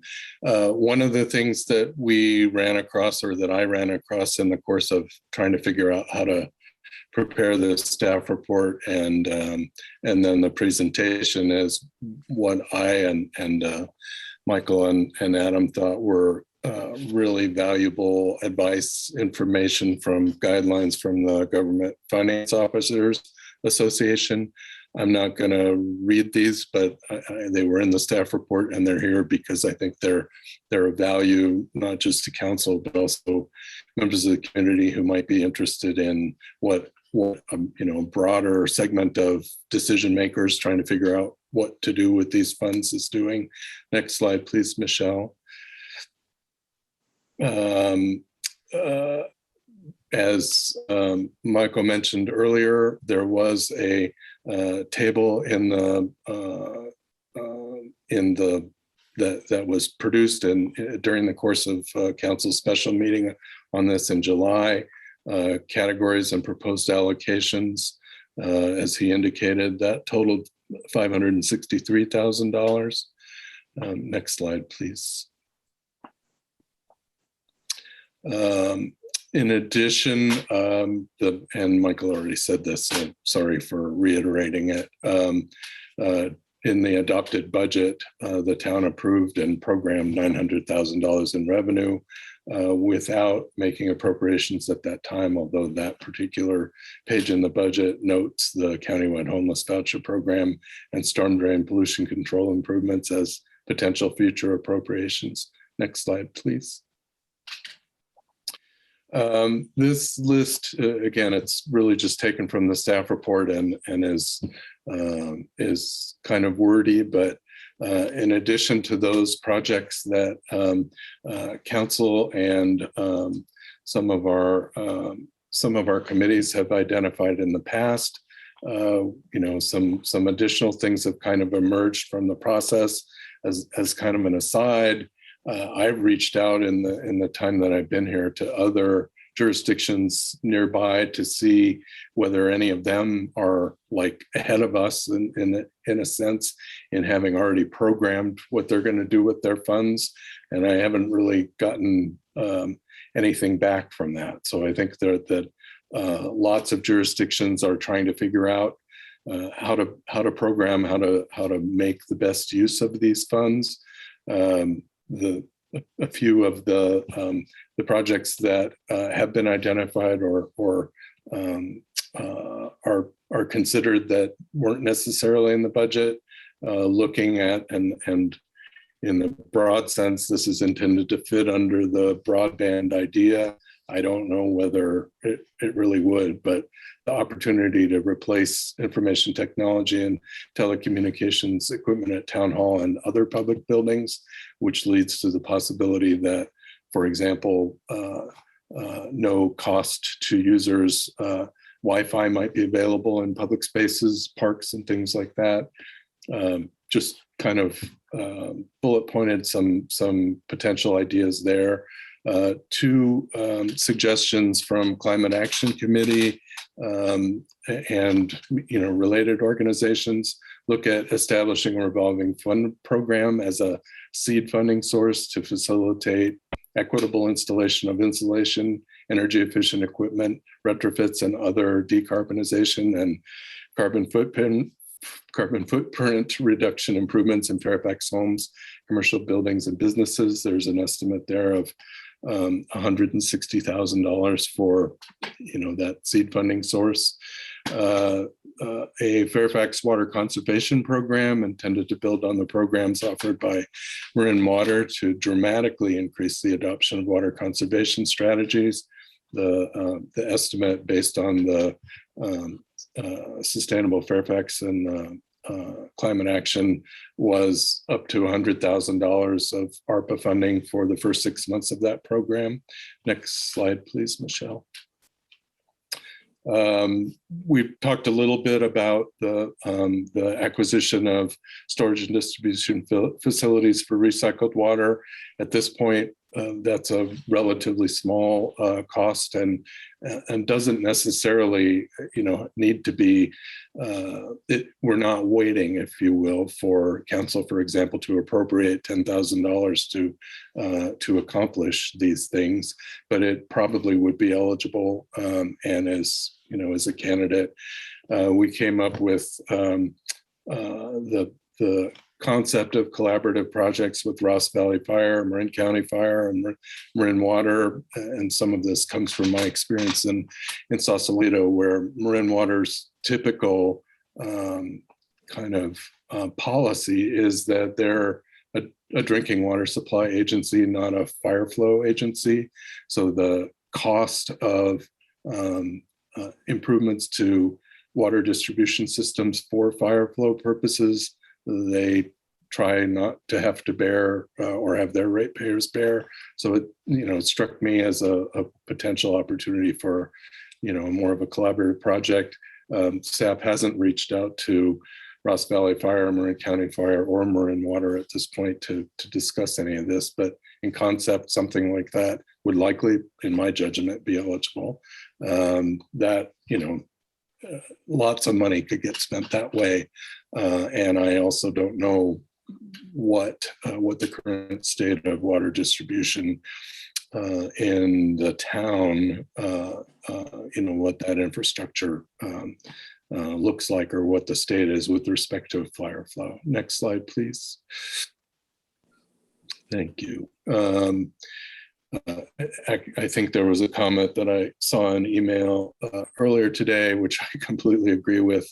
The idea of collaborating with Ross Valley Sanitary District and Central Marin Sanitation Agency to actually, they don't produce any tertiary treated reclaimed water now, but to create production capacity and extend distribution so that reclaimed water is available from a pipe or a terminal located within the town of Fairfax instead of in Terra Linda, would be attractive and probably eligible, but the time frame is really unlikely under current criteria.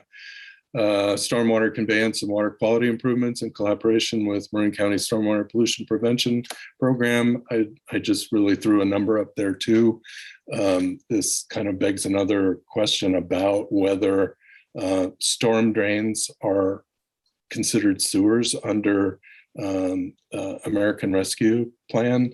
I know that that they aren't with respect to certain rate setting processes in California, and that there was a lot of movement, and probably continues to be movement, to try to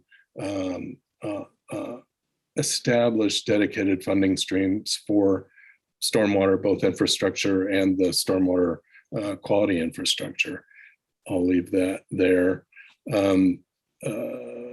Let's see. Similarly here, it's an idea that that Michael talked about a little bit, but trying to develop collaborative projects that include sewer replacement kinds of things, not just the sanitary districts infrastructure, but their ratepayers, their customers, structures. Typically, and I believe this is true, having lived in Ross, the sanitary district is responsible for the main lines, and the benefiting property owner is responsible for the laterals and facilities, even if they're in the public right of way. So the opportunity for improvements that are potentially eligible for these funds would potentially benefit both the sanitary district and the water district in the case of water supply. In the water district's case, the district is responsible for the infrastructure upstream of the customer side of the meter and the meter. The customer is responsible for the infrastructure downstream. Next slide, please.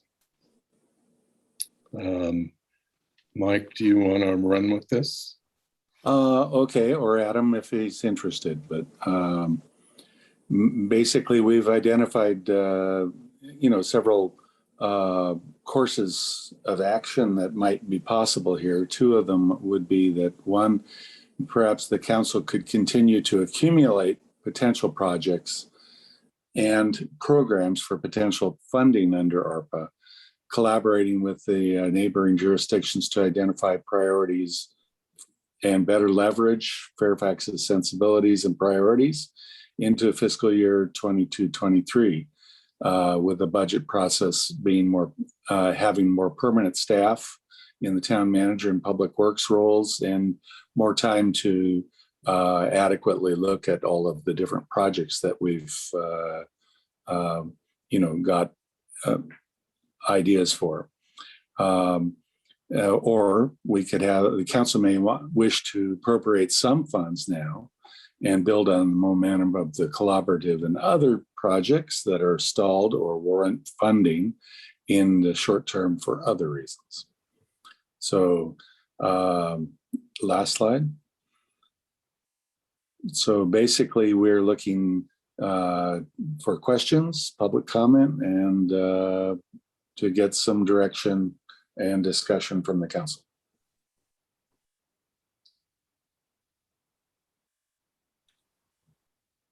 Okay, we'll see what we can do.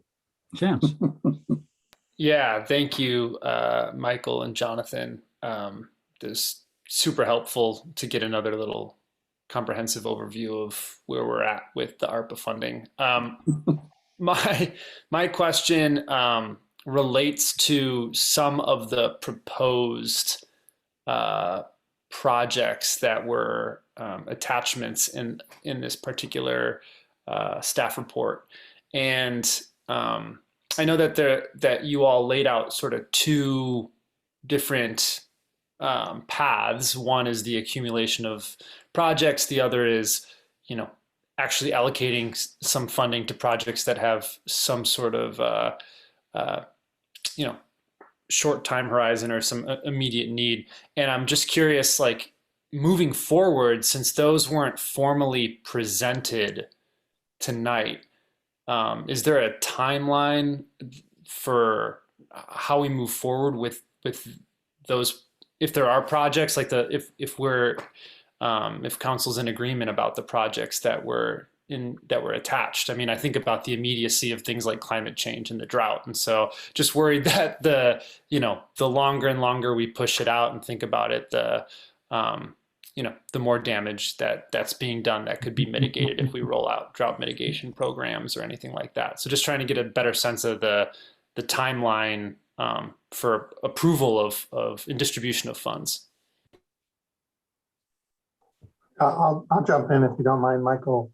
And if I understand your question, Councilmember Cutrano, I think what we've tried to lay out as your two options is giving you the option if you wanted to direct staff to move forward with the proposals that you have received. So there is a proposal that's attached, at least one proposal that's attached, to the staff report, and I'm sure that there are members of either the Climate Action Committee or Sustainable Fairfax that are available to answer questions if you have it. But if you were to move forward with direction to staff to work with those groups to bring back, a contract or more information, you could do that tonight. I think the very conservative approach that Jonathan and Michael and I, by our professions, would advise is that, it's not a lot of money in the big picture here. And there is probably an endless list of opportunities. And we haven't yet explored them all. And that's, to Jonathan's credit, reaching out to the other communities, not just here in Marin, but throughout the Bay Area, to see what other projects others have identified. So we've given you the option to do both, especially recognizing that the drought, that is serious. We had an excellent presentation earlier from the Water District talking about what they're doing. I know that the mayor and I have had conversations about working with the Water District and working with Sustainable Fairfax and the Climate Action Committee to leverage this as a partnership rather than all on Fairfax's dime. So that's going to take some time. If there's an opportunity and a willingness from the district to work with this, with the town, then we would come back, with these agreements and further define proposals. But the Sustainable Fairfax proposal is pretty detailed. That's attached, and again, I'm sure there are members on tonight's call that can answer specific questions if you wanted to move forward with funding some or all of their 6-month requests. Hope that answered your question. Yeah, and sorry, one more just follow up. Sorry, Councilmember Kohler, just real quick. So if there was direction to staff tonight, there would then be contract brought back to council at a later date, and the public would be able to comment and see that, just given that there are like only a couple people on the call still. So just trying to confirm that. That's correct. Barbara? Yeah, I have a lot of questions about the eligibility of a great number of the projects that were shown tonight, including the 2 proposals. And I know when Garrett Toy was with us, he did provide us some kind of a fact sheet. But even the project that to me is very interesting on the information technology and telecom stuff, I'm not really sure that fits into the broadband category. And I'm just using that as example. I don't see how the revolving loan fund for an energy co-op fits into water or sewer infrastructure. I think we know when Garrett left that storm drain work was a for sure thing, but the words water naming something very different. And I'm wondering if there's a place for us to get more clarity on these things before we say, oh, this looks great. It may be that those projects are excellent, but they're not necessarily eligible for ARPA. And so I like the idea of going slow I have some questions on some of those projects, but I'm not going to wait, or maybe more comments. But I think I gave a lot of comments to Jonathan beforehand and Michael and Adam on some of the things I wasn't sure of.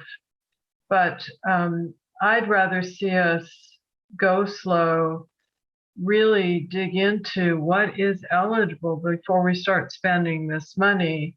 And if there's something that we think is worthwhile in maybe one or two of these attached proposals, that we look at a small expenditure potentially, and then really dig into it before we start committing money that we don't even know if it's eligible. So my question is, how are we going to find out what's truly eligible before we start saying, oh, we love this or we don't love this? That's an excellent question. And I apologize for the long-winded question. No,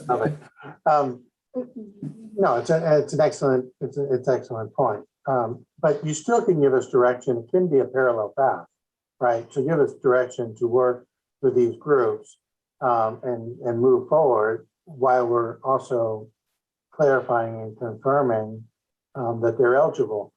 I can't speak from experience with ARPA, and I depend on Michael and Jonathan's expertise.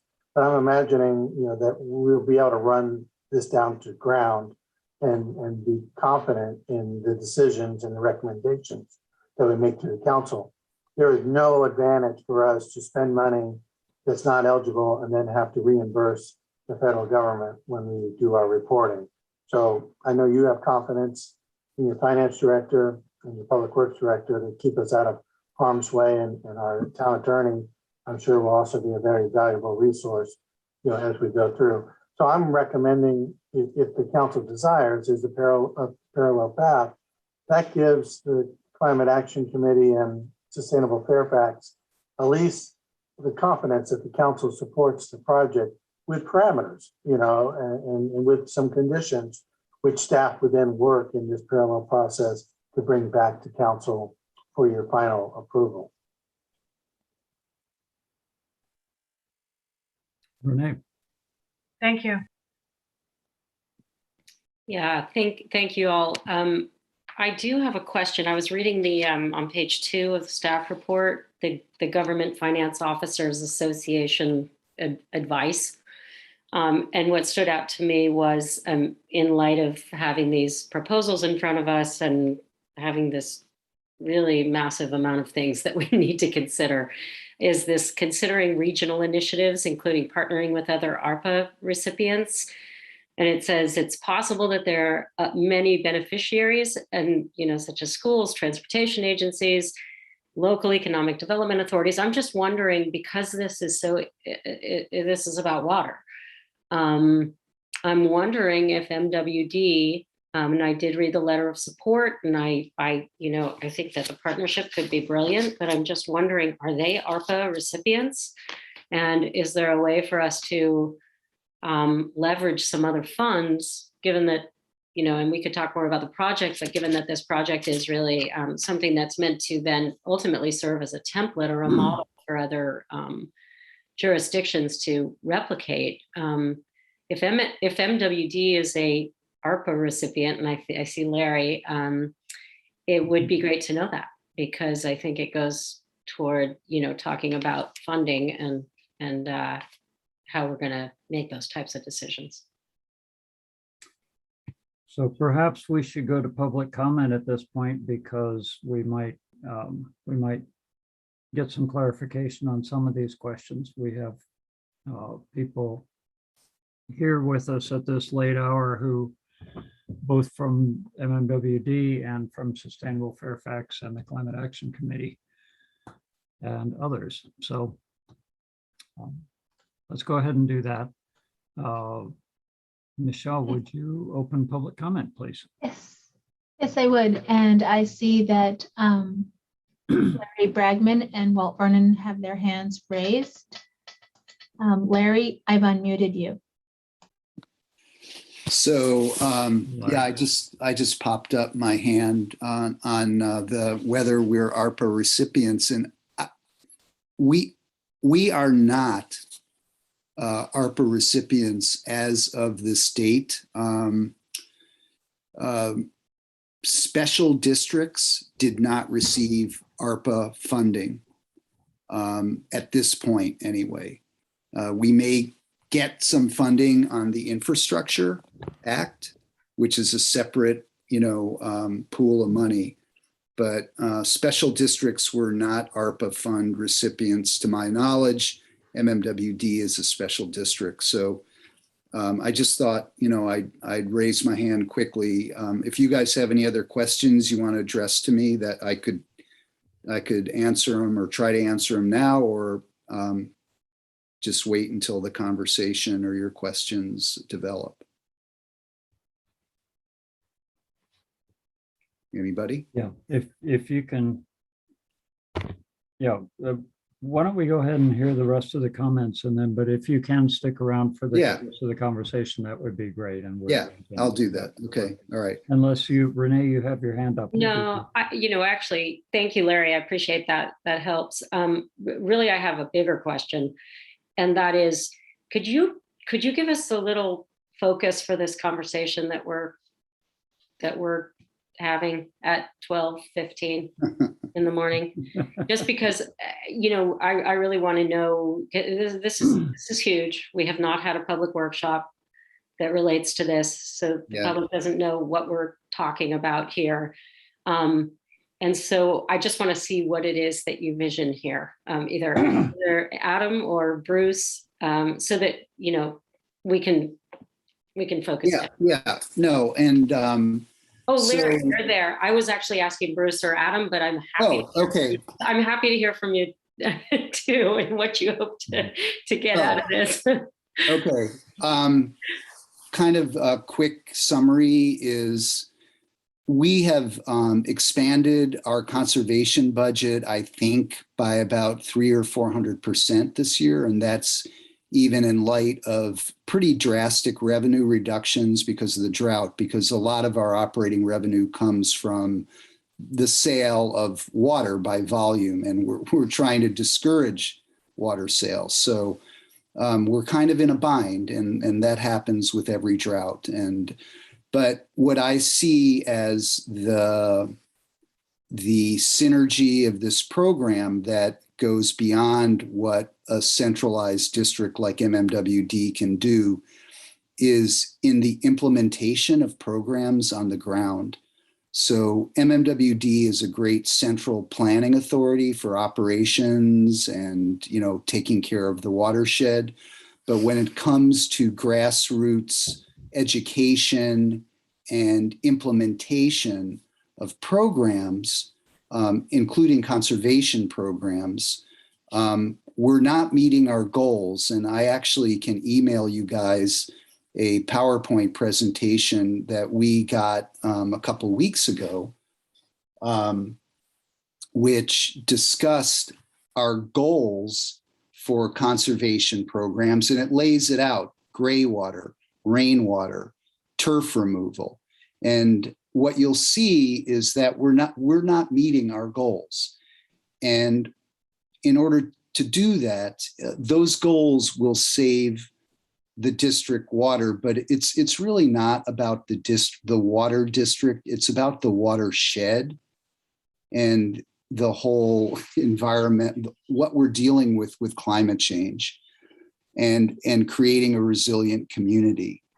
And why the district is enthusiastic about this is that it's going to create the kind of proactive outreach on a local level that we need to get people to change the water culture, just like we changed the energy culture, starting in Fairfax with clean energy.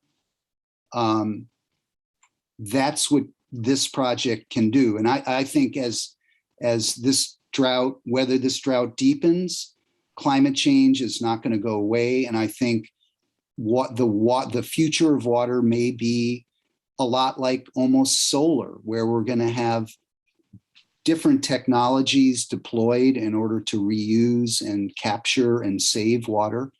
But ultimately, it's going to start with changing the way people look at water and the way they use water and the way they value water.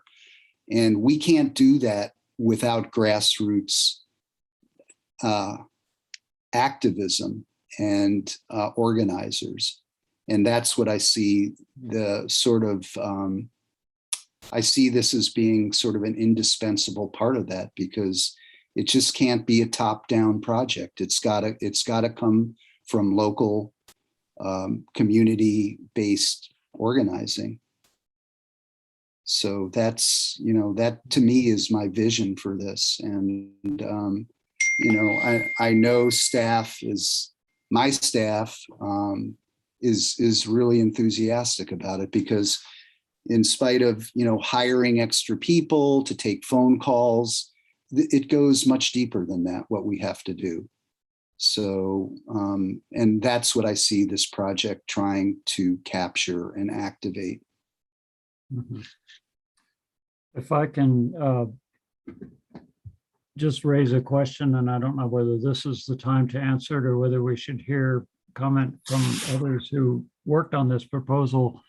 But as Adam mentioned, he and I have discussed the possibility that we might shift some of the what was written in that proposal from coming from Fairfax, from ARPA through Fairfax, to possibly some of it coming through MMWD as well. And yeah, and part of the funding will come through MMWD, but it would be indirect. So for example, I think part of the proposal is to give folks here in Fairfax some kind of supplementation for rebates. So right now, for example, MMWD is paying rebates on turf removal. It's paying rebates on flumes. It's paying rebates on rainwater collection, gray water collection,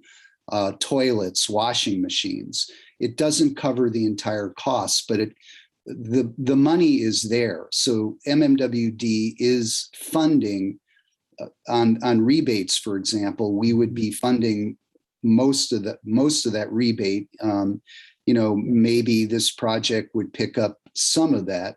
We would be providing support. We would be providing organization. We would be providing a lot of sort of embedded costs to help keep this thing going, so that this project, this local project, would not have to sort of reinvent the wheel as far as information, data, all those kind of things that we can provide. And also we can provide system overviews and technical assistance. So I can't say, given the financial crunch we're in now, that we're in a position to be grant funding this. What I'm here to tell you really is that the district supports it. I support it personally. I can't speak for the rest of my board, but the board did vote to send that letter of support. So I do think there is some support, even though we are breaking new ground. And I understand, the issues of eligibility and all that you're dealing with, that you have to do your due diligence on. But I think as far as the concept, I think it is a valid concept. And, Fairfax has always led the way on that kind of grassroots organizing. And sometimes we've planted the seed. And I think that could be the case here. I hope it's the case here. I think it needs to be. So I think it's a great opportunity for both sides. Okay. Thanks. If it's okay with fellow council members, I'd like to continue with. Yeah, sure. I'll just stay here, and you guys. You've still got your hand up. Let's finish this conversation. Go ahead. Me?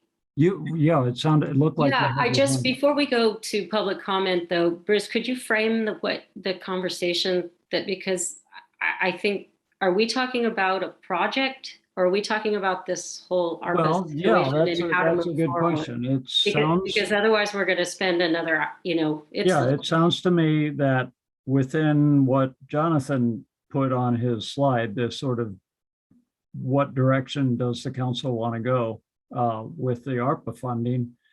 It sounds to me, and this is just, I'm just putting this out to see whether other council members agree. It sounds to me like where we are, what we're talking about at this moment is getting a general overview that we've gotten from the presentation on the ARPA questions, but then sort of drilling down on this one proposal for the water conservation because of its urgency. And fortunately, we have some people here, including Larry and including Laura and Nina, who are here to talk with us about that. But then, so that's what it's sounding to me, that we're stepping from the overall ARPA question to that one specific thing. But I'm happy to hear The if desired that's not the correct outcome, interpretation. and the desired outcome is that we would then be deciding on a funding amount? Or Well, because I think the question has been raised about eligibility, and that needs to be understood. If we think we're allocating ARPA funds, we need to make sure that we are, and that's not something that we necessarily can completely answer tonight. So I don't know. Adam, this is a good question. What conversation are we What are we having? We're doing? all Yeah. getting a little tired here. So any Yeah, I mean, direction? I think Mayor Ackerman said it correctly. It's really this one program, this one proposal that's before you that has some urgency to it, just by the nature, of where we are in the drought. And in my opinion, every month counts. And if this, in fact, this model program that they're bringing forward works, then it could then be duplicated in other cities here in Marin, and then obviously further than that. So there's some value and some urgency, associated with it. But I would compare it to what you did back at July 1 at your special meeting on July 1, when you looked at the homelessness program that the county was rolling, and you said that we want to put $33,000 towards that. It didn't get into the final budget on July 7th, but it's still earmarked there. And clearly, when we get agreements or whatever we need to get from the county, so it's formalized, then we know the money is available. So that'd be a similar process here. Work with Sustainable Fairfax, work with the Marin Water District, work with the Climate Action Committee, confirm that it's eligible, look at other funding partners, and move forward with and come back to council with final agreements, assuming that's possible and that it's eligible. Hopefully does that help? So for the rest of the programs, I'm really, from my opinion, and Jonathan and Michael, if they have a different thought, I don't believe they do. For the rest of the programs that Jonathan and Michael kind of walked through, and those that we don't know about, let us continue to gather those. And as Jonathan did with our existing budget with capital projects, prioritize those and then come back, either at the end of October, early November, as a reasonable amount of time, with those programs continuing. As I said to Jonathan and Michael, there are no bad ideas. They may not all be eligible, but let's get all the ideas, and capture them all.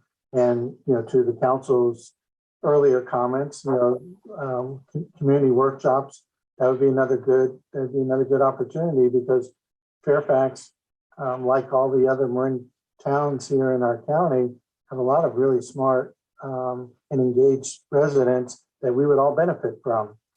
So there's no rush, and I think that's what Michael was trying to demonstrate at the beginning.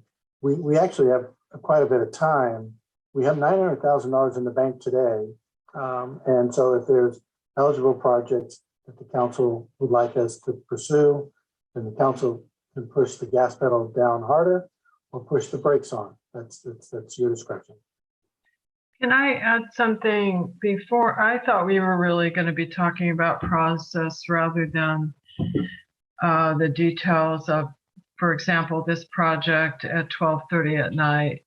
And we've been funding Sustainable Fairfax to the tune of 25 to 30,000 for a number of years. This is $250,000, and I'm really concerned about the relationships between Climate Action Committee, Sustainable Fairfax, personal relationships, and I don't see, I just want to make it clear, I'm not supportive of a massive project like this. I think some of the things that Sustainable Fairfax has been doing over the years, outreach and grassroots work, is very valuable and has really helped us. And I think elements of this work fit really closely into their outreach. And so I would be more interested in something like a small increment to their contract to do some of this outreach work. And then we delve into this more deeply at another time. But I'm real concerned about, $250,000 going to an entity that's been operating at a much lower level with a different level of expertise. So I just want to lay that out there. And I really feel that 12:30 at night to start talking about, we've never funded anything like this for an outside group other than projects that are specific for capital projects. So that may not be making people happy, but I had to put it out there, and I had hoped we were really going to talk more about process than whether or not we fund this or even start negotiations on something that I think we need to delve into a little more deeply. I have to chime in because I specifically asked for a process by which we would approve projects. And I said, okay, we're going to get our proposals in by this date. And so we've been marching to this council meeting date for approval of funding. I understand that it's a lot of money.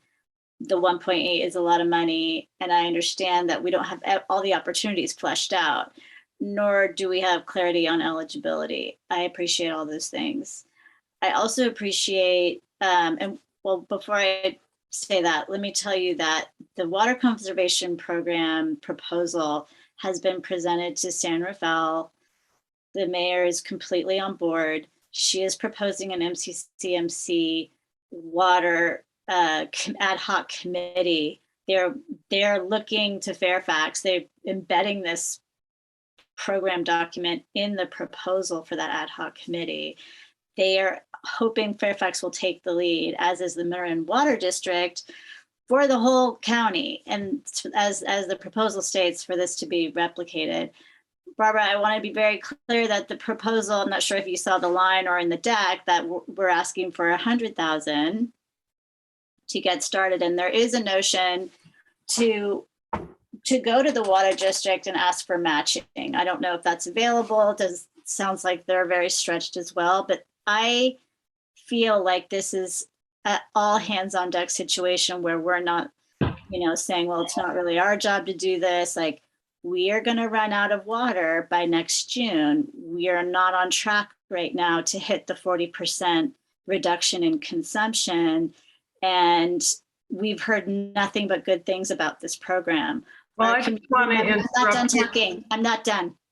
Our community's members have the relationships with the residents, with the small businesses, the institutional users.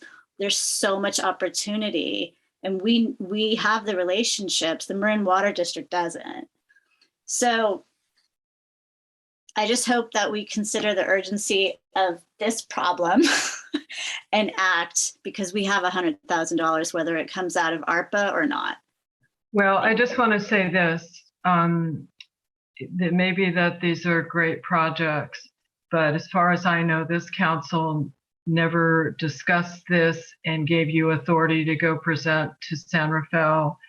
And of course, everybody would be happy for us to take the lead. I'm really concerned that this is coming down the way other projects have been brought by you personally, where all of a sudden we're expected to jump on board. And I'm really concerned at this. And it's not that I have a disagreement about water conservation. I have a disagreement about the way this process has proceeded. And it's now 12:36. And I think we need to step back and look at this more carefully and really delve into it. So those are my 2 cents. Thank you.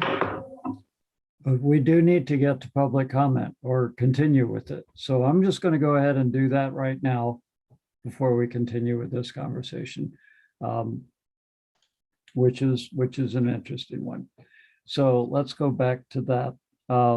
Michelle, if you'll call on the next person, please. Yes, I'd be happy to. It is Thank you.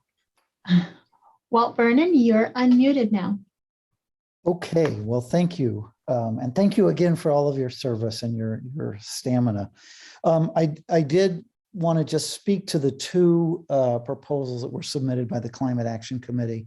One was for this revolving fund for solar, and then the other one was the water. In both cases, I am an attorney for what it's worth and have done the legal research to ensure compliance with ARPA regulations. And that was included in some of the original drafts that I submitted. And I'm happy to share that with town staff, town attorneys. So I think compliance for these 2 is not going to be an issue. And so the statutory authority is certainly there. The second thing that I was going to say is, it's interesting, like you all, in some ways, I am doing outreach to my peers, if you will, in the other towns to figure out what are they trying to do with this money and how are they trying to use it. And nobody has a clear sense, and everybody's quite excited in some ways about the proposals that we are making here. And there is a sense, I think, that we can use these to build momentum around the county and do bigger programs by doing them together. So I do think there's a real opportunity for that.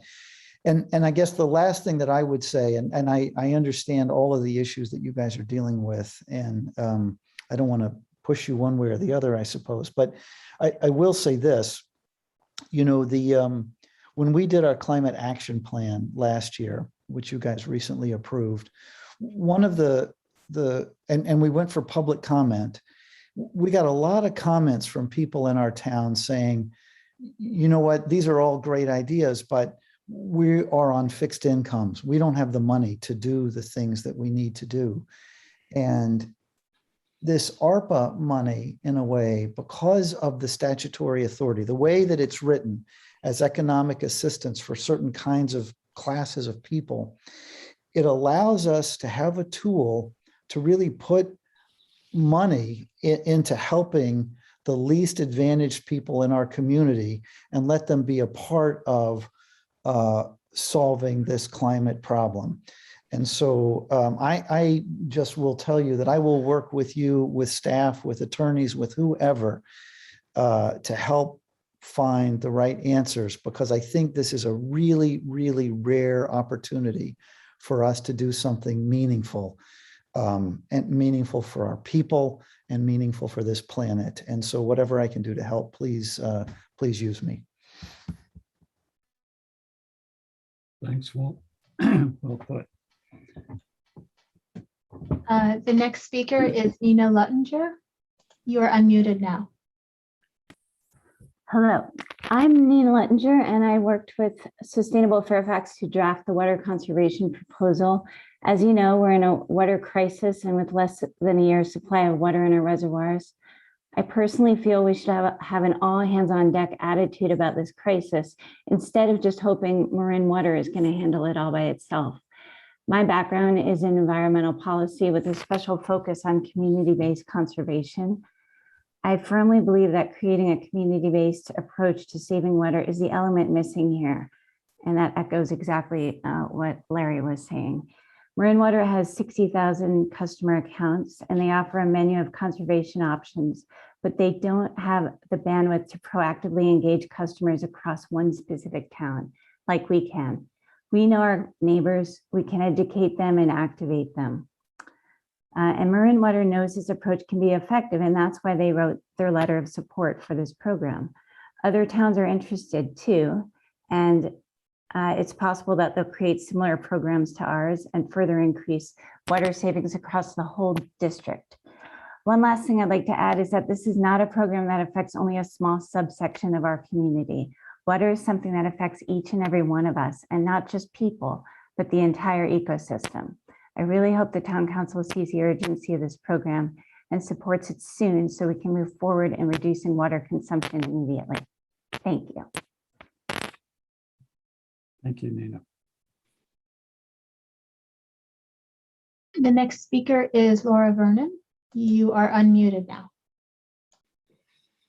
I'll keep this really brief because I think Nina did a great job summarizing, as did Larry. The only thing I would add is that, and actually this is also what everybody has said, that the proposal was created because of the crisis, but it was also created to take advantage of Marin Water's resources and to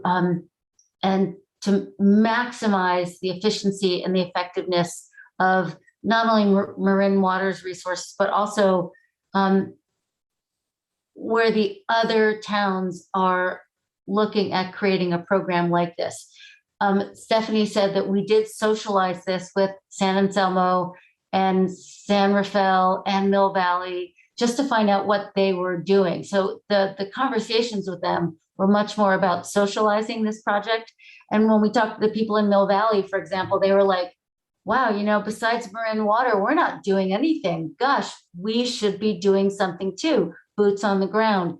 And those were the conversations that we were having with people in the other communities. So while this proposal is definitely focused on Fairfax, of course, one of the visions is if we can share resources and strategies and social media and training and education across every town in the district, we can really build resiliency into our water district, because the 40% water reduction goal, when you look at some of the information from Marin Water, it might not even be enough. If we don't get enough rain this winter, we're going to start off next year's drought as dire as this year. So, so building resiliency, maximizing our efficiency and effectiveness across everybody in the district was really what this proposal was built on. So as Nina said, we hope the council will consider launching this program with some amount of resources, because every gallon counts, and every day that we're not doing something like this, we waste opportunities. And we're here for questions. And Barbara, you said you had some concerns about our strategies and relationships, and we're happy to address any questions that you have at any time. So thank you. Thank you, Laura. The next speaker is Frank Egger, and you are unmuted now. Thank you, Michelle. Frank Egger, Middle Way. You know, I follow Fairfax pretty closely, and this is the first I've heard about this proposal. Was there a previously written report that the town council got that the public didn't see? It's interesting on the water issue. I think if you're gonna get into a proposal with Marin Water, you're gonna have to get a handle on what they intend on doing here. they voted 4-1. Larry Bragman was the only no vote to go ahead and start the process to install an intertie across the Richmond-Santa Fe Bridge to bring 13 million gallons a day of water from the Sacramento-San Joaquin Bay Delta to bring it to Marin. Marin is being asked to approve 14,000 units over an 8-year period. Sonoma County is being asked to bring 17,000 units, add 17,000 new units over the same 8-year period. The Russian Eel River complex supplies a good percentage of the water, most of the water for Sonoma County, and 75% of the water from North Marin, and 25% of the water from MMWD. The Russian Eel and the Sacramento-San Joaquin, those rivers are in dire straits, and Coho, Chinook, and Steelhead on a verge of extinction. So what you're talking about doing is supplementing, somehow supplementing our water supply with conservation, which is a good thing. But you're not addressing what Marin Water is going to do by taking in all this water across the Richmond-Santa Fe Bridge. Another issue with that intertie is that intertie sends water both ways, which means that one day water from Marin and from the Russian Eel River complex could be heading to the East Bay. The water barons have been trying to get their hands on Eel River water for decades. I've been fighting it since the 60s. So, there's a lot of connectivity here with water, with Sonoma, with Marin, with Mendocino, with Humboldt County, and now with the East Bay. And I think you've got to sort this out before you jump into a program where you're not sure where you're going with it. I think if you've got a good program going, you're going to have to get Marin Water to offer some concessions about where they're going to take their future water from.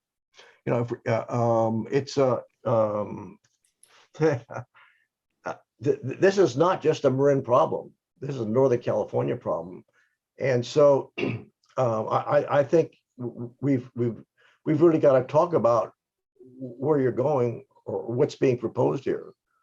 There's a number of people in Marin County who are a keen interest in water issues, and so I think you've got to involve a lot of people in these discussions, not just head off now on a project that none of us really know about. Thank you.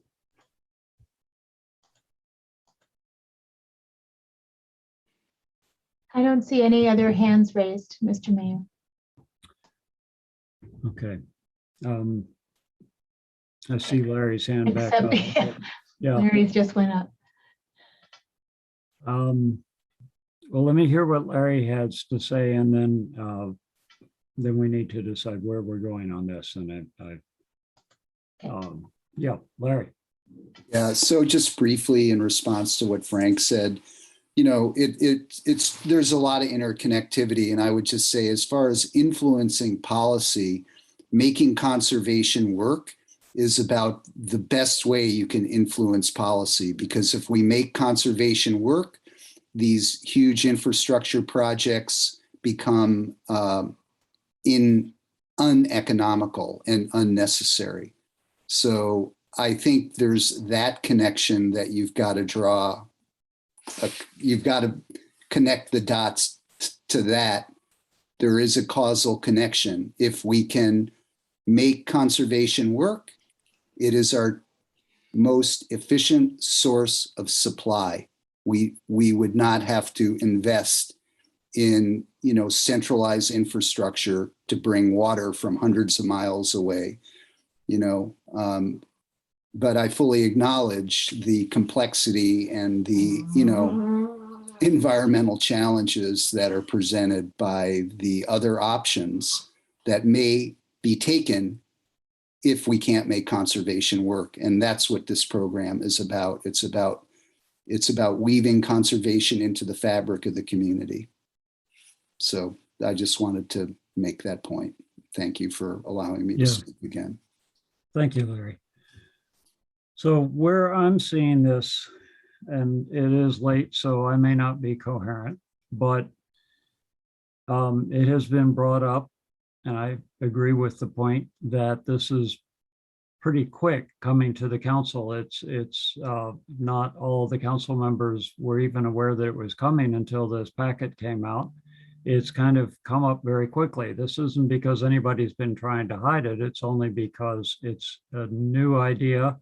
And some people like Laura and Nina have worked very hard on it to try to get this thing together for this meeting, because the thought was, and maybe I was wrong in saying this, but I told them that this was through Climate Action Committee, which is not really where this originated. It kind of originated from Sustainable Fairfax more, but I put out the idea that this meeting that we're having right now would be a time when it would be good to at least have things on the table, so that as council started thinking about the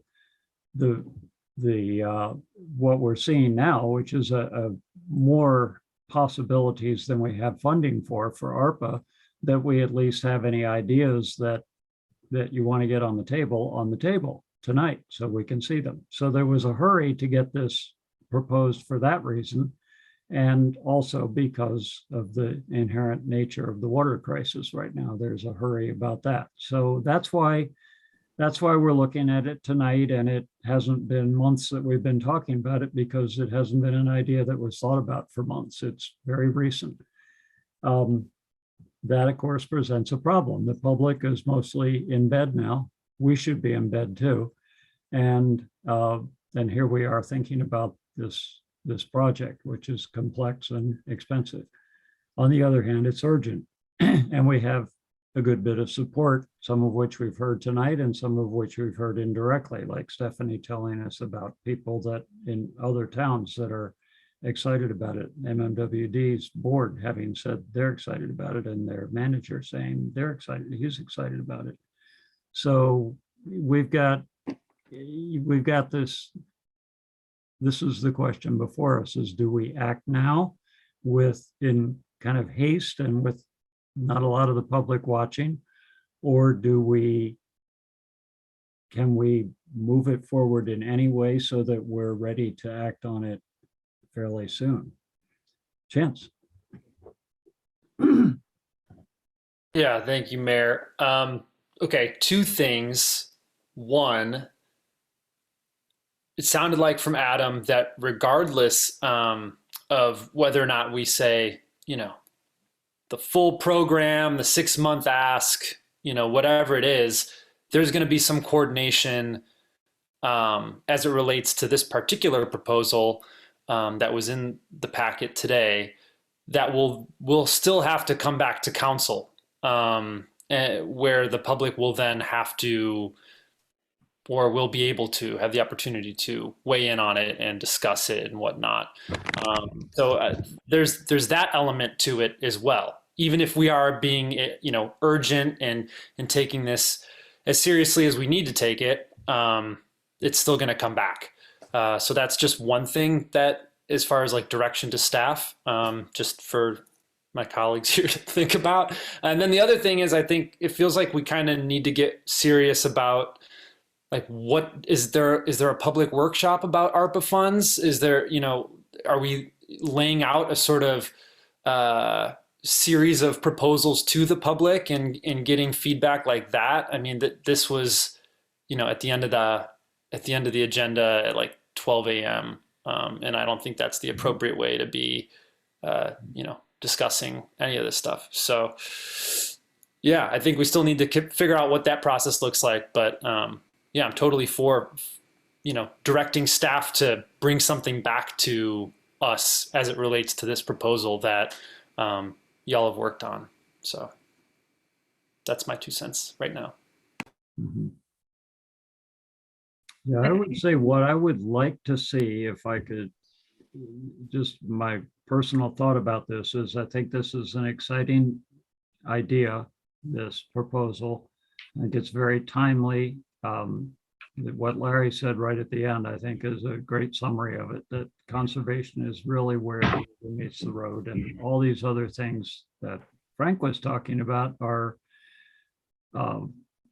the reason that they are being pushed is because conservation hasn't done the job. So this is, Fairfax is in a great position to maybe move the needle on that. I have a concern that that's a hard thing to do. For myself, I don't consider myself a marketing person. I don't know how to talk to large groups of people and get them to do what I want them to do. I don't know how to do that. Some people are better at it, but that's what this proposal is attempting to do, is to say we're going to create a process by which we can move the needle on large groups of people behaving in a way that thus far many yard signs and flyers and announcements at announcement time haven't done yet to adequately. I hope it works, but I feel like I'd like to be able to proceed cautiously, and I'm looking for a way to do that. So maybe one way to do it is to say, staff, come back to us and help us with this, but I don't know whether staff knows how to do that either without just giving it some funding to get it going. Barbara. I'd like to make the suggestion, I mean, Frank brought up a good point, among others, that this is the first time we have seen this. I appreciate all the work that went into it. I don't feel comfortable directing staff to go in to explore this and bring us back a proposal for 100,000 or 75,000 at this point. I would rather that we continue it, and staff could bring us a staff report on what makes more sense. I don't want to give the message that I don't think water conservation is critical. I do.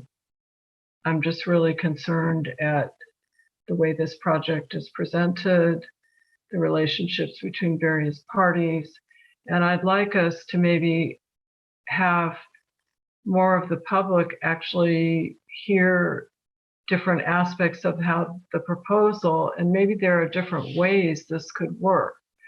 So I think it's a bit late, and we do have some hardcore folks that have stayed on the phone, but I'd rather we continue it to a later date, and maybe staff can look into it more a bit. I don't feel comfortable with it at this point. So Adam, can I ask you to think about what that later date might be? Can we hear from Renee?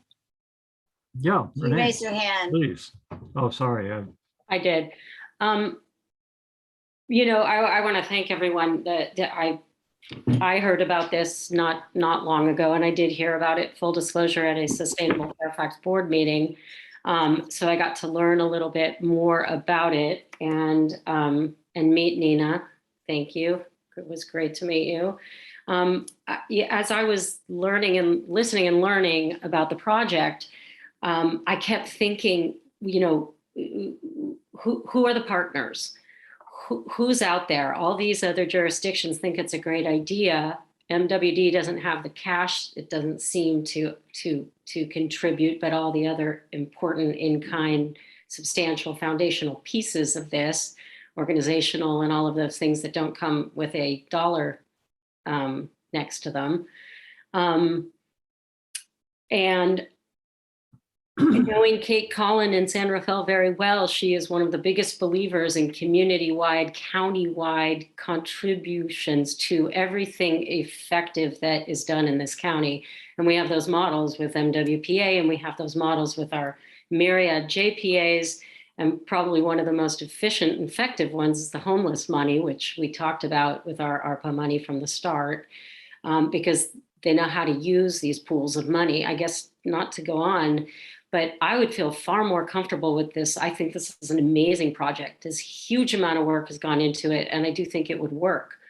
So this is not my vote of confidence or not about this project, but I think we need to leverage these other partners in these other jurisdictions who are going, yeah, Fairfax, go. I mean, we love being the model, and we have created and been exemplary leaders in environmental initiatives through time.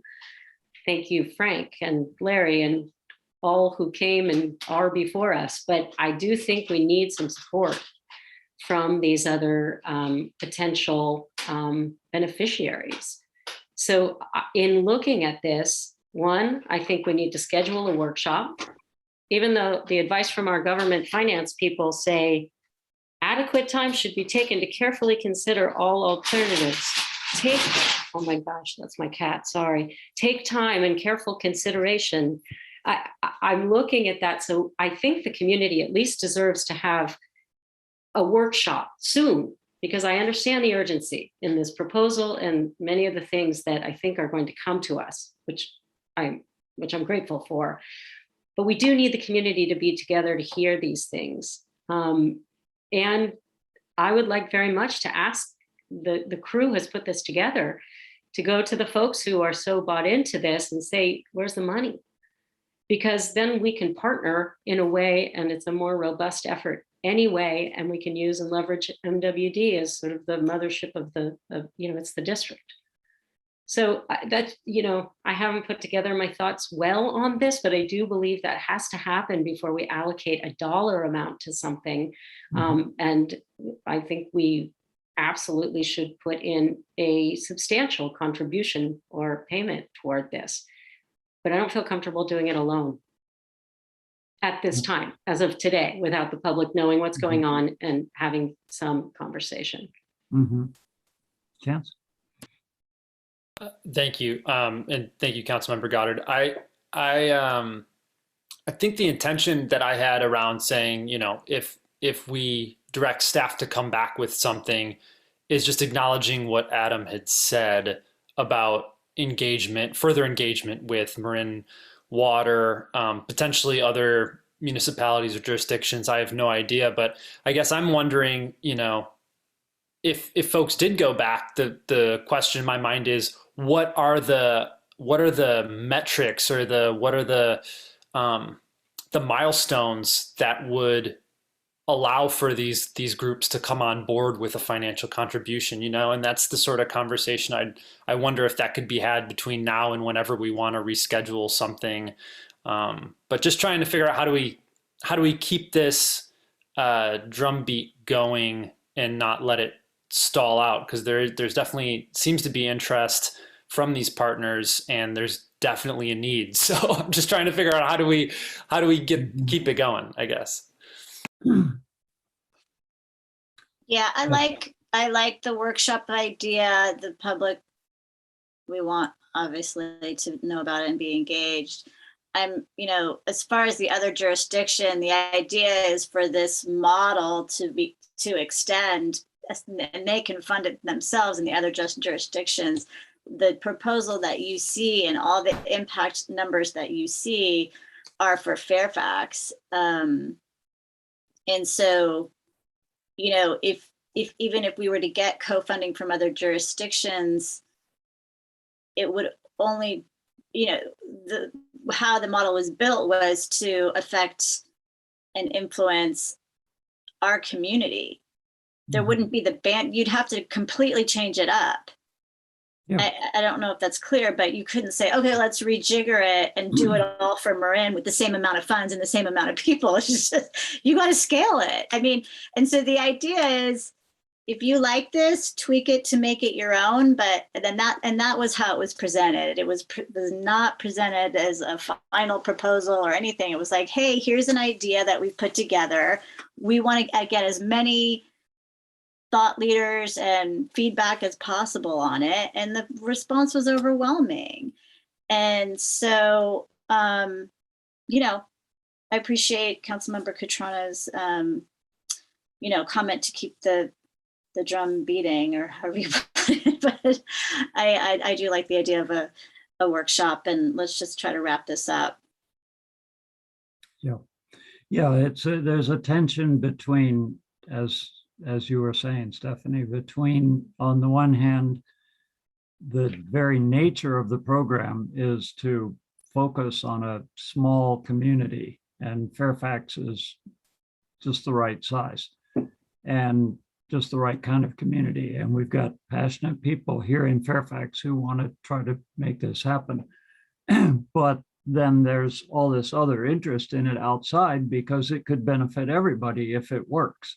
So how do we get some of the support from those other people who, MMWD and other towns and so forth, who are interested in it, without destroying that focused small town nature of it that is the essence of what the whole idea is. Anyway, we need to wrap this up and come to a conclusion. And it sounds like the conclusion is not going to be that we're going to allocate funding for it tonight. So what are we going to do? Adam, you've turned on your video. This is a good sign. Yeah, I don't have any brilliant ideas other than, you had the chairperson of the Climate Action Committee offer to help in many different ways. You've had obviously a board member from MMWD also offering to help in a lot of different ways. I would actually direct this back to the Climate Action Committee, and just to remind the council, this was agendized in a public meeting that didn't happen at midnight through the Climate Action Committee, where my recommendation for all things, like we're going to talk about the skateboard park survey at the Park and Rec Commission before things come to the council, so the public has an opportunity to speak on items that are relevant to those boards and commissions. So I would actually direct this back to the Climate Action Committee to continue the discussion with staff support, and knowing that the mayor is also on the Climate Action Committee. I think that it gives staff the opportunity to work with the Climate Action Committee to continue this discussion, invite the public. We can put it in the newsletter. Maybe it's a special meeting, put in a newsletter. And then as we look at the broader picture, which I think Councilmember Goddard is talking about, there may be an opportunity for a workshop. There may be an opportunity to kind of look at not so much having the community vote on what projects, but continue to get their feedback so staff can make informed decisions as we make recommendations to the council at some date later this fall. But let's work with the Climate Action Committee, have some public meetings through their venue, have staff work with them and reach out to a variety of regional partners and funding sources that may be able to help move this forward. And we'll come back, no sooner. I don't see us coming back until the second meeting in October, but let's see where we are after the Climate Action Committee has at least its first discussion on this item. Hopefully that helps move this discussion forward. Yes, thank you, Adam, for mentioning that. It was presented and posted on the town website for CAC August 17th meeting. So thanks for raising that. So are we ready to leave it at that? That sounds like a coherent way to go forward.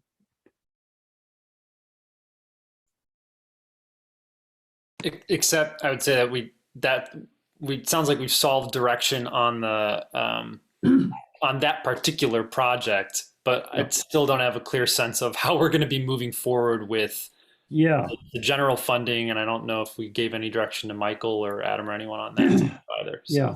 And it sounds like the general thought that council members have said is that we want a public workshop or something of that nature to specifically focus on ARPA. Yeah, and I think you'll see a couple of reiterations of the feedback that we've received tonight from the council. We'll continue to explore opportunities that our regional friends in other towns and cities are exploring.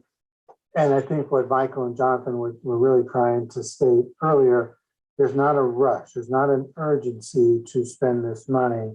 So let us take some time as recommended, and then come back with that next version of this discussion before we go to a workshop. So I think the workshop is a good idea, but it may be something that we do, maybe as far as next spring, unless, again, the council feels that there's some, urgency, and obviously we can take that up with the agenda setting committee. Renee? Okay, I'm sorry. I think I'm probably too tired, but I feel I don't understand, because this is urgent, what they're proposing.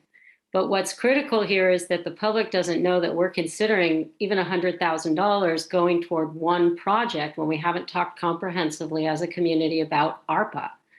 And what is eligible? I think that there's an urgency about There's an water. urgency about the water proposal, and that's why at the beginning of this discussion, I was saying where I think we're going is we're talking about that one proposal and not really about the whole rest of it. So there's not the urgency to solve the whole problem of where ARPA funding goes. I know, but That actually, this came to us in a different guise. It didn't come to us as, here's a project before us.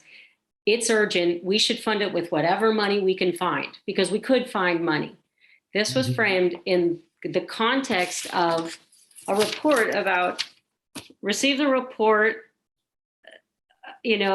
regarding potential projects and programs eligible for the American Rescue Plan money. So I think that we need to schedule a workshop immediately so that people know, so that we can consider these kinds of projects, having fully vetted, and let the community know that we have this money, 2, here's what's eligible as far as we understand. And then let's talk about this project. I mean, these folks are ready to fly. This is just really important that I think the community be part of understanding what we've got and what we can and can't do with it. I mean, I'd like to know from Walt, with his experience in the law, that he reads that these are absolutely eligible, but at the same time, we're saying we're not sure.